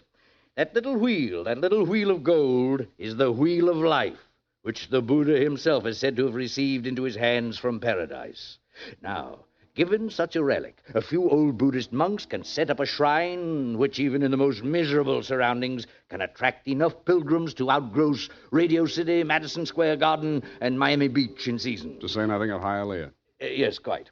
In short, we propose to act as booking agents for the Wheel on a royalty basis with a percentage of the house. Mm-hmm. Why did you bring it to San Francisco? But good gad, sir. Were we to bargain in the Orient, we should be hacked to pieces in our beds. I'll settle for a lump sum and let you do the bargaining. Your price, sir? We can talk money later. First, I got to give the cops somebody for the doctor's murder and for Korolenko. Uh-huh. Well, that ought not to be too difficult. When may I expect delivery? I'll check on it. I went down to St. James Infirmary. City morgue. Maxie, Sam Spade. Yeah, Sammy. Deal's okay. Send it up. The address is... Sam, wait. Yeah? Sam, he ain't here no more. What happened? Somebody claimed him. A girl. Said she's his daughter. What did he do? Went on playing dead like you told him to. Maxie, where did she send him? Avalon Mortuary, corner of Lynch and Haight. Okay, by the way... Yeah, Sammy? Maxie, put some clean sheets in that morgue wagon, size 16. I may be your next passenger.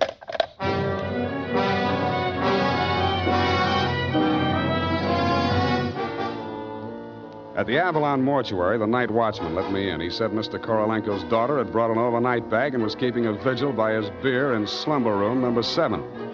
I approached on tiptoe. Just as I reached the door, I heard the most terrible sound I've ever heard. It was a buzzsaw biting into plaster. How deep, I didn't like to think. I did the first thing that popped into my head. I grabbed up a lamp from a console, smashed the bulb, and plunged it into a vase of flowers. As luck would have it, slumber room number 7 was on the same fuse box. As luck would not have it, I was facing a desperate woman in the dark. I hugged the carpet while she emptied her gun. I hoped she didn't have a spare. I forgot about the buzzsaw. The room lighted up momentarily from the lights inside my head, and I staggered back against the wall. I waited for her to get her bearings again. There was no hope of me getting mine. Then I heard a big, hollow thud. The whole room shook and the lights went on. Poppy O'Farrell and/or Paget lay on the floor under the stony weight of Korolenko plus 60 pounds of plaster. Get up! Get up! You're crushing me! I can't. I am so heavy. You comfortable there, Korolenko? Comfortable in such situation? Do you ask the turtle, are he comfortable? Is Faker on bed of nails? He's equally here as elsewhere. Yeah, okay. Just hold her there until I get a statement. And he did. Item, statement by the aforesaid. It was like waking out of a nightmare you can't remember. Everything seemed out of proportion. That was her story, and I had to admire the way she stuck to it. But if you keep trying, I'm sure she'll get back enough of her memory to confess that she planted the wheel of life in Korolenko's turtle shell when she decided to double-cross Shuggy and Lathrop. They never tumbled to her hiding place. They were gunning for Korolenko because they thought Poppy was working with him, which was true in a way, but not the way that they thought. That's why they tortured the doctor in an effort to learn Kay's whereabouts. I understand your boys have picked up the rest of the trio, and they can tell you everything except why I conceived the brilliant idea of having Korolenko play dead. Between you and me, amnesia's a handy little gadget to have around, Dundee. I'm trying to draw a few strategic blanks myself. Period. End of report. Pardon me, Mr. Spade. Yes. There are just a few little coincidentals that I do not find entirely reprehensible. Such as? Well, I don't want to appear lucid or anything of that type. Believe me, you doesn't. I mean, don't it? Oh, you say the sweetest things. But it's about the wheel. Oh, yes, the wheel. Well, I'll tell you what you do. You type that up. I've got to call in about that now.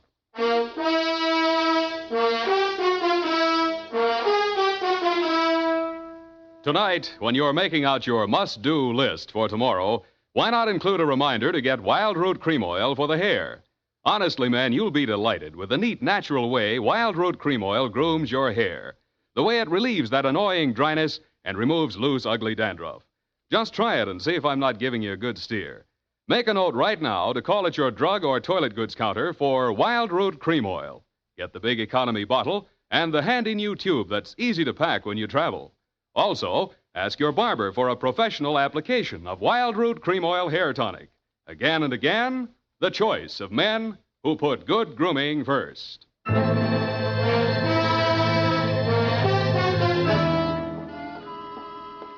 you assert in the lowdown on the Wheel of Life? I certainly didn't. No, we won't know about that for 6 months. Because definitively, I mean definitely, that plaster cast has to stay on him. Doctor's orders, you know. Oh, but I won't be here 6 months from now. You can say that again. But I won't be here 6 months from now. Stop repeating yourself. But you just said you can say that again. Yeah, mm-hmm. Just as distinctly as if I was sitting here. Uh-huh, that's what I like about you, Bernadine. A woman of distinction, that's what you are. Well, if you want to take me dancing, why don't you just say so? Bernadine. It's leap year, and I always say discrimination is the better part of value. You are absolutely corrupt. Well, I'm glad I'm right about something. Good night, Mr. Spade. Good night, and I'll say if it kills me, sweetheart.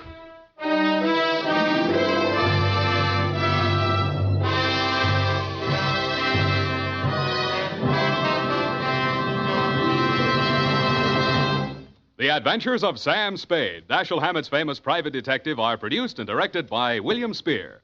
Sam Spade is played by Howard Duff.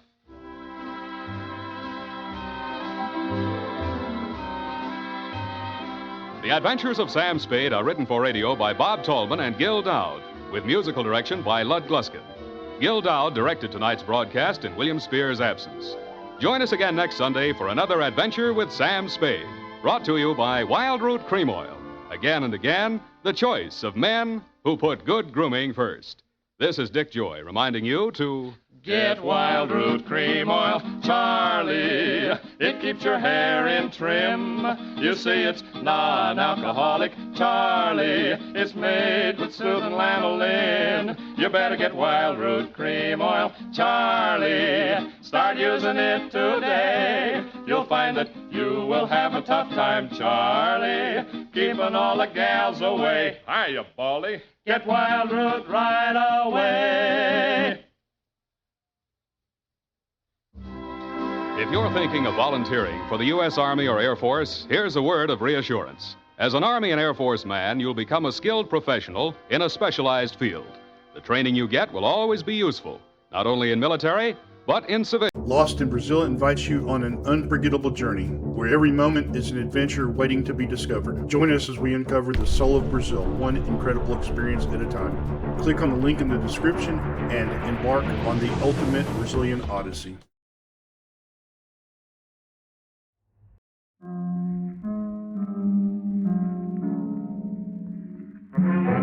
The Columbia Broadcasting System presents yours truly, Johnny Dollar.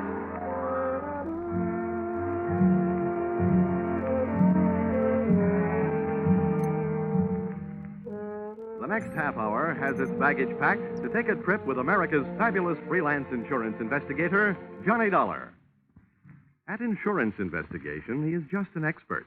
At making out his expense account, he is an absolute genius.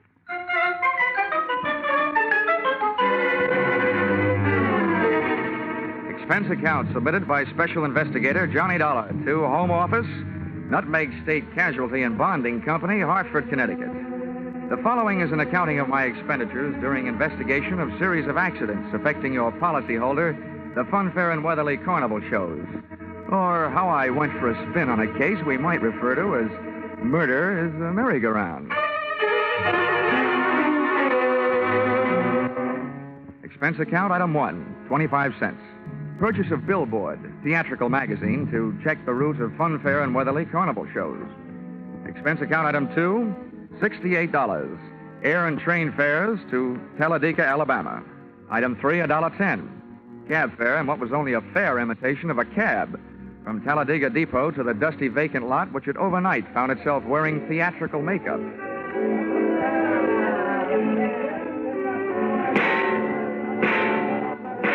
Brightly as the hot sun beat down on the Midway, it couldn't help the layout of canvas and slats from looking beat up. A perspiring mechanic shot sparks of profanity back at an obstinate motor as he tried to get it to roll the giant hoop of a Ferris wheel. I asked him what he knew about the accident of a week before when a car dropped off the same Ferris wheel, badly injuring 3. He was charming. Listen, pretty boy. Don't go getting nosy around here. The Joe in charge of the electric scooter concession was just as sweet. On the subject of how come one of his scooters blew up a few nights back, sending a citizen to the hospital, he just didn't feel like talking. If you ain't a cop, start moving. If you are, where's your warrant? I was just asking the pilot of the giant airplane spin who he thought might have cut the cables the night one of his wallboard gliders took off across the carnival crowd, crashing and busting up a few more customers, when I got a canvasman's version of a sharp answer. A tent stake right behind my ear.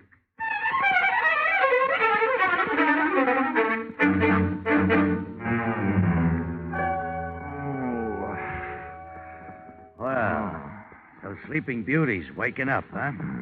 Who are you? I thought maybe you'd be sick of asking questions. First, maybe you better answer a few. Before you get up. Number one, who are you? A pilgrim from Hartford. Never mind the double talk, wise guy. What's your name? My name is Johnny Dollar, but right now I feel like 2 cents. What's your big interest in those accidents you were asking questions about? Strictly academic.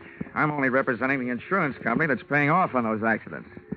Now maybe you'll tell me who you are and where I am. Ah, thought you guys were smarter.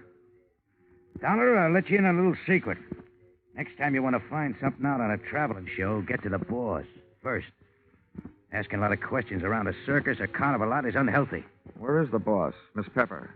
Louise is in the other end of this trailer. She'll be right out. Now, okay, you can get up on your feet. Oh, thanks. I hope you don't mind if I don't stay up on him. I feel more like sitting down. Go ahead. You still haven't told me who you are. My name's Brennan. Oh, yeah, Shanty Brennan. Yeah, you're the general manager of the show. They told me all about you. Louisa Pepper's right arm and strong arm. How long will she be? Yeah, she's getting dressed. Just finished taking a nap. We drove all night to get here. How about having a blast with me while you're waiting? No, thanks. I haven't enjoyed a noon bottle since I was 2. But don't let me stop you. Thanks. Oh. You sure you won't have one? I'm sure. Brennan, the insurance company's been checking up on your show. The police chiefs in the last 10 towns you've played say it's a clean one. We haven't got a pickpocket or a grifter on the lot. But plenty of trouble, huh, during those past 10 stops? At least once a night somebody's got hurt. But never any of us. It's always one or two of the townies, the citizens. Last night a car on the whip cut loose. That sent 4 to the hospital. 4 more insurance claims for Nutmeg State casualty and bonding, huh? Yeah, and one more town we won't be able to play again for a couple of years. It's a wonder we didn't travel out of that town last night by rail, tarred and feathered. For 10 straight nights now, you've had at least one big accident every night. What's your guess, Brennan? Has fate taken a steady job on your show, or is somebody out to get you? Somebody's out to get us. Okay, well, do you have any idea? Hello. Oh. Why didn't you tell me we were entertaining a gentleman, Shanty? I'd have put on some more clothes. It would have taken a lot more clothes to cover all there was of Louisa Pepper. She looked like an aging Cupid doll, but even in a carnival, she was no prize. I didn't like the look in her eye. It looked much too friendly. So right away, I decided to change the unspoken subject. Miss Pepper, I'm here on business, insurance. Sorry, we're not buying any. And I'm not selling any. The way things have been going, the insurance company I represent would probably like to buy some of yours back. Oh? Yeah. I'm from the Nutmeg State Casualty, investigating the accidents. Huh. Hope you find out more than we've been able to, and fast, before we go broke. The word's traveling one town ahead of us. They got us pegged for a dangerous midway. Have you been using police protection? 20 extra cops a night at $10 a cop. So, night before last, a guy winds up with a hammer to try and ring the bell and win a cigar. The top of the hammer flies off and almost brains a cop. Around this show, the police need protection. I see what you mean. How are you fixed for people who don't like you? We got many to choose from? Dollar, we treat our help fair and square. We know them all and trust them all. Fire anybody lately? Nobody. The only ones who left were floaters. But none of them had a beef. Okay, Miss Pepper. Now think back. In all your life, who do you know who'd most like to see you have a real bad time? Only one guy. And he's not around. Dead? As good as. He's in jail. Has been for the last 8.5 years. That's a long time. How long did he go up for? 10 years. What are you thinking, Dollar? I'm thinking that with time off for good behavior, maybe he's not in jail. Not in jail? Shanty, he's got to be in jail. He's got to be, I tell you. You told me you were... All right, break it up, Louisa. You Carter Lacey had a voice as sharp as yours, he could saw his way out of jail. Okay, Dollar, you made a guess. How about seeing how good it is? Sure. I'll find out if your bogeyman is still in jail, but I didn't catch that name. Lacey. Carter Lacey. And where's he been in the pokey? Massachusetts State Prison, at Charleston. Well, what did he go up for? What's that to you? Cut it, Louisa. Dollar, we sent Carter Lacey to jail for attempted murder. He tried to kill Louisa's niece, Myrtle. Is she around? He's running the snake show on the Midway. Dollar, how soon can you check whether Carter got out? As soon as I can make a telephone call. But, Shanny, before I do, I'd like to elaborate on that guess I made. Now I'd not only guess that Carter Lacey is out of jail, but I'd also guess that he's been out a little over 10 days.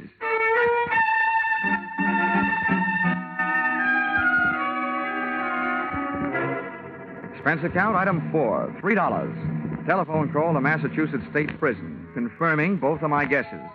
Carter Lacey had checked out of the Bay State's Hotel Greystone for bad boys 2 weeks previously. Item 5, $32. Telephone calls to various hotels in the last 10 towns the Fun Fair and Weatherly Carnival shows had played. Item 6, 10 cents. 2 nickels spent calling 2 hotels right here in Talladega. Then I dropped 1 more nickel in the telephone. Got the lucky number? Yes, sir. We do have a Mr. Carter Lacey registered. Room 312. Shall I call? And hit the jackpot. Expense account item 7, 65 cents. Cab fare to Sunshine Hotel. Tip the driver, $1. From the lobby, I called room 312. He invited me up. I invited him down. I knew I'd feel better talking to Carter Lacey with a lot of people around. They'd make nice witnesses if he suddenly got homesick for prison life and used me as his ticket back. I waited in the coffee shop. The waitress brought me a cup of coffee, and my palate went to work refereeing a one-sided bout between the strong Java and the weak cream. Hello. Dollar? All right. Sit down. Thanks. So you're Carter Lacey, huh? Have some coffee? No, thanks. It keeps me awake nights. How about your conscience? Having the same trouble with that? My conscience deserves an 8.5-year rest. But it can't start its vacation until I even up a few scores. Busting up carnivals. Child's play. Look, Dollar, over the phone, you told me you're an insurance investigator. You can save your company a lot of money. How? Call them up and tell them not to insure the lives of 3 people. Because any minute now, 2 of them are going to be dead. Louisa Pepper, Anise Myrtle, and Shanty Brennan. Yeah, Dollar. I'm going to kill 2 of those people. The other one's still my friend who's going to help me do it. In case you don't know your law, Dollar, don't bother calling the cops.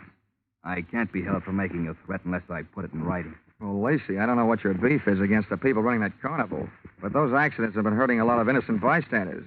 Dollar, you're talking to a guy who really knows what it means. Getting hurt as an innocent bystander.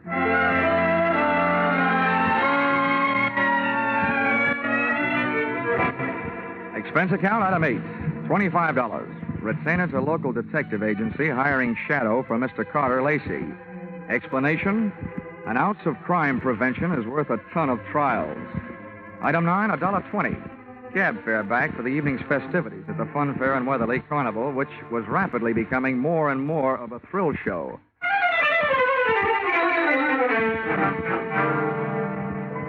Expense account, item 10, 30 cents. Down payment on ulcer, eating supper at what the carny people call a grease joint. I made my way among the trailers that were lined up behind the Midway, and as I looked for the one housing Louisa Pepper's snake-charming niece Myrtle, the burning sensation around my heart wasn't all caused by the hot dogs I'd just eaten.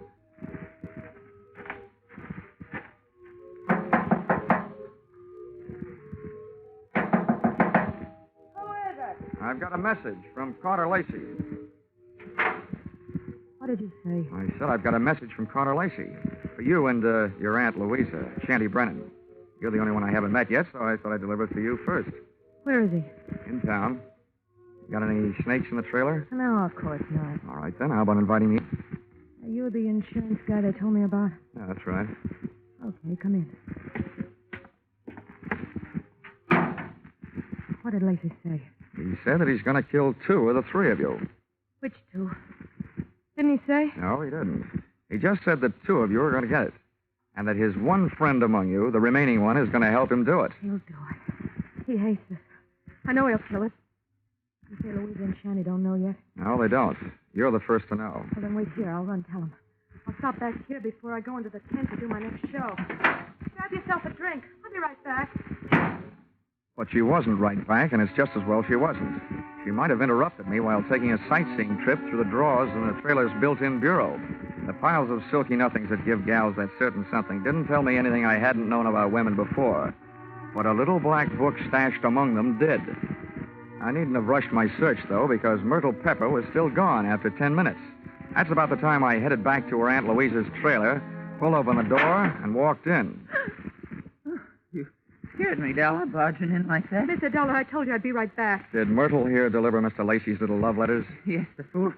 He always was a fool. He can't kill us. You mean it's against the law? I mean, it's impossible, that's all. Look, Miss Pepper, you and your niece here are both plenty scared. While you're out shaking those cooch dancers you got working over on the Midway. Myrtle, have you told Shanny about Lacey's threat? Yeah, I met him on the way over here. Asked him if he'd feed my snakes before showtime. They're dangerous to work with if they're hungry. Yeah, I told him. He said he'd join us here. What did he say when you told him? He said if Lacey had one of us helping him, then the three of us had better stick together so we could at least watch each other. Smart man. He had a good idea. I see the three of you had better stick close to each other, beginning right now. Come on. Where are we going? Over to the snake tent. And when we get there, Myrtle, you'll be the only one of us who'll be among friends. The three of us left Louisa's trailer. We walked past the back of the shooting gallery concession right in the front of it, and along the back of the line of canvas shanties. We stopped at one. Myrtle pulled back the canvas flap, and I stepped in ready for anything. With the ladies not far behind me, I edged slowly over to the square red board fence set up in the center of the tent. There were danger signs splashed in white paint along the outside walls of the pit. I clenched my teeth and looked down through the wire mesh top at a slithering tangle of writhing, angry reptiles. And there, lying among them with a vicious red welt splashing his forehead, was Shanty Brennan. He was feeding the snakes, all right.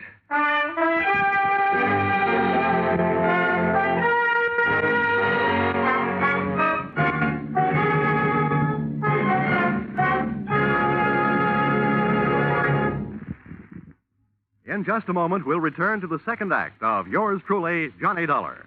But first, here is some news. 30 minutes of new thrills will be added to CBS 10 great Sunday night entertainments this coming Sunday. At 6:30 p.m. Eastern Standard Time, where you formerly heard Spike Jones, CBS will bring you screen star John Lund in an adventure-packed tale of a ship filled with terror and horror. This story, A Shipment of Mute Fate, starring John Lund, is the first of 3 special broadcasts from CBS' famous Escape series. It will be heard over most of these stations immediately preceding a familiar show which brings you a different kind of escape, The Jack Benny Show. And now, back to yours truly, Johnny Dollar.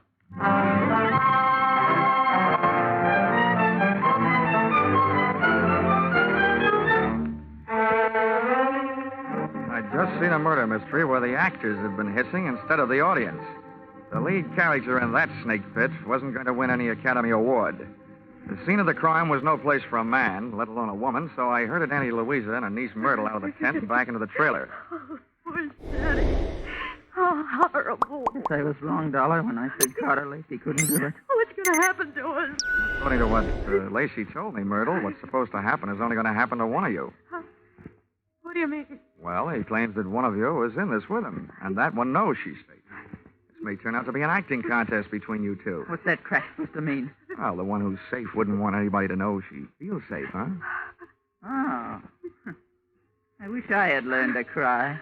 Louisa, you don't think it's me? Well, I know it ain't me. Oh, ladies, how about observing a moment of silence in memory of the deceased while I give you a few instructions? Okay. Have you got a gun in here, Louisa? Yes, and a license to carry it. Good. Where is it? The gun, not license. I won't give it to you. Well, if you don't, people might get to thinking that you're Carter Lacey's girlfriend and accomplice. Anyway, I don't want the gun to take with me. I want to leave it here. Where is it? In that drawer right over there. Which end of the drawer? What's the matter with you, blind? You'll see it. I'm not turning my back on you. Which end? You'd make a lousy trapeze out of Dollar. You don't take any chances. This end, toward me. Thanks.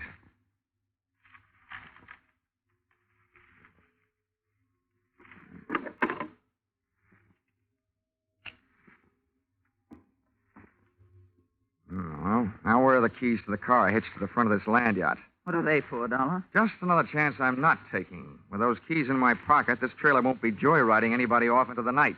Where are they? I'll get them for you. Wait a minute, Myrtle. How come you know where Louisa's keys are? Yeah, Myrtle. How come? Well, they're laying right there in plain sight. Oh. Thanks. Now I'm going out and call the police.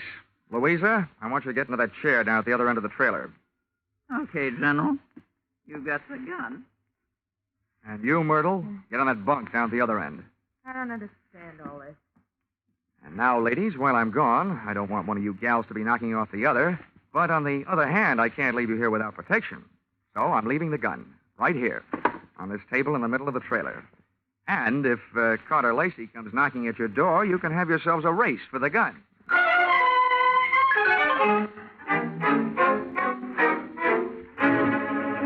Expense account item 11, 5 cents. Telephone call to the local police, plus another nickel spent calling a taxi. The cops arrived in 4 minutes, the cab in 15. Its driver had no siren to take him through the traffic lights.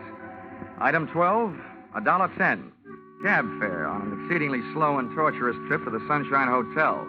Tip to his kind of a driver, a nickel. I went up to the 3rd floor and headed down the hall to Carter Lacey's room, 312. I rapped for an entrance, but all that came back was an echo. The lock on the door was the soft touch type known to the trade as the burglar's friend, so I went in.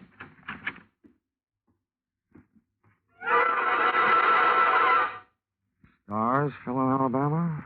Oh. Stiffs fell in Alabama tonight. Oh, Operator, this is an emergency call. Let me have the Tuskegee police, will you? Hello? Police department? This is the same guy who just called you from the carnival to report a murder. Yeah, well, you can send in the 2nd team. I've got another one for you over here at the Sunshine Hotel. Room 312. A party's just been strangled. Yes, I'm sure. Lots of bruises and deep-set fingernail marks on the throat. Sure, I know who it is. The name of the deceased is Myrtle Pepper. Myrtle Pepper certainly had been a fast worker. She not only had beat me down to the hotel, she'd managed to get herself killed in the bargain. I dusted the room for information, which was obviously more than the floor mate had done for dirt, and came up with a kind of an eye-opener you don't drink. A pint-sized surprise in the form of some old newspaper clippings and Carter Lacey's prison release form. And what let him out let me in on something. I got out of the room into the elevator, and when I hit the lobby wondering where to start looking for him, I found him sitting there looking at me. Hi. What do you want to talk, Lacey? I don't want to. But if you want to try and make me, what's the matter with right here? Okay. I supplied you with an alibi today. I don't see him in the lobby. That detective? He had stomach trouble. He got kicked in it. You can reach him at the city hospital. You know, in prison, I was a trustee. I get out, nobody trusts me. Well, with that forecast you gave me this morning, what else? Forecast? Yeah. You predicted that you'll kill 2 people. Well, tonight the 2 people are dead. Shanty out at the carnival, and now Myrtle up in your room. What does that make you? A good forecaster. Or the killer, maybe? Thanks for the maybe. Look, Dollar, I came to this town to take care of something. I took care of it. You want to yell cop? Go ahead. From now on, nothing bothers me. Well, then stop chewing your nails. You told me this morning that one of those 3 people was working with you. There's only one left. And suddenly, Lacey, I don't believe your story. Suddenly, I don't care. Shanty Brennan lied to me this morning. He said that you went to prison on a charge of attempted murder. Your prison release papers say you went up for grand larceny. You see what happens to bad little boys that tell lies? I'm not through yet. I fished a bank book out of Myrtle Pepper's trailer, a 3-way joint account. Myrtle, Shanty, and Louisa. The first deposit, $60,000. The date, the same year you were thrown into the can for stealing $60,000. To me, that spells a 3-way split for them and a frame for you. Also to you, it spells a motive for hating all 3 of them. So I lied to you. What are you going to do, wash my mouth out with soap? From now on, I don't need any answers from you, including smart ones. But look, you'd better stick around.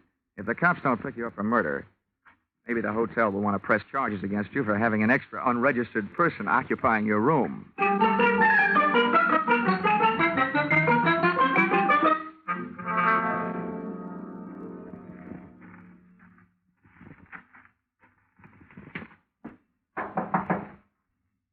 Who is it?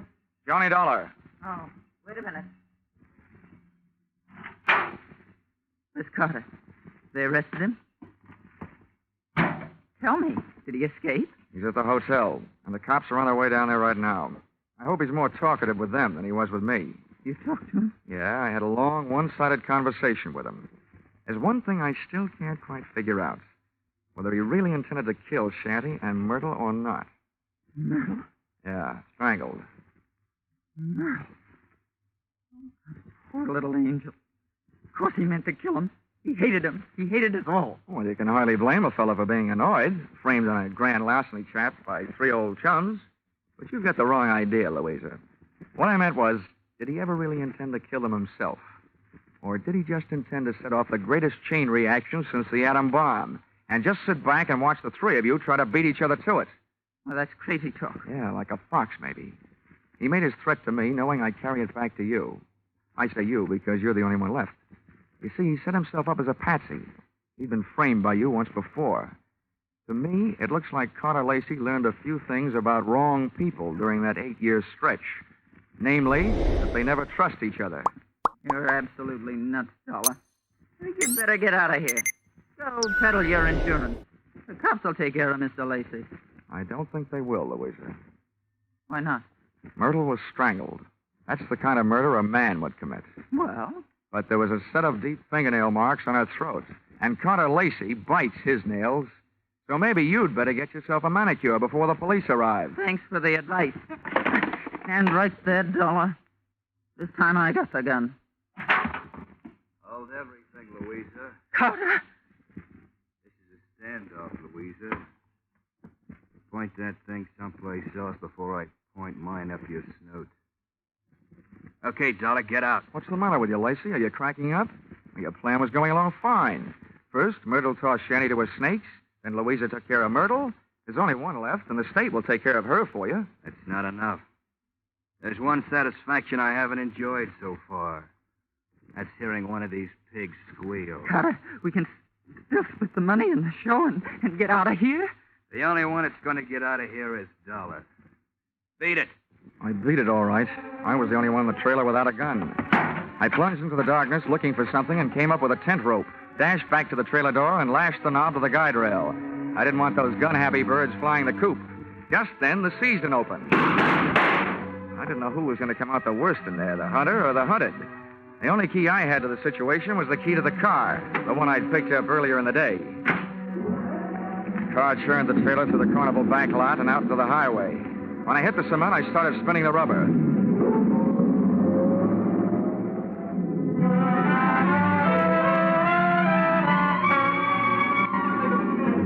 Just as we hit the streets of the sleeping city, things woke up. Whoever was left back there snapped a shot at me through the trailer's front window. The second shot was my cue to try to ruin their aim by playing rockabye trailer, swinging the car from one side of the street to the other.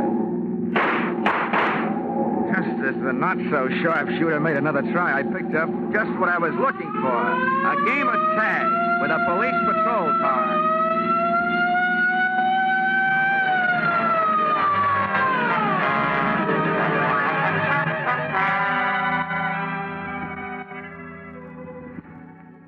Expense account, item 13, 15 cents, bicarbonate of soda.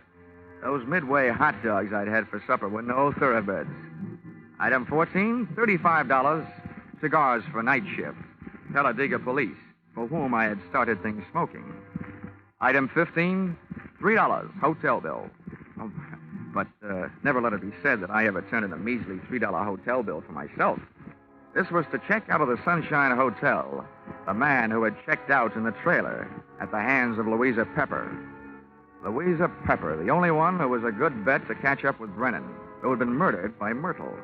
And Myrtle, who had been loused up by Louisa. And Carter, whom she had also carted out of this world, proving that when you start any kind of chain reaction, you should be careful, because you're never going to be sure where it's going to stop. Expense account total? What? Only $692.18. I must be slipping. Yours truly, Johnny Dollar.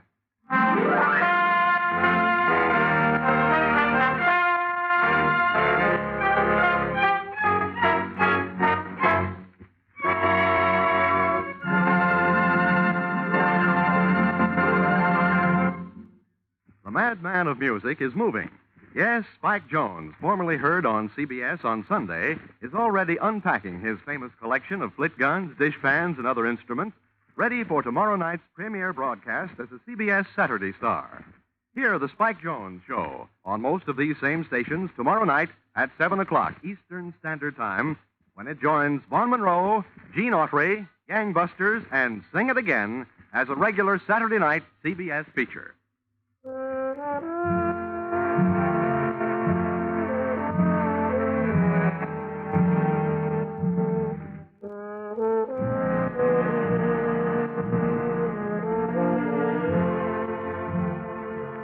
Listen in again next week when CBS brings you Yours Truly, Johnny Dollar, with Charles Russell as Johnny.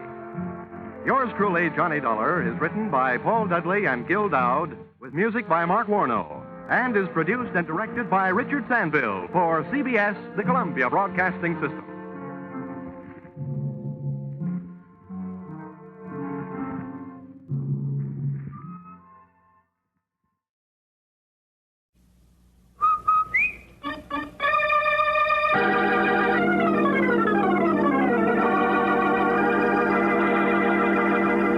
Rinso, R-I-N-S-O, Soapy Rich Rinso presents Boston Blackie, starring Chester Morris.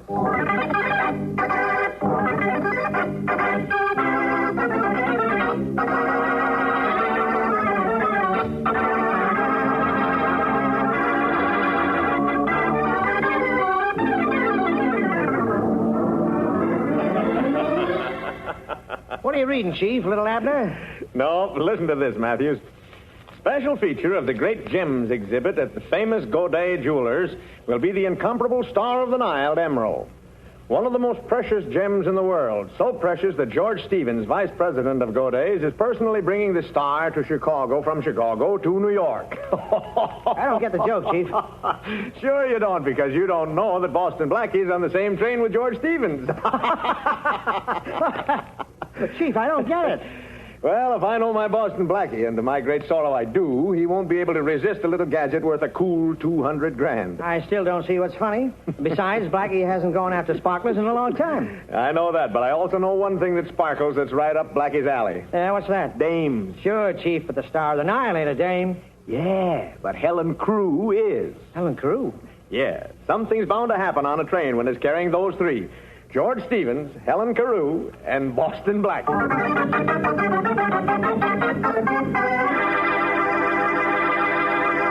Well, nobody has to lead Blackie to adventure because somehow adventure always seems to seek him out. In just a moment, we'll hear more about Blackie and the Star of the Nile. You know, you can lead a soap to water, but you can't always make it give thick, rich suds. Not if it's hard water. And not if you're using one of those Lazy Bar or Skimpy Suds package soaps. No, ma'am, that's when you want Rinso. Soapy Rich Rinso on the job. You see, Rinso bubbles up into mountains of suds, practically at the touch of water. Suds that go right to town on your clothes. Suds that get out more dirt to give you that Rinso white, Rinso bright wash. And no hard scrubbing or boiling to ruin your wash day disposition. A short soaking in Rinso suds, a few quick finger rubs on extra soiled places, and your clothes are ready to rinse. So next wash day, whistle up a Rinso wash. A wash that's Rinso white and Rinso bright. And now, Chester Morris and the Adventures of Boston Blackie.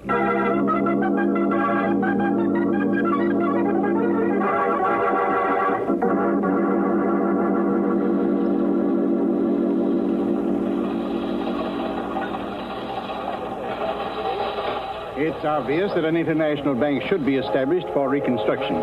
At the United Nations Monetary and Financial Conference held at Bretton Woods, certain preliminary steps were taken. However, it is only the beginning. Oh, I says, when you realize that the International Monetary Fund will total around $8.5 billion. But that's only the beginning. Yes, well, a small beginning. You know, I get kind of mixed up when I start counting over 850. Oh, young man, we'll all have to learn how to count in millions and billions in the post-war world. Well, that's very interesting. Oh, here you are, Stewart. I'd like some dessert. Will you take this seat, miss? Oh, thank you. Never mind the dessert, Stewart. Well, I'm finished. Wouldn't you rather have this chair by the window? Thank you. And good day to you, young man. Thanks for your company. Well, thanks to you for the tip on the international monetary situation. I can't wait to use it. Very interesting man. And very distinguished looking, too. Who is he? I don't know, but he's awfully good at counting. Is it all right if we talk? Why not? You see, my mother never told me not to talk to strangers on a train. I like your mother. Very intelligent woman. Well, I'm no isolationist. But to make it proper, my name is Helen Carew. Oh, and mine is Boston Blackie. I've heard that name somewhere. Are you a baseball player? No, why? Do you like baseball? No, not particularly. Well, why did you bring up the subject? Oh, just to make conversation. Fine. Let's talk about you. All right, let's. I'm a very pleased young lady on a train between Chicago and New York. Why are you pleased? Because I didn't expect conversation with my dinner. Well, do you realize that the International Monetary Fund will total about $8.5 billion this year? No. Yes. You see? Uh-oh, it's back again. Excuse me, I've lost something. It can't be that $8.5 million. No, it was a chamois pouch. I don't see it. Wait. Oh, I'd better get out of the way. It isn't here. Oh, pardon me, sir. What did you lose? This is terrible, terrible. Waiter. Oh, it sounds important. Young man, you have no idea how important. That pouch was worth $200,000. That's a lot of money to be carrying around. It wasn't money. It was an emerald. One of the most valuable gems in the world, the Star of the Nile. What a pretty name.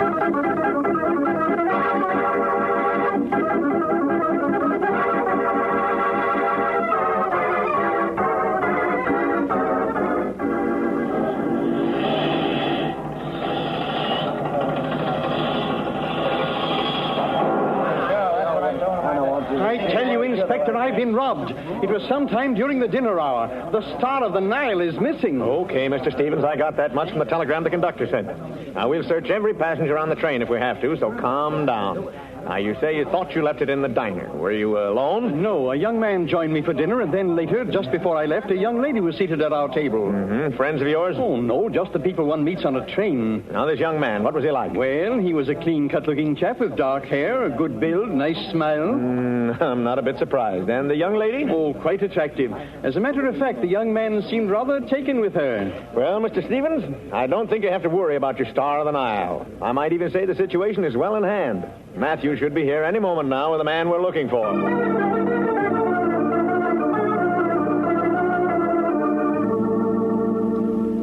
Here he is, Chief. Welcome, Boston Blackie. Welcome home. Your new home. As a matter of fact, I've prepared a special escort to take you there. Well, now, how thoughtful, Inspector. But where's the brass band? All right, come off it, Blackie. Where's the emerald? This is a great shock to me, young man. Well, it's no shock to me, sir. I know my Faraday. He never fails. He never fails to be dead wrong. I'm sorry to disappoint you, Blackie. But you were in the diner with Mr. Stevens when the emerald disappeared. Mr. Stevens? I didn't even know that was his name. Oh, now, Blackie, as if you didn't know that Mr. Stevens was vice president of Goday's and that he was carrying the Star of the Nile to New York. As if you didn't read the papers. Of course I read the papers, Inspector, but I was a little more interested in the fact that we'd just taken Cannes and Saipan. Okay. Now, you can tell me all about that at headquarters. Come on, Blackie. Now, look, Faraday, do you mind if I talk this over with Mr. Stevens? Whatever you have to say, you stay at headquarters. Come on. I'll be in touch with you, Inspector. Thanks again. Mm-hmm. Now, about that brass band, Blackie, I'll arrange to have one when we send you up the river. Oh, are you leaving, Mr. Blackie? Oh, yes. Yes, my Uncle Faraday always brings the town car to meet me. Uncle Faraday, my aunt. Well, your Uncle Faraday must have a lot of influence. I wonder when the police are going to let the rest of us off the train. Well, Miss Carew, I'll see if I can use my influence. You see, he happens to be the police. Oh, Uncle, meet Miss Carew. How do you do, Mr. Pleased Faraday? to meet you. I hope this fellow hasn't taken you in, too. Oh, no, Mr. Faraday. On the contrary, he's been very nice to me. Thank you. Yeah, that's Blackie. Well, you might as well know, Miss Carew. He's being charged with the theft of the Star of the Nile. But that's impossible. Impossible? What do you mean, Miss Carew? Well, I was at the table when Mr. Stevens discovered his loss, and I'm sure that Mr. Blackie had nothing whatever to do with it. You haven't known him as long as I have, Miss Carew. You mean to tell me that Boston Blackie didn't do it? That's exactly what I mean. Well, thanks, Miss Carew, for telling the inspector something that he should have known. He usually goes the long way around. You helped him find the shortcut. Oh, you haven't gone yet, Inspector. No, I'm afraid we'll have to begin all over again, Mr. Stevens. What do you mean? Well, Miss Carew here has a strong alibi for Blackie, and I'm still looking for a loophole, but under the circumstances, I'm afraid I can't hold him. But you're going to do something about it, aren't you, Inspector? Well, after all, you were sure that the emerald must still be on the train. Well, that's right, Mr. Stevens, it is. That's what I tried to tell you before the inspector shut me up. Oh, so you know. Well, come on, Blackie, where is it? I didn't say I knew where. Mr. Stevens, you're rather absent-minded, aren't you? Absent-minded? Why, no. Well, perhaps I'm jumping to conclusions, but, of course, if you'll remember, you left the diner without paying your bill. I did? Oh, not that I minded buying your dinner, Mr. Stevens, but it occurred to me that if you were absent-minded enough to forget your dinner check, you also might have forgotten something else. How could I forget the Star of the Nile? I put it in my vest pocket just before I went into the diner. Are you sure you put it in your vest pocket, Mr. Stevens? Yes. Well, then the whole thing's solved. Oh. You know, all during dinner, I was envying you, Mr. Stevens. I really was. You looked so cool and comfortable in that sports jacket you were wearing, and you weren't wearing a vest, Mr. Stevens. I wasn't? Well, that's absurd. Now, wait a minute. Oh, what's going on here? Vests, sports jackets. Come on, Blackie. Don't you remember, Mr. Stevens? Let me think. I lay down to take a nap just before dinner. Yeah. I got up and dressed and... By George, you're right. Oh. The emerald must be in the vest that I packed in my suitcase. Oh, Inspector, I'm terribly sorry to have caused you all this trouble, and you, young man, and young lady. Oh, thank you. Thank you very much. Good day. Well, how do you like that? You seem to be disappointed, Inspector. Yeah. You know, if Boston Blackie can sit next to a guy in a train that's got something worth $200,000 and not do something about it, I guess it's time I turned in my bed. Well, you should have thought of that before, Inspector. Just think. By now, you could have had a cottage, a couple of cows, a victory garden, instead of that pet ulcer of yours. By the way, what do you call it? Boston Blackie. What else? Why, Inspector, how sweet of you. Naming your first one after me.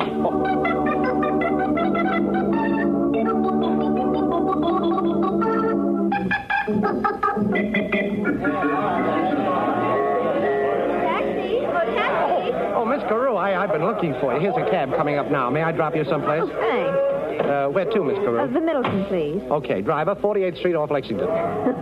You don't miss a thing, do you, Mr. Blackie? Well, I have a great appreciation for beautiful things. Oh, then you must have seen the Star of the Nile. Star of the Nile? Mm-hmm. I was talking about beautiful things. Such as, well, the dessert I had for dinner last night. Oh, I was just marveling at how clever you were, helping Mr. Stevens to find his emerald. Well, it isn't hard to find something that was never lost, Miss Carew. And incidentally, thanks for putting in a good word for me with the inspector. Oh, don't mention it. By the way, I'll bet there's another thing your mother forgot to warn you about. Oh? Accepting dinner invitations from a young man in a taxi cab.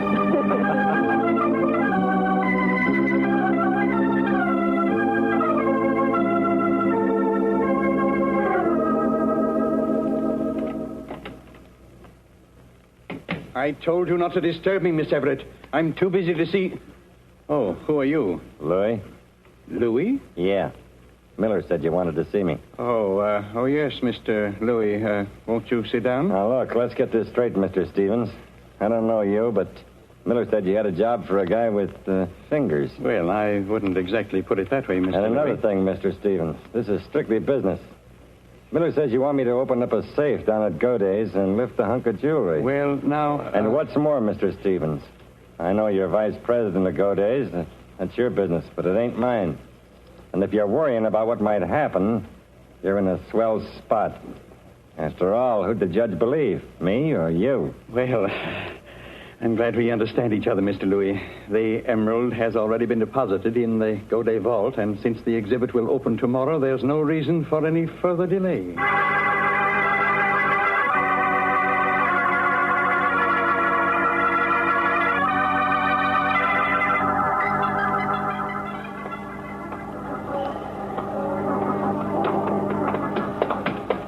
Hey, Blackie.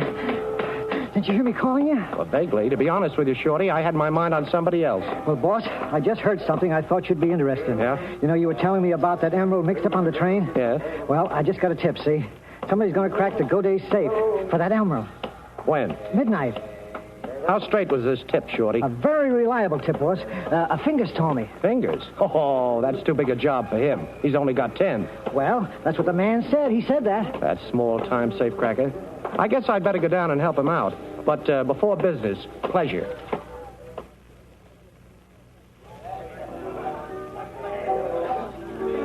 Well, for once, Miss Carew, I can't blame Faraday. After all, he brought us together. Brought us together? Yes. What do you mean? Well, if he hadn't accused me, you wouldn't have had the opportunity to vouch for me, and, well, I wouldn't have had the opportunity to show you my appreciation. Oh, I see. Well, the whole thing was a little silly anyway. Oh, well, not altogether. Faraday has the memory of an elephant and the persistence of a little beaver, and looks like both of them. If anything happens, it's got to be Boston Blackie. Oh, that's a nuisance, isn't it? Oh, I don't know. Faraday hounds me, but it's good to have him around at the wind-up. Blackie, I don't quite make you out, but I like you. Thanks. I hope that's an understatement. Well, I'm surprised the police are so suspicious of you. Oh, that's the story of my life. You see, Faraday has good instincts, only he picks the wrong person. If he knew, for instance, that tonight I may have something to do with robbing a vault, he'd become suspicious right away. But, of course, you haven't anything to do with that. But, of course, I have. Only it's not as bad as it sounds. Oh, now I'm really puzzled. Well, the only puzzle is, why don't I spend the rest of the evening with you? Meaning that you have to leave? Meaning that I have an important conference about something green and something Egyptian. Oh, I see. But like the Sphinx, you won't talk. Perhaps I'll have something to tell you later. I'll get your coat. Oh, thanks. I have to phone. But don't make any dates for the next month. I want to put in my bid first. Hello? Operator? Give me Madison 72772. Hello? Inspector? This is Helen Carew. I just had dinner with Boston Blackie. We're leaving now. He's dropping me off at my hotel. He's going down to Goday's. He's after the emerald. And, Inspector, if you should happen to catch him, please don't mention me.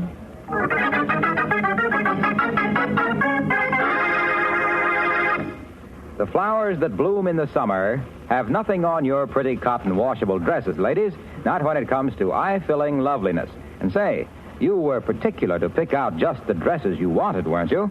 Well, then you ought to be just as particular about your soap. That's when you want Rinso. Wash after wash, Rinso leaves your clothes bright and new-looking because those power-packed suds get out more dirt. Yes, you'll be proud of your Rinso wash. I'll bet you'll join our chorus of women who have learned to sing their way through wash day like this. Rinso white, happy little wash day song. Rinso white, birdie sing it all day long. Your fine feathered friend has a message to send, so listen, you can't go wrong. Rinso white, happy little wash day song. So get Rinso tomorrow. And now back to Chester Morris and the Adventures of Boston Blackie.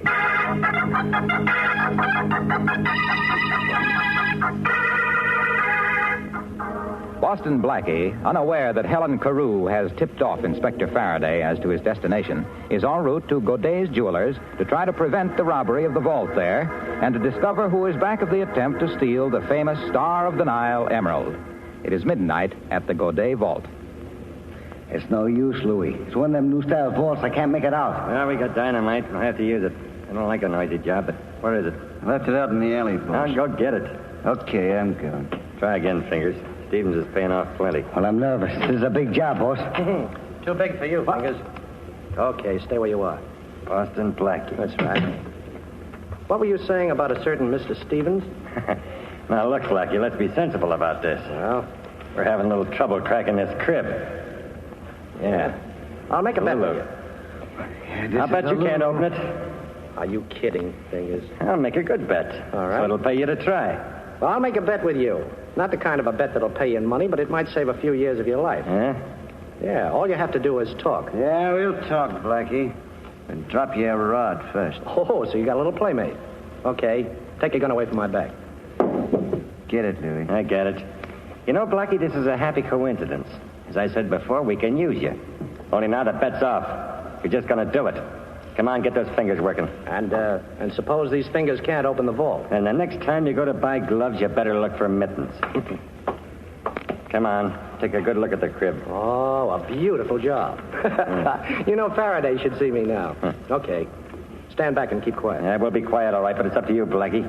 This gun can make a lot of noise. Wait a minute. It feels like, there's one. Now let's try this. Next one. Oh, now that's two. Now... Open up, Louis. Break this door down. Come on, it's the law. It's the cops. Yeah, Miller. Is the alley door open? Yeah, and Joe's covering out there. Okay, let's beat it. What about Blackie? Forget about Blackie. Come on. Okay. There he goes, I warned you, Blackie. Hey, this isn't Blackie. Hey, who are these other two? Oh, Louis, huh? Yeah, Fingers and Miller. Hey, what is this, a national convention? Where's Blackie? How'd you know Blackie was going to be down there, Faraday? A little bird told me, but where is he? Well, now, I don't expect you to believe this, Inspector, but so help me. We were passing by the alley, and we heard a noise, and we come in. Naturally curious, you understand? Yeah. And who do you suppose was starting to crack that vault? Don't tell me. Boston Blackie? Yeah. Well, then what are we doing out here in the alley? He couldn't have gotten away. Yeah, Chief. There's only 2 doors to that room. We came through this one. Hey, so Eddie. he better be back in that vault room. That's right. Eddie, watch these mugs here. Right. Come on, Matthews. Let's have a look. Hey, ain't in here, Chief. Ain't in here. Oh, I can see for myself, Matthews. I can see for myself. Must have slipped through the door before we came in.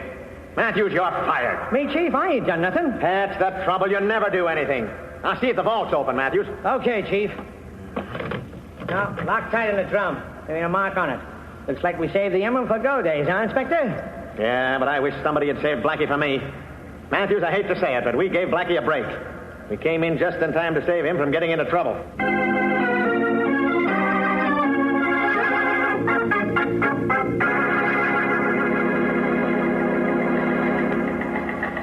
I just wanted to thank you, Inspector, for preventing the robbery last night and catching the thieves. Don't mention it, Mr. Stevens. Tell me, did they have a chance to open the vault? Nope, we were Johnny on the spot. They never even got started.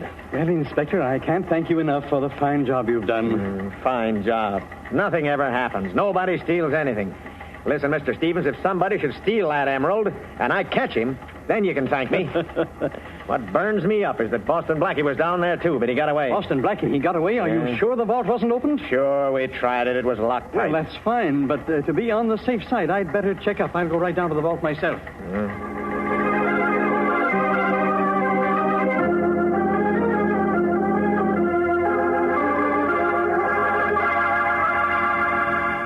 But I tell you, Faraday, it's gone. The emerald's gone. I just searched the vault. It's gone. That's great. I've really got Boston Blackie now.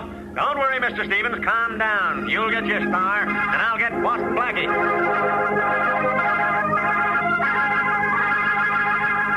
So that's what happened, Helen. Faraday collected 3 mugs, and he didn't seem pleased about it. Blackie, how did you get out? Well, while Faraday was rounding up the other mugs, I got the last number of the vault's combination, you see? Mm-hmm. I opened the door and stepped in and then closed it. But you might have been locked in. I was locked in, fortunately, because somebody tried the handle of the vault later. Hmm. You see, Helen, modern vaults have an anti-holdup device. What's that? Oh, it's a sort of gimmick that locks the door from the inside. Mm-hmm. Well, I just pushed the lever.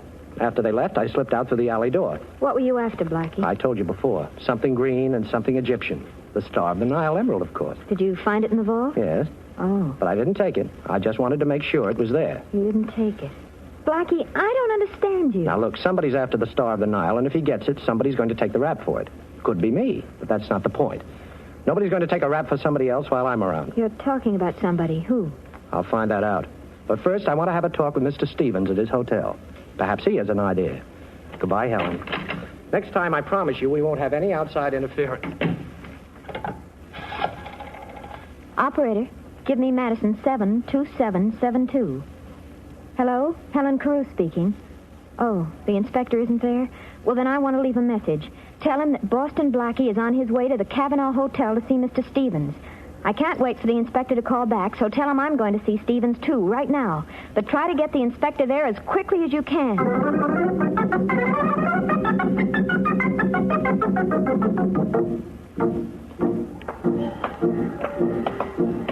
Slow down, Blackie. Slow down there.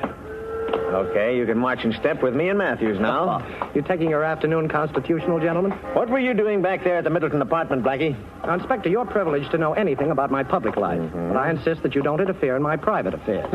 Well, this is a little private affair that I am interfering in. Oh. You're under arrest for stealing the Star of the Nile. What, again? And no alibi this time either. You were down at the Godet vault with Louis and the 2 other guys. I got them and searched them, but you got away. Now, somebody got that emerald out of the vault. Come on. Shake a leg, Blackie. Hey, I didn't say stop. I said go. Police! Police, I've been robbed. You have? Who robbed me? Have you gone nuts, Blackie? Let me go, police! Oh, cut it out. What is it? Now, Who robbed? Let me go. They pulled a gun on me, the 2 of them. Help! Now, listen, you all really give it to you. Hear me threatening me. Oh, hey, he's gone. Matthews, why don't you help me out of this mob? Hey, folks, look, I'm a police inspector. Honest, I am. Matthews, quick, shoot it, Blackie! Hey, listen, all of you, stand back. Lay off that fella. He's a police. That's Matthews. He's police, too. Chief. Thanks, Chief. Say, did Blackie get away? Yeah. Matthews, you're fired!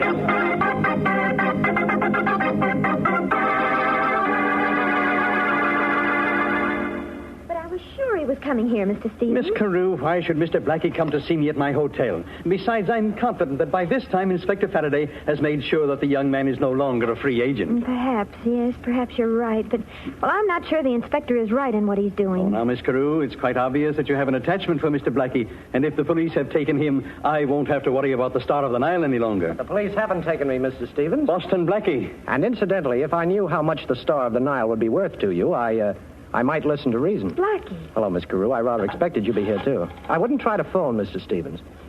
You really don't want the police to come up here. Why not? Because it would be very embarrassing for you. And besides, it would be very embarrassing if I had to use this gun. Blackie, look. Oh, Helen, don't.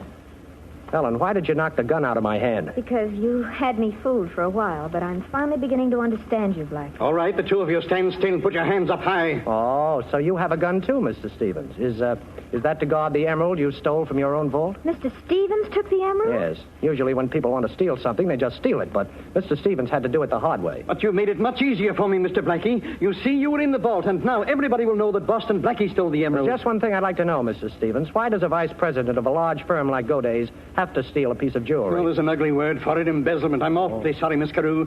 Sorry that you came here tonight because no one else can know what you two know now. I'm going to have to kill you. Come on, Stevens. Give me that gun. Stay where you are. I want that gun, Stevens. Blackie, don't. I told you to stay where you are. Look, you can't pull that trigger. Get back! Get back! Thanks, Helen, for sending the message. Inspector, I think Mr. Stevens will go with you now. Stevens? Yes, Inspector, and thanks for putting Helen on this case. We've got your man. Come on, let's go. No, I won't go. I can't go. I've gone long enough. I can never catch up. For years now, I've been running after myself, running away from something. I couldn't stop, but I've got to stop. You'll never get me, I tell you. I've got to stop. Well, we got what we were looking for, but I can't say I'm very happy about it.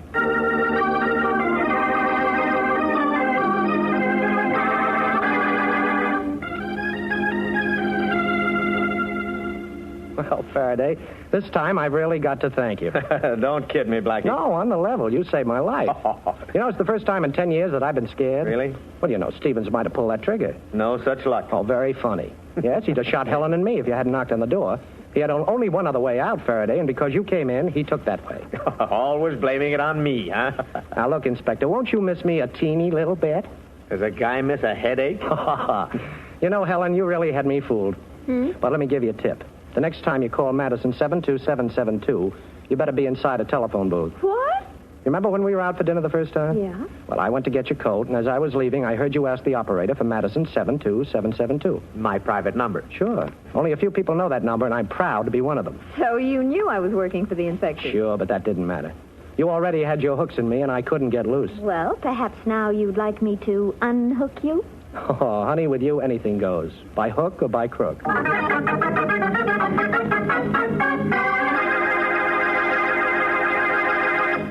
I suppose it's your business if you want to make a big job out of dishwashing, but I'd like to butt in just the same because I feel you don't really like to spend a lot of time at the kitchen sink, and you don't have to if you put Rinso to work for you. Those peppy Rinso suds get your dishes sparkling bright so easily that there's not much point in scraping and scouring with the lazy suds of some soaps.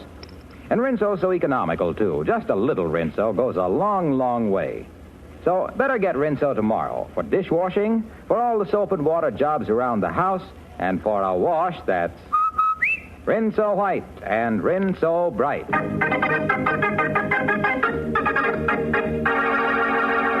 And now a glimpse at next week's adventure of Boston Blackie. Here it goes. What a crack-up. Them plainclothes cops in that car ain't never going to interrupt another one of our hijack jobs. Plainclothes cops? Them ain't no cops.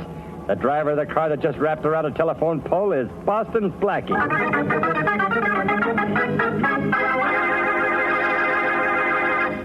Friends, millions of tons of paper are needed to ship ammunition and blood plasma, so vitally necessary in the winning of this war. Do your share to see that our boys get the material they need. Save paper. The need is terribly urgent. Now, one simple way to help is to take your own shopping bag to the grocer's.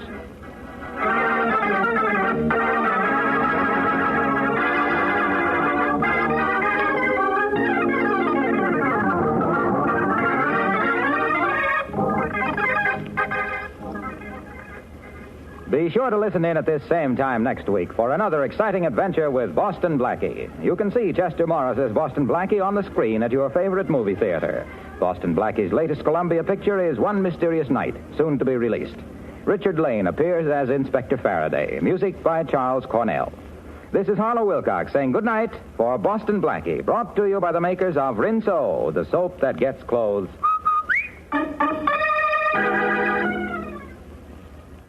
And when you get Rinso tomorrow, buy some Lifebuoy, too. Use Lifebuoy in your daily bath or shower. You'll love that rich, purifying lather.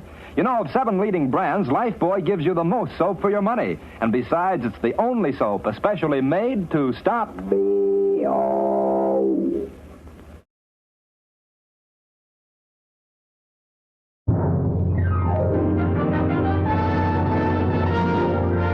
Your neighborhood Chevron gas station invites you to Let George Do It, brought to you by the makers of Chevron Supreme Gasoline and RPM Motor Oil.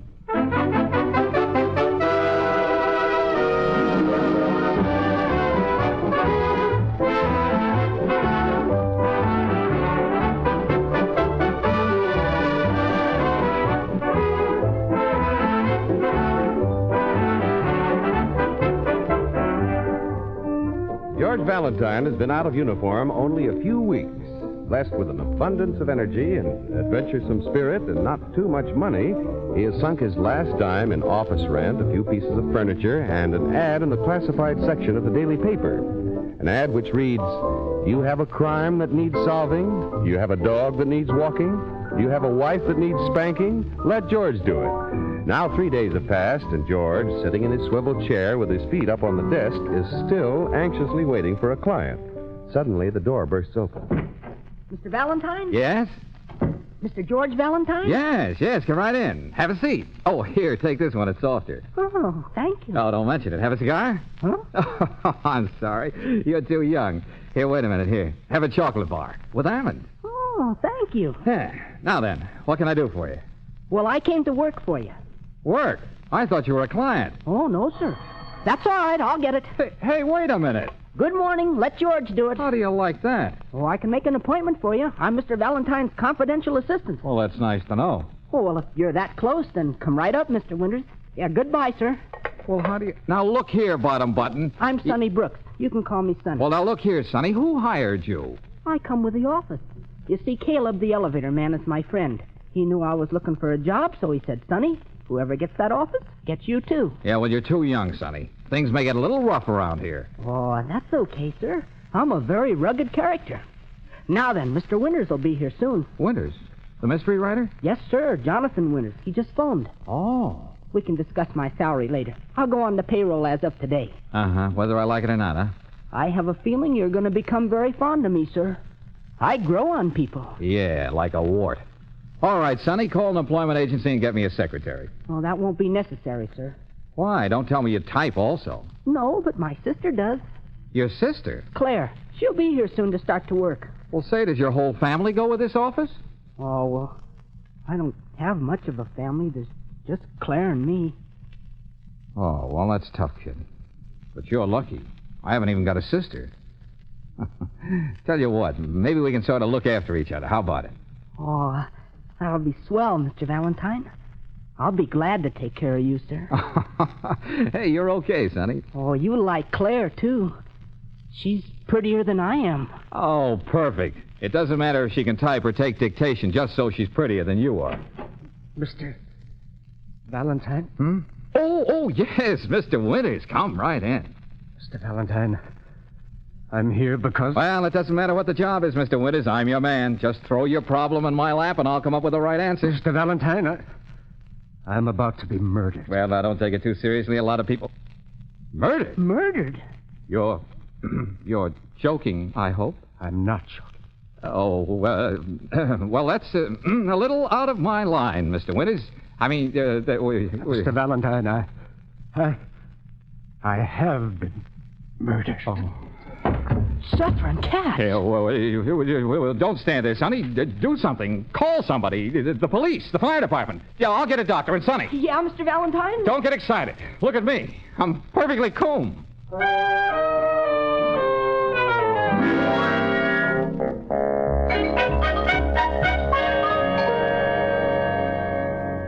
going up, miss? Is Mr. Valentine's office in this building? 5th floor, step in. Oh, thank you. Ah, you're Claire, ain't you? Well, how did you know? Family resemblance. You look like Sonny. Nice boy, Sonny. I think so, too. Of course, I'm prejudiced. You know what sisters are like. Yes.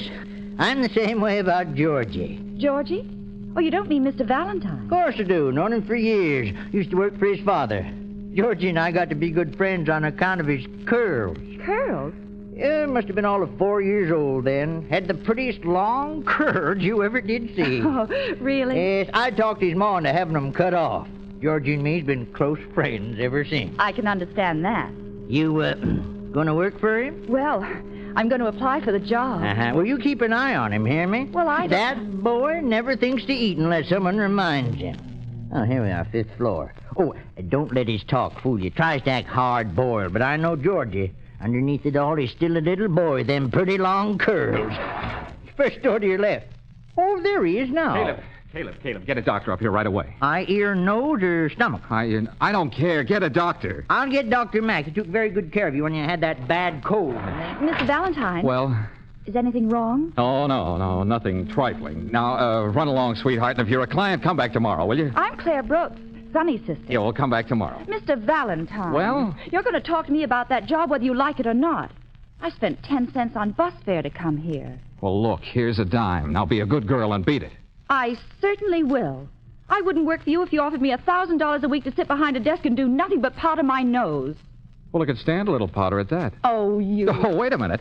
You had any experience as a secretary? Of course. Can you mend socks? Men's socks? Iron shirts, sew buttons, cook breakfast over a can of Sterno? Mr. Valentine, are you looking for a secretary or a wife? Oh, a secretary. I'm still a bachelor, knock on wood. Had one close call, though, but I got away from her. Lucky guy. Lucky girl. Hey, you're all right. Okay, you're hired. Thank you. Now, give me back that dime. What about salary? Oh, salary. Well, we'll discuss that after I collect from my first client. How do I know you'll ever get a first client? My first client? Oh, I've got one now. I don't know what I'm going to do with him, but I've got him. Come on in and see for yourself. That gentleman stretched out on the floor is my... What? Sonny! Sonny! Yeah, Mr. Valentine? Well, where is he? Where's the body? Where's Mr. Winters? Suffering cats, Mr. Valentine. He's gone.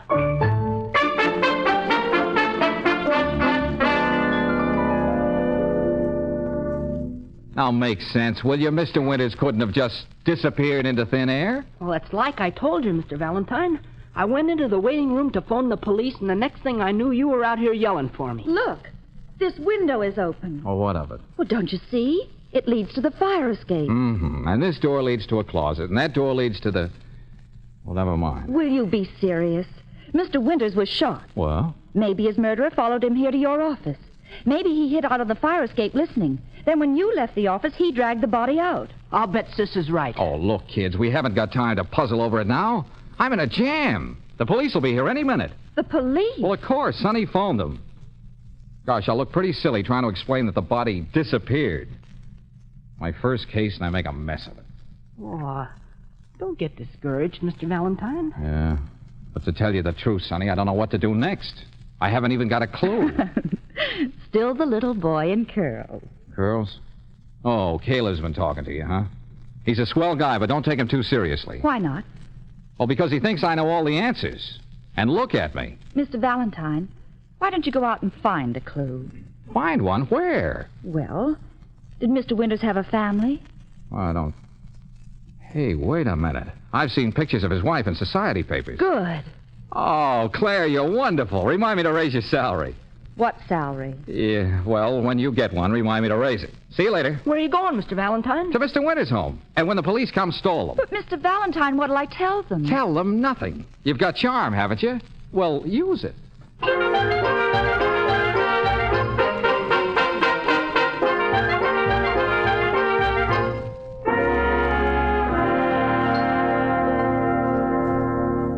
Mr. Valentine, I've got to know. What do you think happened to my husband? No, just take it easy, Mrs. Winters. I was afraid something would happen to him. Why? Well, he was so worried. I thought it was because his writing wasn't going too well. He hadn't been able to write a thing in a long time. Uh-huh. Your husband is the famous mystery writer, isn't he? Yes. Yeah, I've read some of his stuff.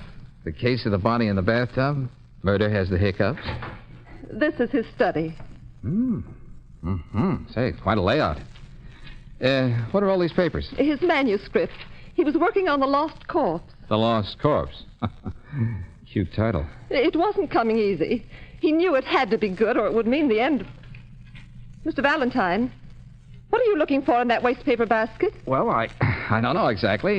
Just got a hunch. I want the truth. Was he murdered? Oh, relax, Mrs. Winters, relax. The best man in town is on the job. Who? Who? Why, me, of course. Is this the Lost Corpse? Put that manuscript down. Don't look at it. Why not? Sorry. It's just a superstition. Jonathan never wanted anyone to read what he was working on. Oh, then of course you haven't read this. No, certainly not. Did your husband have any domestic trouble? Domestic trouble? Jonathan was devoted to me. Was? Why the past tense? What? Well, I don't know what I'm saying. Miss Winters? Yes?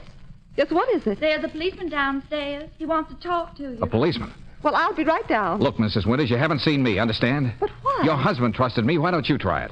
All right, Mr. Valentine. Any way I can get out of here without going down the stairs? Oh, that door leads to my husband's private elevator. It'll take you to the back entrance. Say, he thought of everything. Well, he liked to come and go without disturbing the rest of the household. A clever man. Okay, Mrs. Winters, I'll get in touch with you tomorrow. Tomorrow? You mean you'll have news for me? Well, maybe it'll be news to you. And then again, Mrs. Winters, maybe it won't.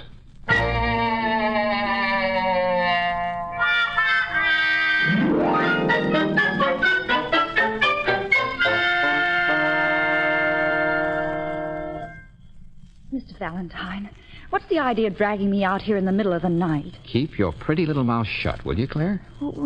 What is this place anyway? The back entrance to the Winters home. Haven't they got a front entrance? Sure they have, but we're not using it. We're here to steal something. Steal? I'm supposed to be a secretary, not a second-story man. Shh, keep quiet. Mr. Valentine, I quit. Yes, some other time. Now step into that elevator. An elevator? Where will this thing take us? Up to Mr. Winters' workroom. It's pitch black in here. I don't feel safe. I'm here. That's what I mean. Shh. Now keep quiet. Oh! What's the matter? Oh, you don't have to hold my hand. I'm not holding your hand. Well, someone is. Well, don't scream. I got him covered. Put him up, you. Hey, get that gun out of my ribs. Sonny, I told you to go home. Well, I have a feeling you're going to be very glad I'm along, Mr. Valentine. You might need me. Yeah, like I need a second head. You could use two. Now, both of you stay right here. I know where the desk is. What do you want in there? Well, I've got to get the lost corpse. The lost corpse? You mean you think Mr. Winters' body's in there? Yeah, it's... No, the manuscript of his book. Now, keep quiet. Don't make a sound. Oh! Mr. Valentine. Oh, what was that? Oh, just an old shin of mine. Hey, I hear somebody coming up the stairs. Okay, kids, we can beat it now. Everything's under control. I've got the lost corpse.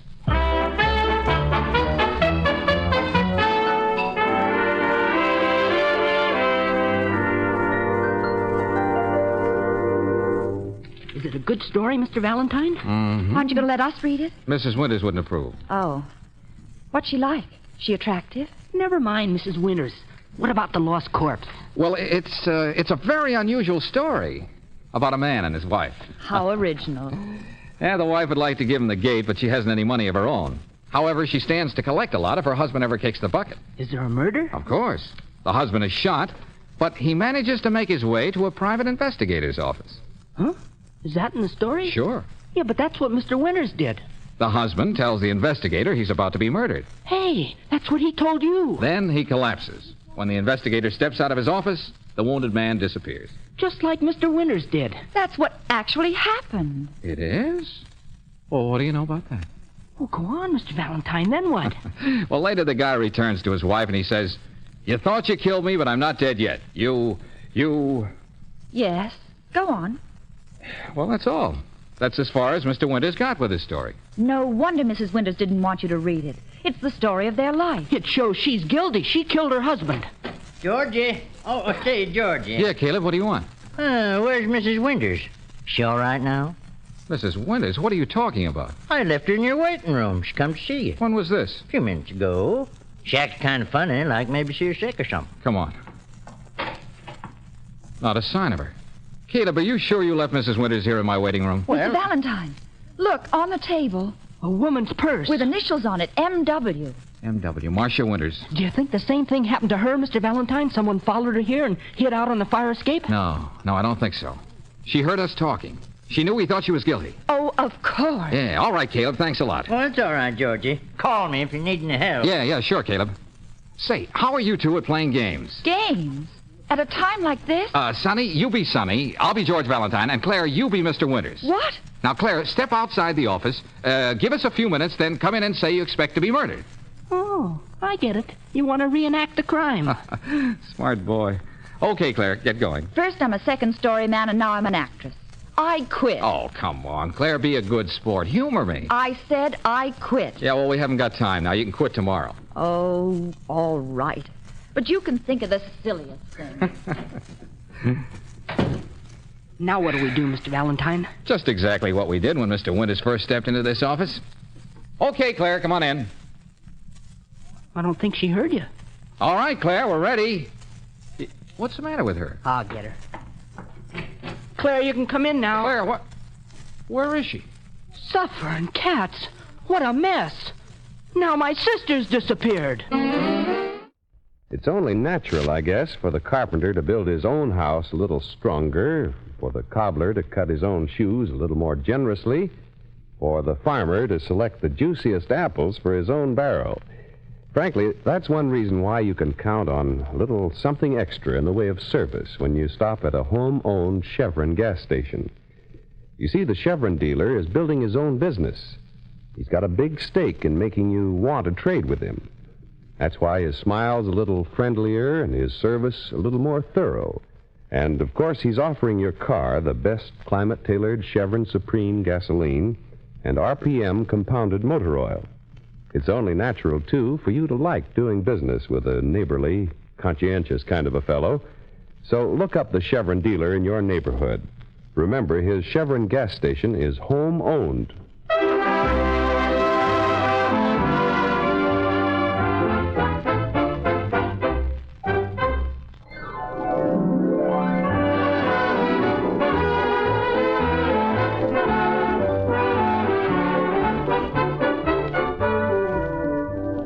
George doesn't seem to have gotten very far in his solution of this case. First, a murdered man disappeared from right under his nose. Then the murdered man's wife mysteriously departed. And now his secretary has vanished into thin air. Are you just going to sit here in your office, Mr. Valentine? Aren't you going to do anything? She's my sister. She's the only sister I've got. Now, take it easy, Sonny. If I thought anything had happened to Claire, I'd be out searching every house in this town. Well, then where is she? Well, she couldn't take it, that's all, so she quit. Walked out on us. I can't say I blame her. That doesn't sound like Claire. Oh, Georgie. Yeah, Caleb. Why you haven't had your dinner yet? Don't you think you better go out and get yourself something to eat? Oh, not now, Caleb. Oh, you could leave by the fire escape. The fire escape? Uh-huh. Police car just stopped in front. Oh, suffering cats, the police. Get yourself a nice steak. Yeah, that's just what I'll do. Come on, Sonny. Get down there and stall them, Caleb. Oh, I intend to. Now, you take your time and digest your dinner good. You hear me? Oh, sure. Let's go, Sonny. The fire escape. Oh, and Sonny. Yeah, Mr. Valentine? Better bring Mrs. Winters' purse along with you.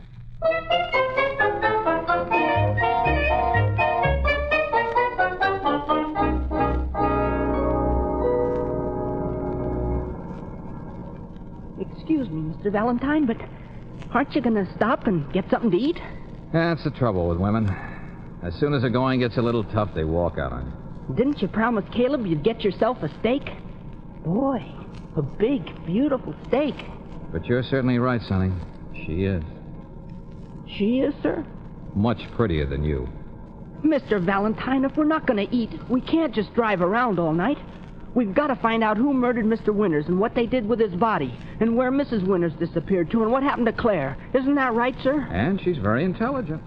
That is, for a woman. Mr. Valentine. Hmm? Oh, okay, Sonny. Look at the address on that letter.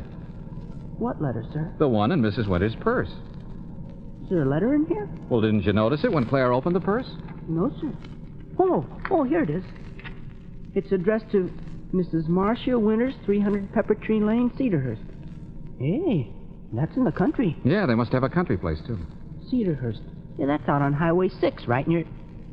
Hey, we're on Highway 6. We're headed toward Cedarhurst now. Oh, brilliant deduction, Sonny. I'll increase your ration of bubble gum.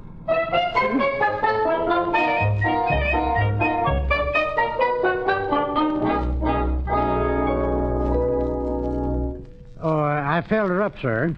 Oil, water. No, thanks. Wash your windshield. No, don't bother. I washed it once and couldn't do a thing with it. Don't get many customers around here at night. Pretty deserted road. Oh, that's all?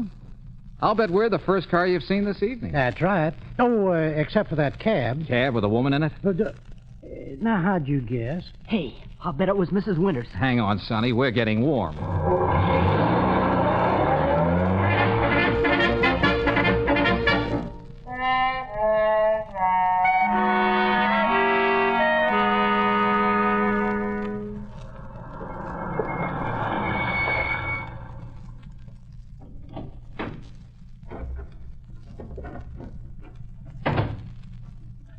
Is this it, Mr. Valentine? Yeah, now careful. Don't make any noise.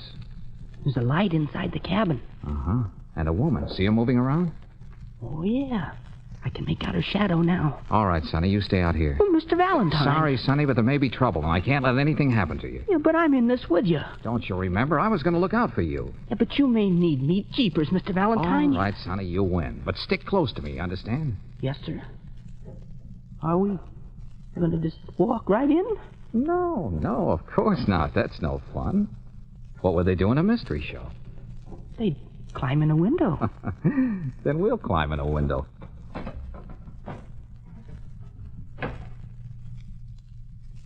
Mr. Valentine, she turned off the light. Shall I go in first? No. Now, you getting back of me. Let me handle this. Yes, sir.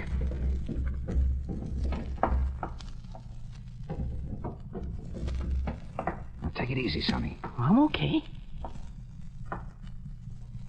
Oh. I've got her. Let go. No, you don't. You'll stay right here. You're hurting Turn me. the light on, Sonny. Yes, sir. Let's see what we've bagged. Claire.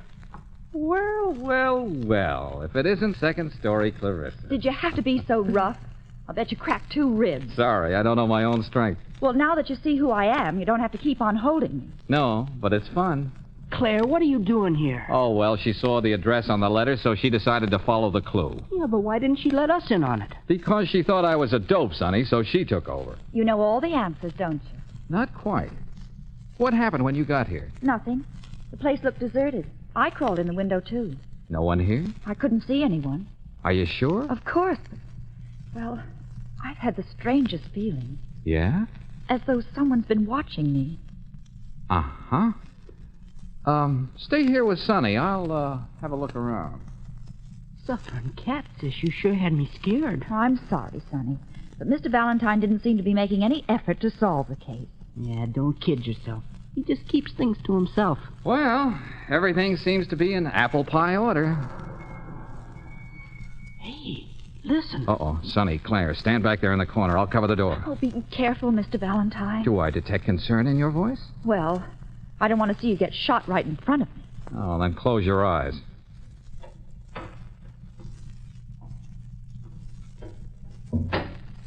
Well, good evening, Mrs. Winters. Oh, May I present my 2 assistants, Claire and Sonny Brooks? how did you know I'd be here? What do you want? Just want to make talk. Mr. Valentine, you've got to believe me. I'm not like the woman in his story. I love Jonathan. Uh-huh. And you're the girl who never reads his manuscripts until they're finished. Well, Oh, go ahead and turn me over to the police. I don't care what happens anymore. That's as good as a confession, Mr. Valentine. Well, I'm in no mood for confessions. Come on, we're going to play a little game. Oh, not again. Hey, Sonny, you keep your eye on Mrs. Winters. Don't let her leave. Don't worry, I won't try to run away. All right, Claire, you're the wife in the lost corpse. More acting? I quit. Yeah, tomorrow. Now then, I'll be the husband in Mr. Winters' story. And here are some lines for you to read, Claire. You came all prepared, didn't you? Is this stuff that you wrote, Mr. Valentine? Well, of course. I'm a man of many talents. Now then, let's see. Oh, we'll skip to the part where I walk in, wounded, and say, you thought you killed me, but I'm not dead yet. All set? All right, let's go. You thought you killed me, but I'm not dead yet. No, I didn't shoot you. I swear I didn't. But who'll believe you? The police, all clues point to you. Do you mean... Yes, my dear. You wanted me out of the way. Well, you got your wish. I shot myself. No. I killed myself, but they'll think you're guilty. You'll pay for it. I'll get a doctor. Too late. Too late. Goodbye, my dear. Goodbye. Yeah, then I die. What a performance. I don't get it, Mr. Valentine. You wrote this ending for his story. Is that it? Sure, of course. What's the story without an ending? I'll tell you what Mr. Valentine is getting at. He's trying to prove that my husband shot himself. Shot himself in such a way that it would look as though I murdered him. Why would Jonathan do such a thing? He knew I loved him. You don't have to put on an act for us, Mrs. Winters. Yeah, why don't you turn her over to the police? Now, just keep your shirt on, Sonny. And everybody stand where you are. Don't make a move. Understand? What are you going to do? You'll see. Mr. Valentine, why are you opening that door? We're going to have some company. Company? Then somebody is hiding here. Okay, you can come on now. Who are you calling? Hey, you mean the police are here? The police? You've set a trap for me. Come on out, Mr. Winters. Huh? Mr. Winters? How did you know I was hiding in there? Jonathan. Well, how'd you like my way of ending your story, Mr. Winters? Oh, I was very clever, Mr. Valentine. Jonathan, you're not hurt. You weren't shot. I'm terribly sorry you were worried, darling. Yeah, I don't get this. Well, Mr. Winters couldn't find an ending for his story, The Lost Corpse. But how did you know that? Searched his wastepaper basket, found it full of rejected endings. That's quite right. Finally, I decided to do just what the hero in my book did. So I went to Mr. Valentine. You see, I saw his ad in the paper. Said he could solve anything. Then when he tried to go home and explain to you, Mrs. Winters, he saw the police there. So he came out here to hide. Right, Mr. Winters? Absolutely right. I knew I'd find him here. Then when I searched this cabin, I saw him hiding in the closet. Why didn't you say something? Oh, I wanted to sort of put on a show for her. Oh, Jonathan. Oh, forgive me, darling. Oh, come on, kids. They don't need an audience. Oh, wait a minute, Mr. Valentine. I've got the ending to my story, thanks to you. And with all that publicity in the papers, it's sure to have a big sale. So, name your fee. Oh, yeah, well, I don't know, Mr. Winters. I hadn't really thought about it. I say an even $1,000. $1,000? $1,000? Oh, I'll send you a check in the morning. Oh, no hurry. I just happened to have a pen and a blank check with me, though. As a matter of fact, here it is all made out. Just needs your signature, Mr. Winters. Huh? Oh, yes, well, certainly, of course. Cats, $1,000. There you are. Oh, thanks. Well, let's go, kids. Good night, Mr. Winters. And if you ever get stuck again... I'll remember. Good night. Oh, what a day. Now I feel like collapsing. Sonny, come here and put your arm around me. Oh, sure, sis. Go away, Sonny. Let George do it.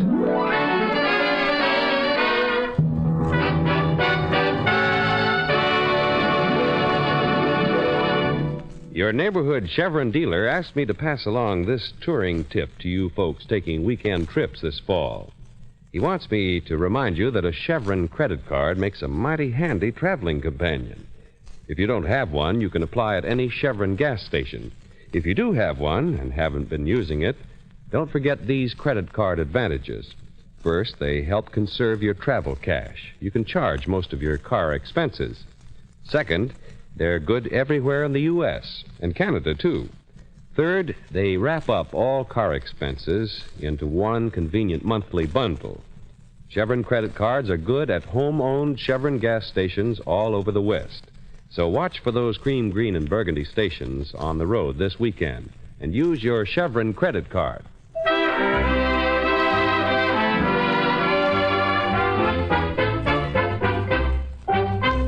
Well, next week, a former Army buddy comes to George Valentine with a very delicate problem. George, I'm desperate. You're my only bet.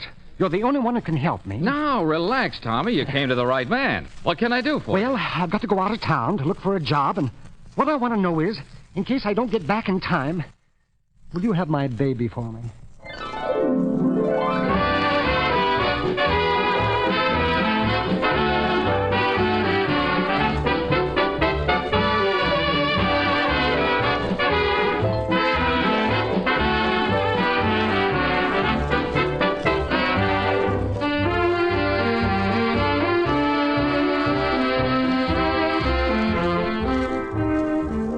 Chevron gas stations all through the West invite you to be with us again next week for another chapter of Let George Do It, brought to you by the makers of Chevron Supreme Gasoline and RPM Motor Oil.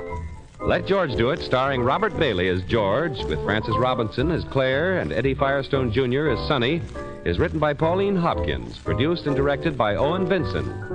Others in the cast were Joe Kearns as Caleb, Rena Craig as Mrs. Winters, Howard McNear as Mr. Winters, and Horace Murphy as the filling station attendant. The music was composed and conducted by Charles Dant. Your announcer, John Heaston. Listen again next week, same time, same station, to Let George Do It. This is the Mutual Don Lee Broadcasting System.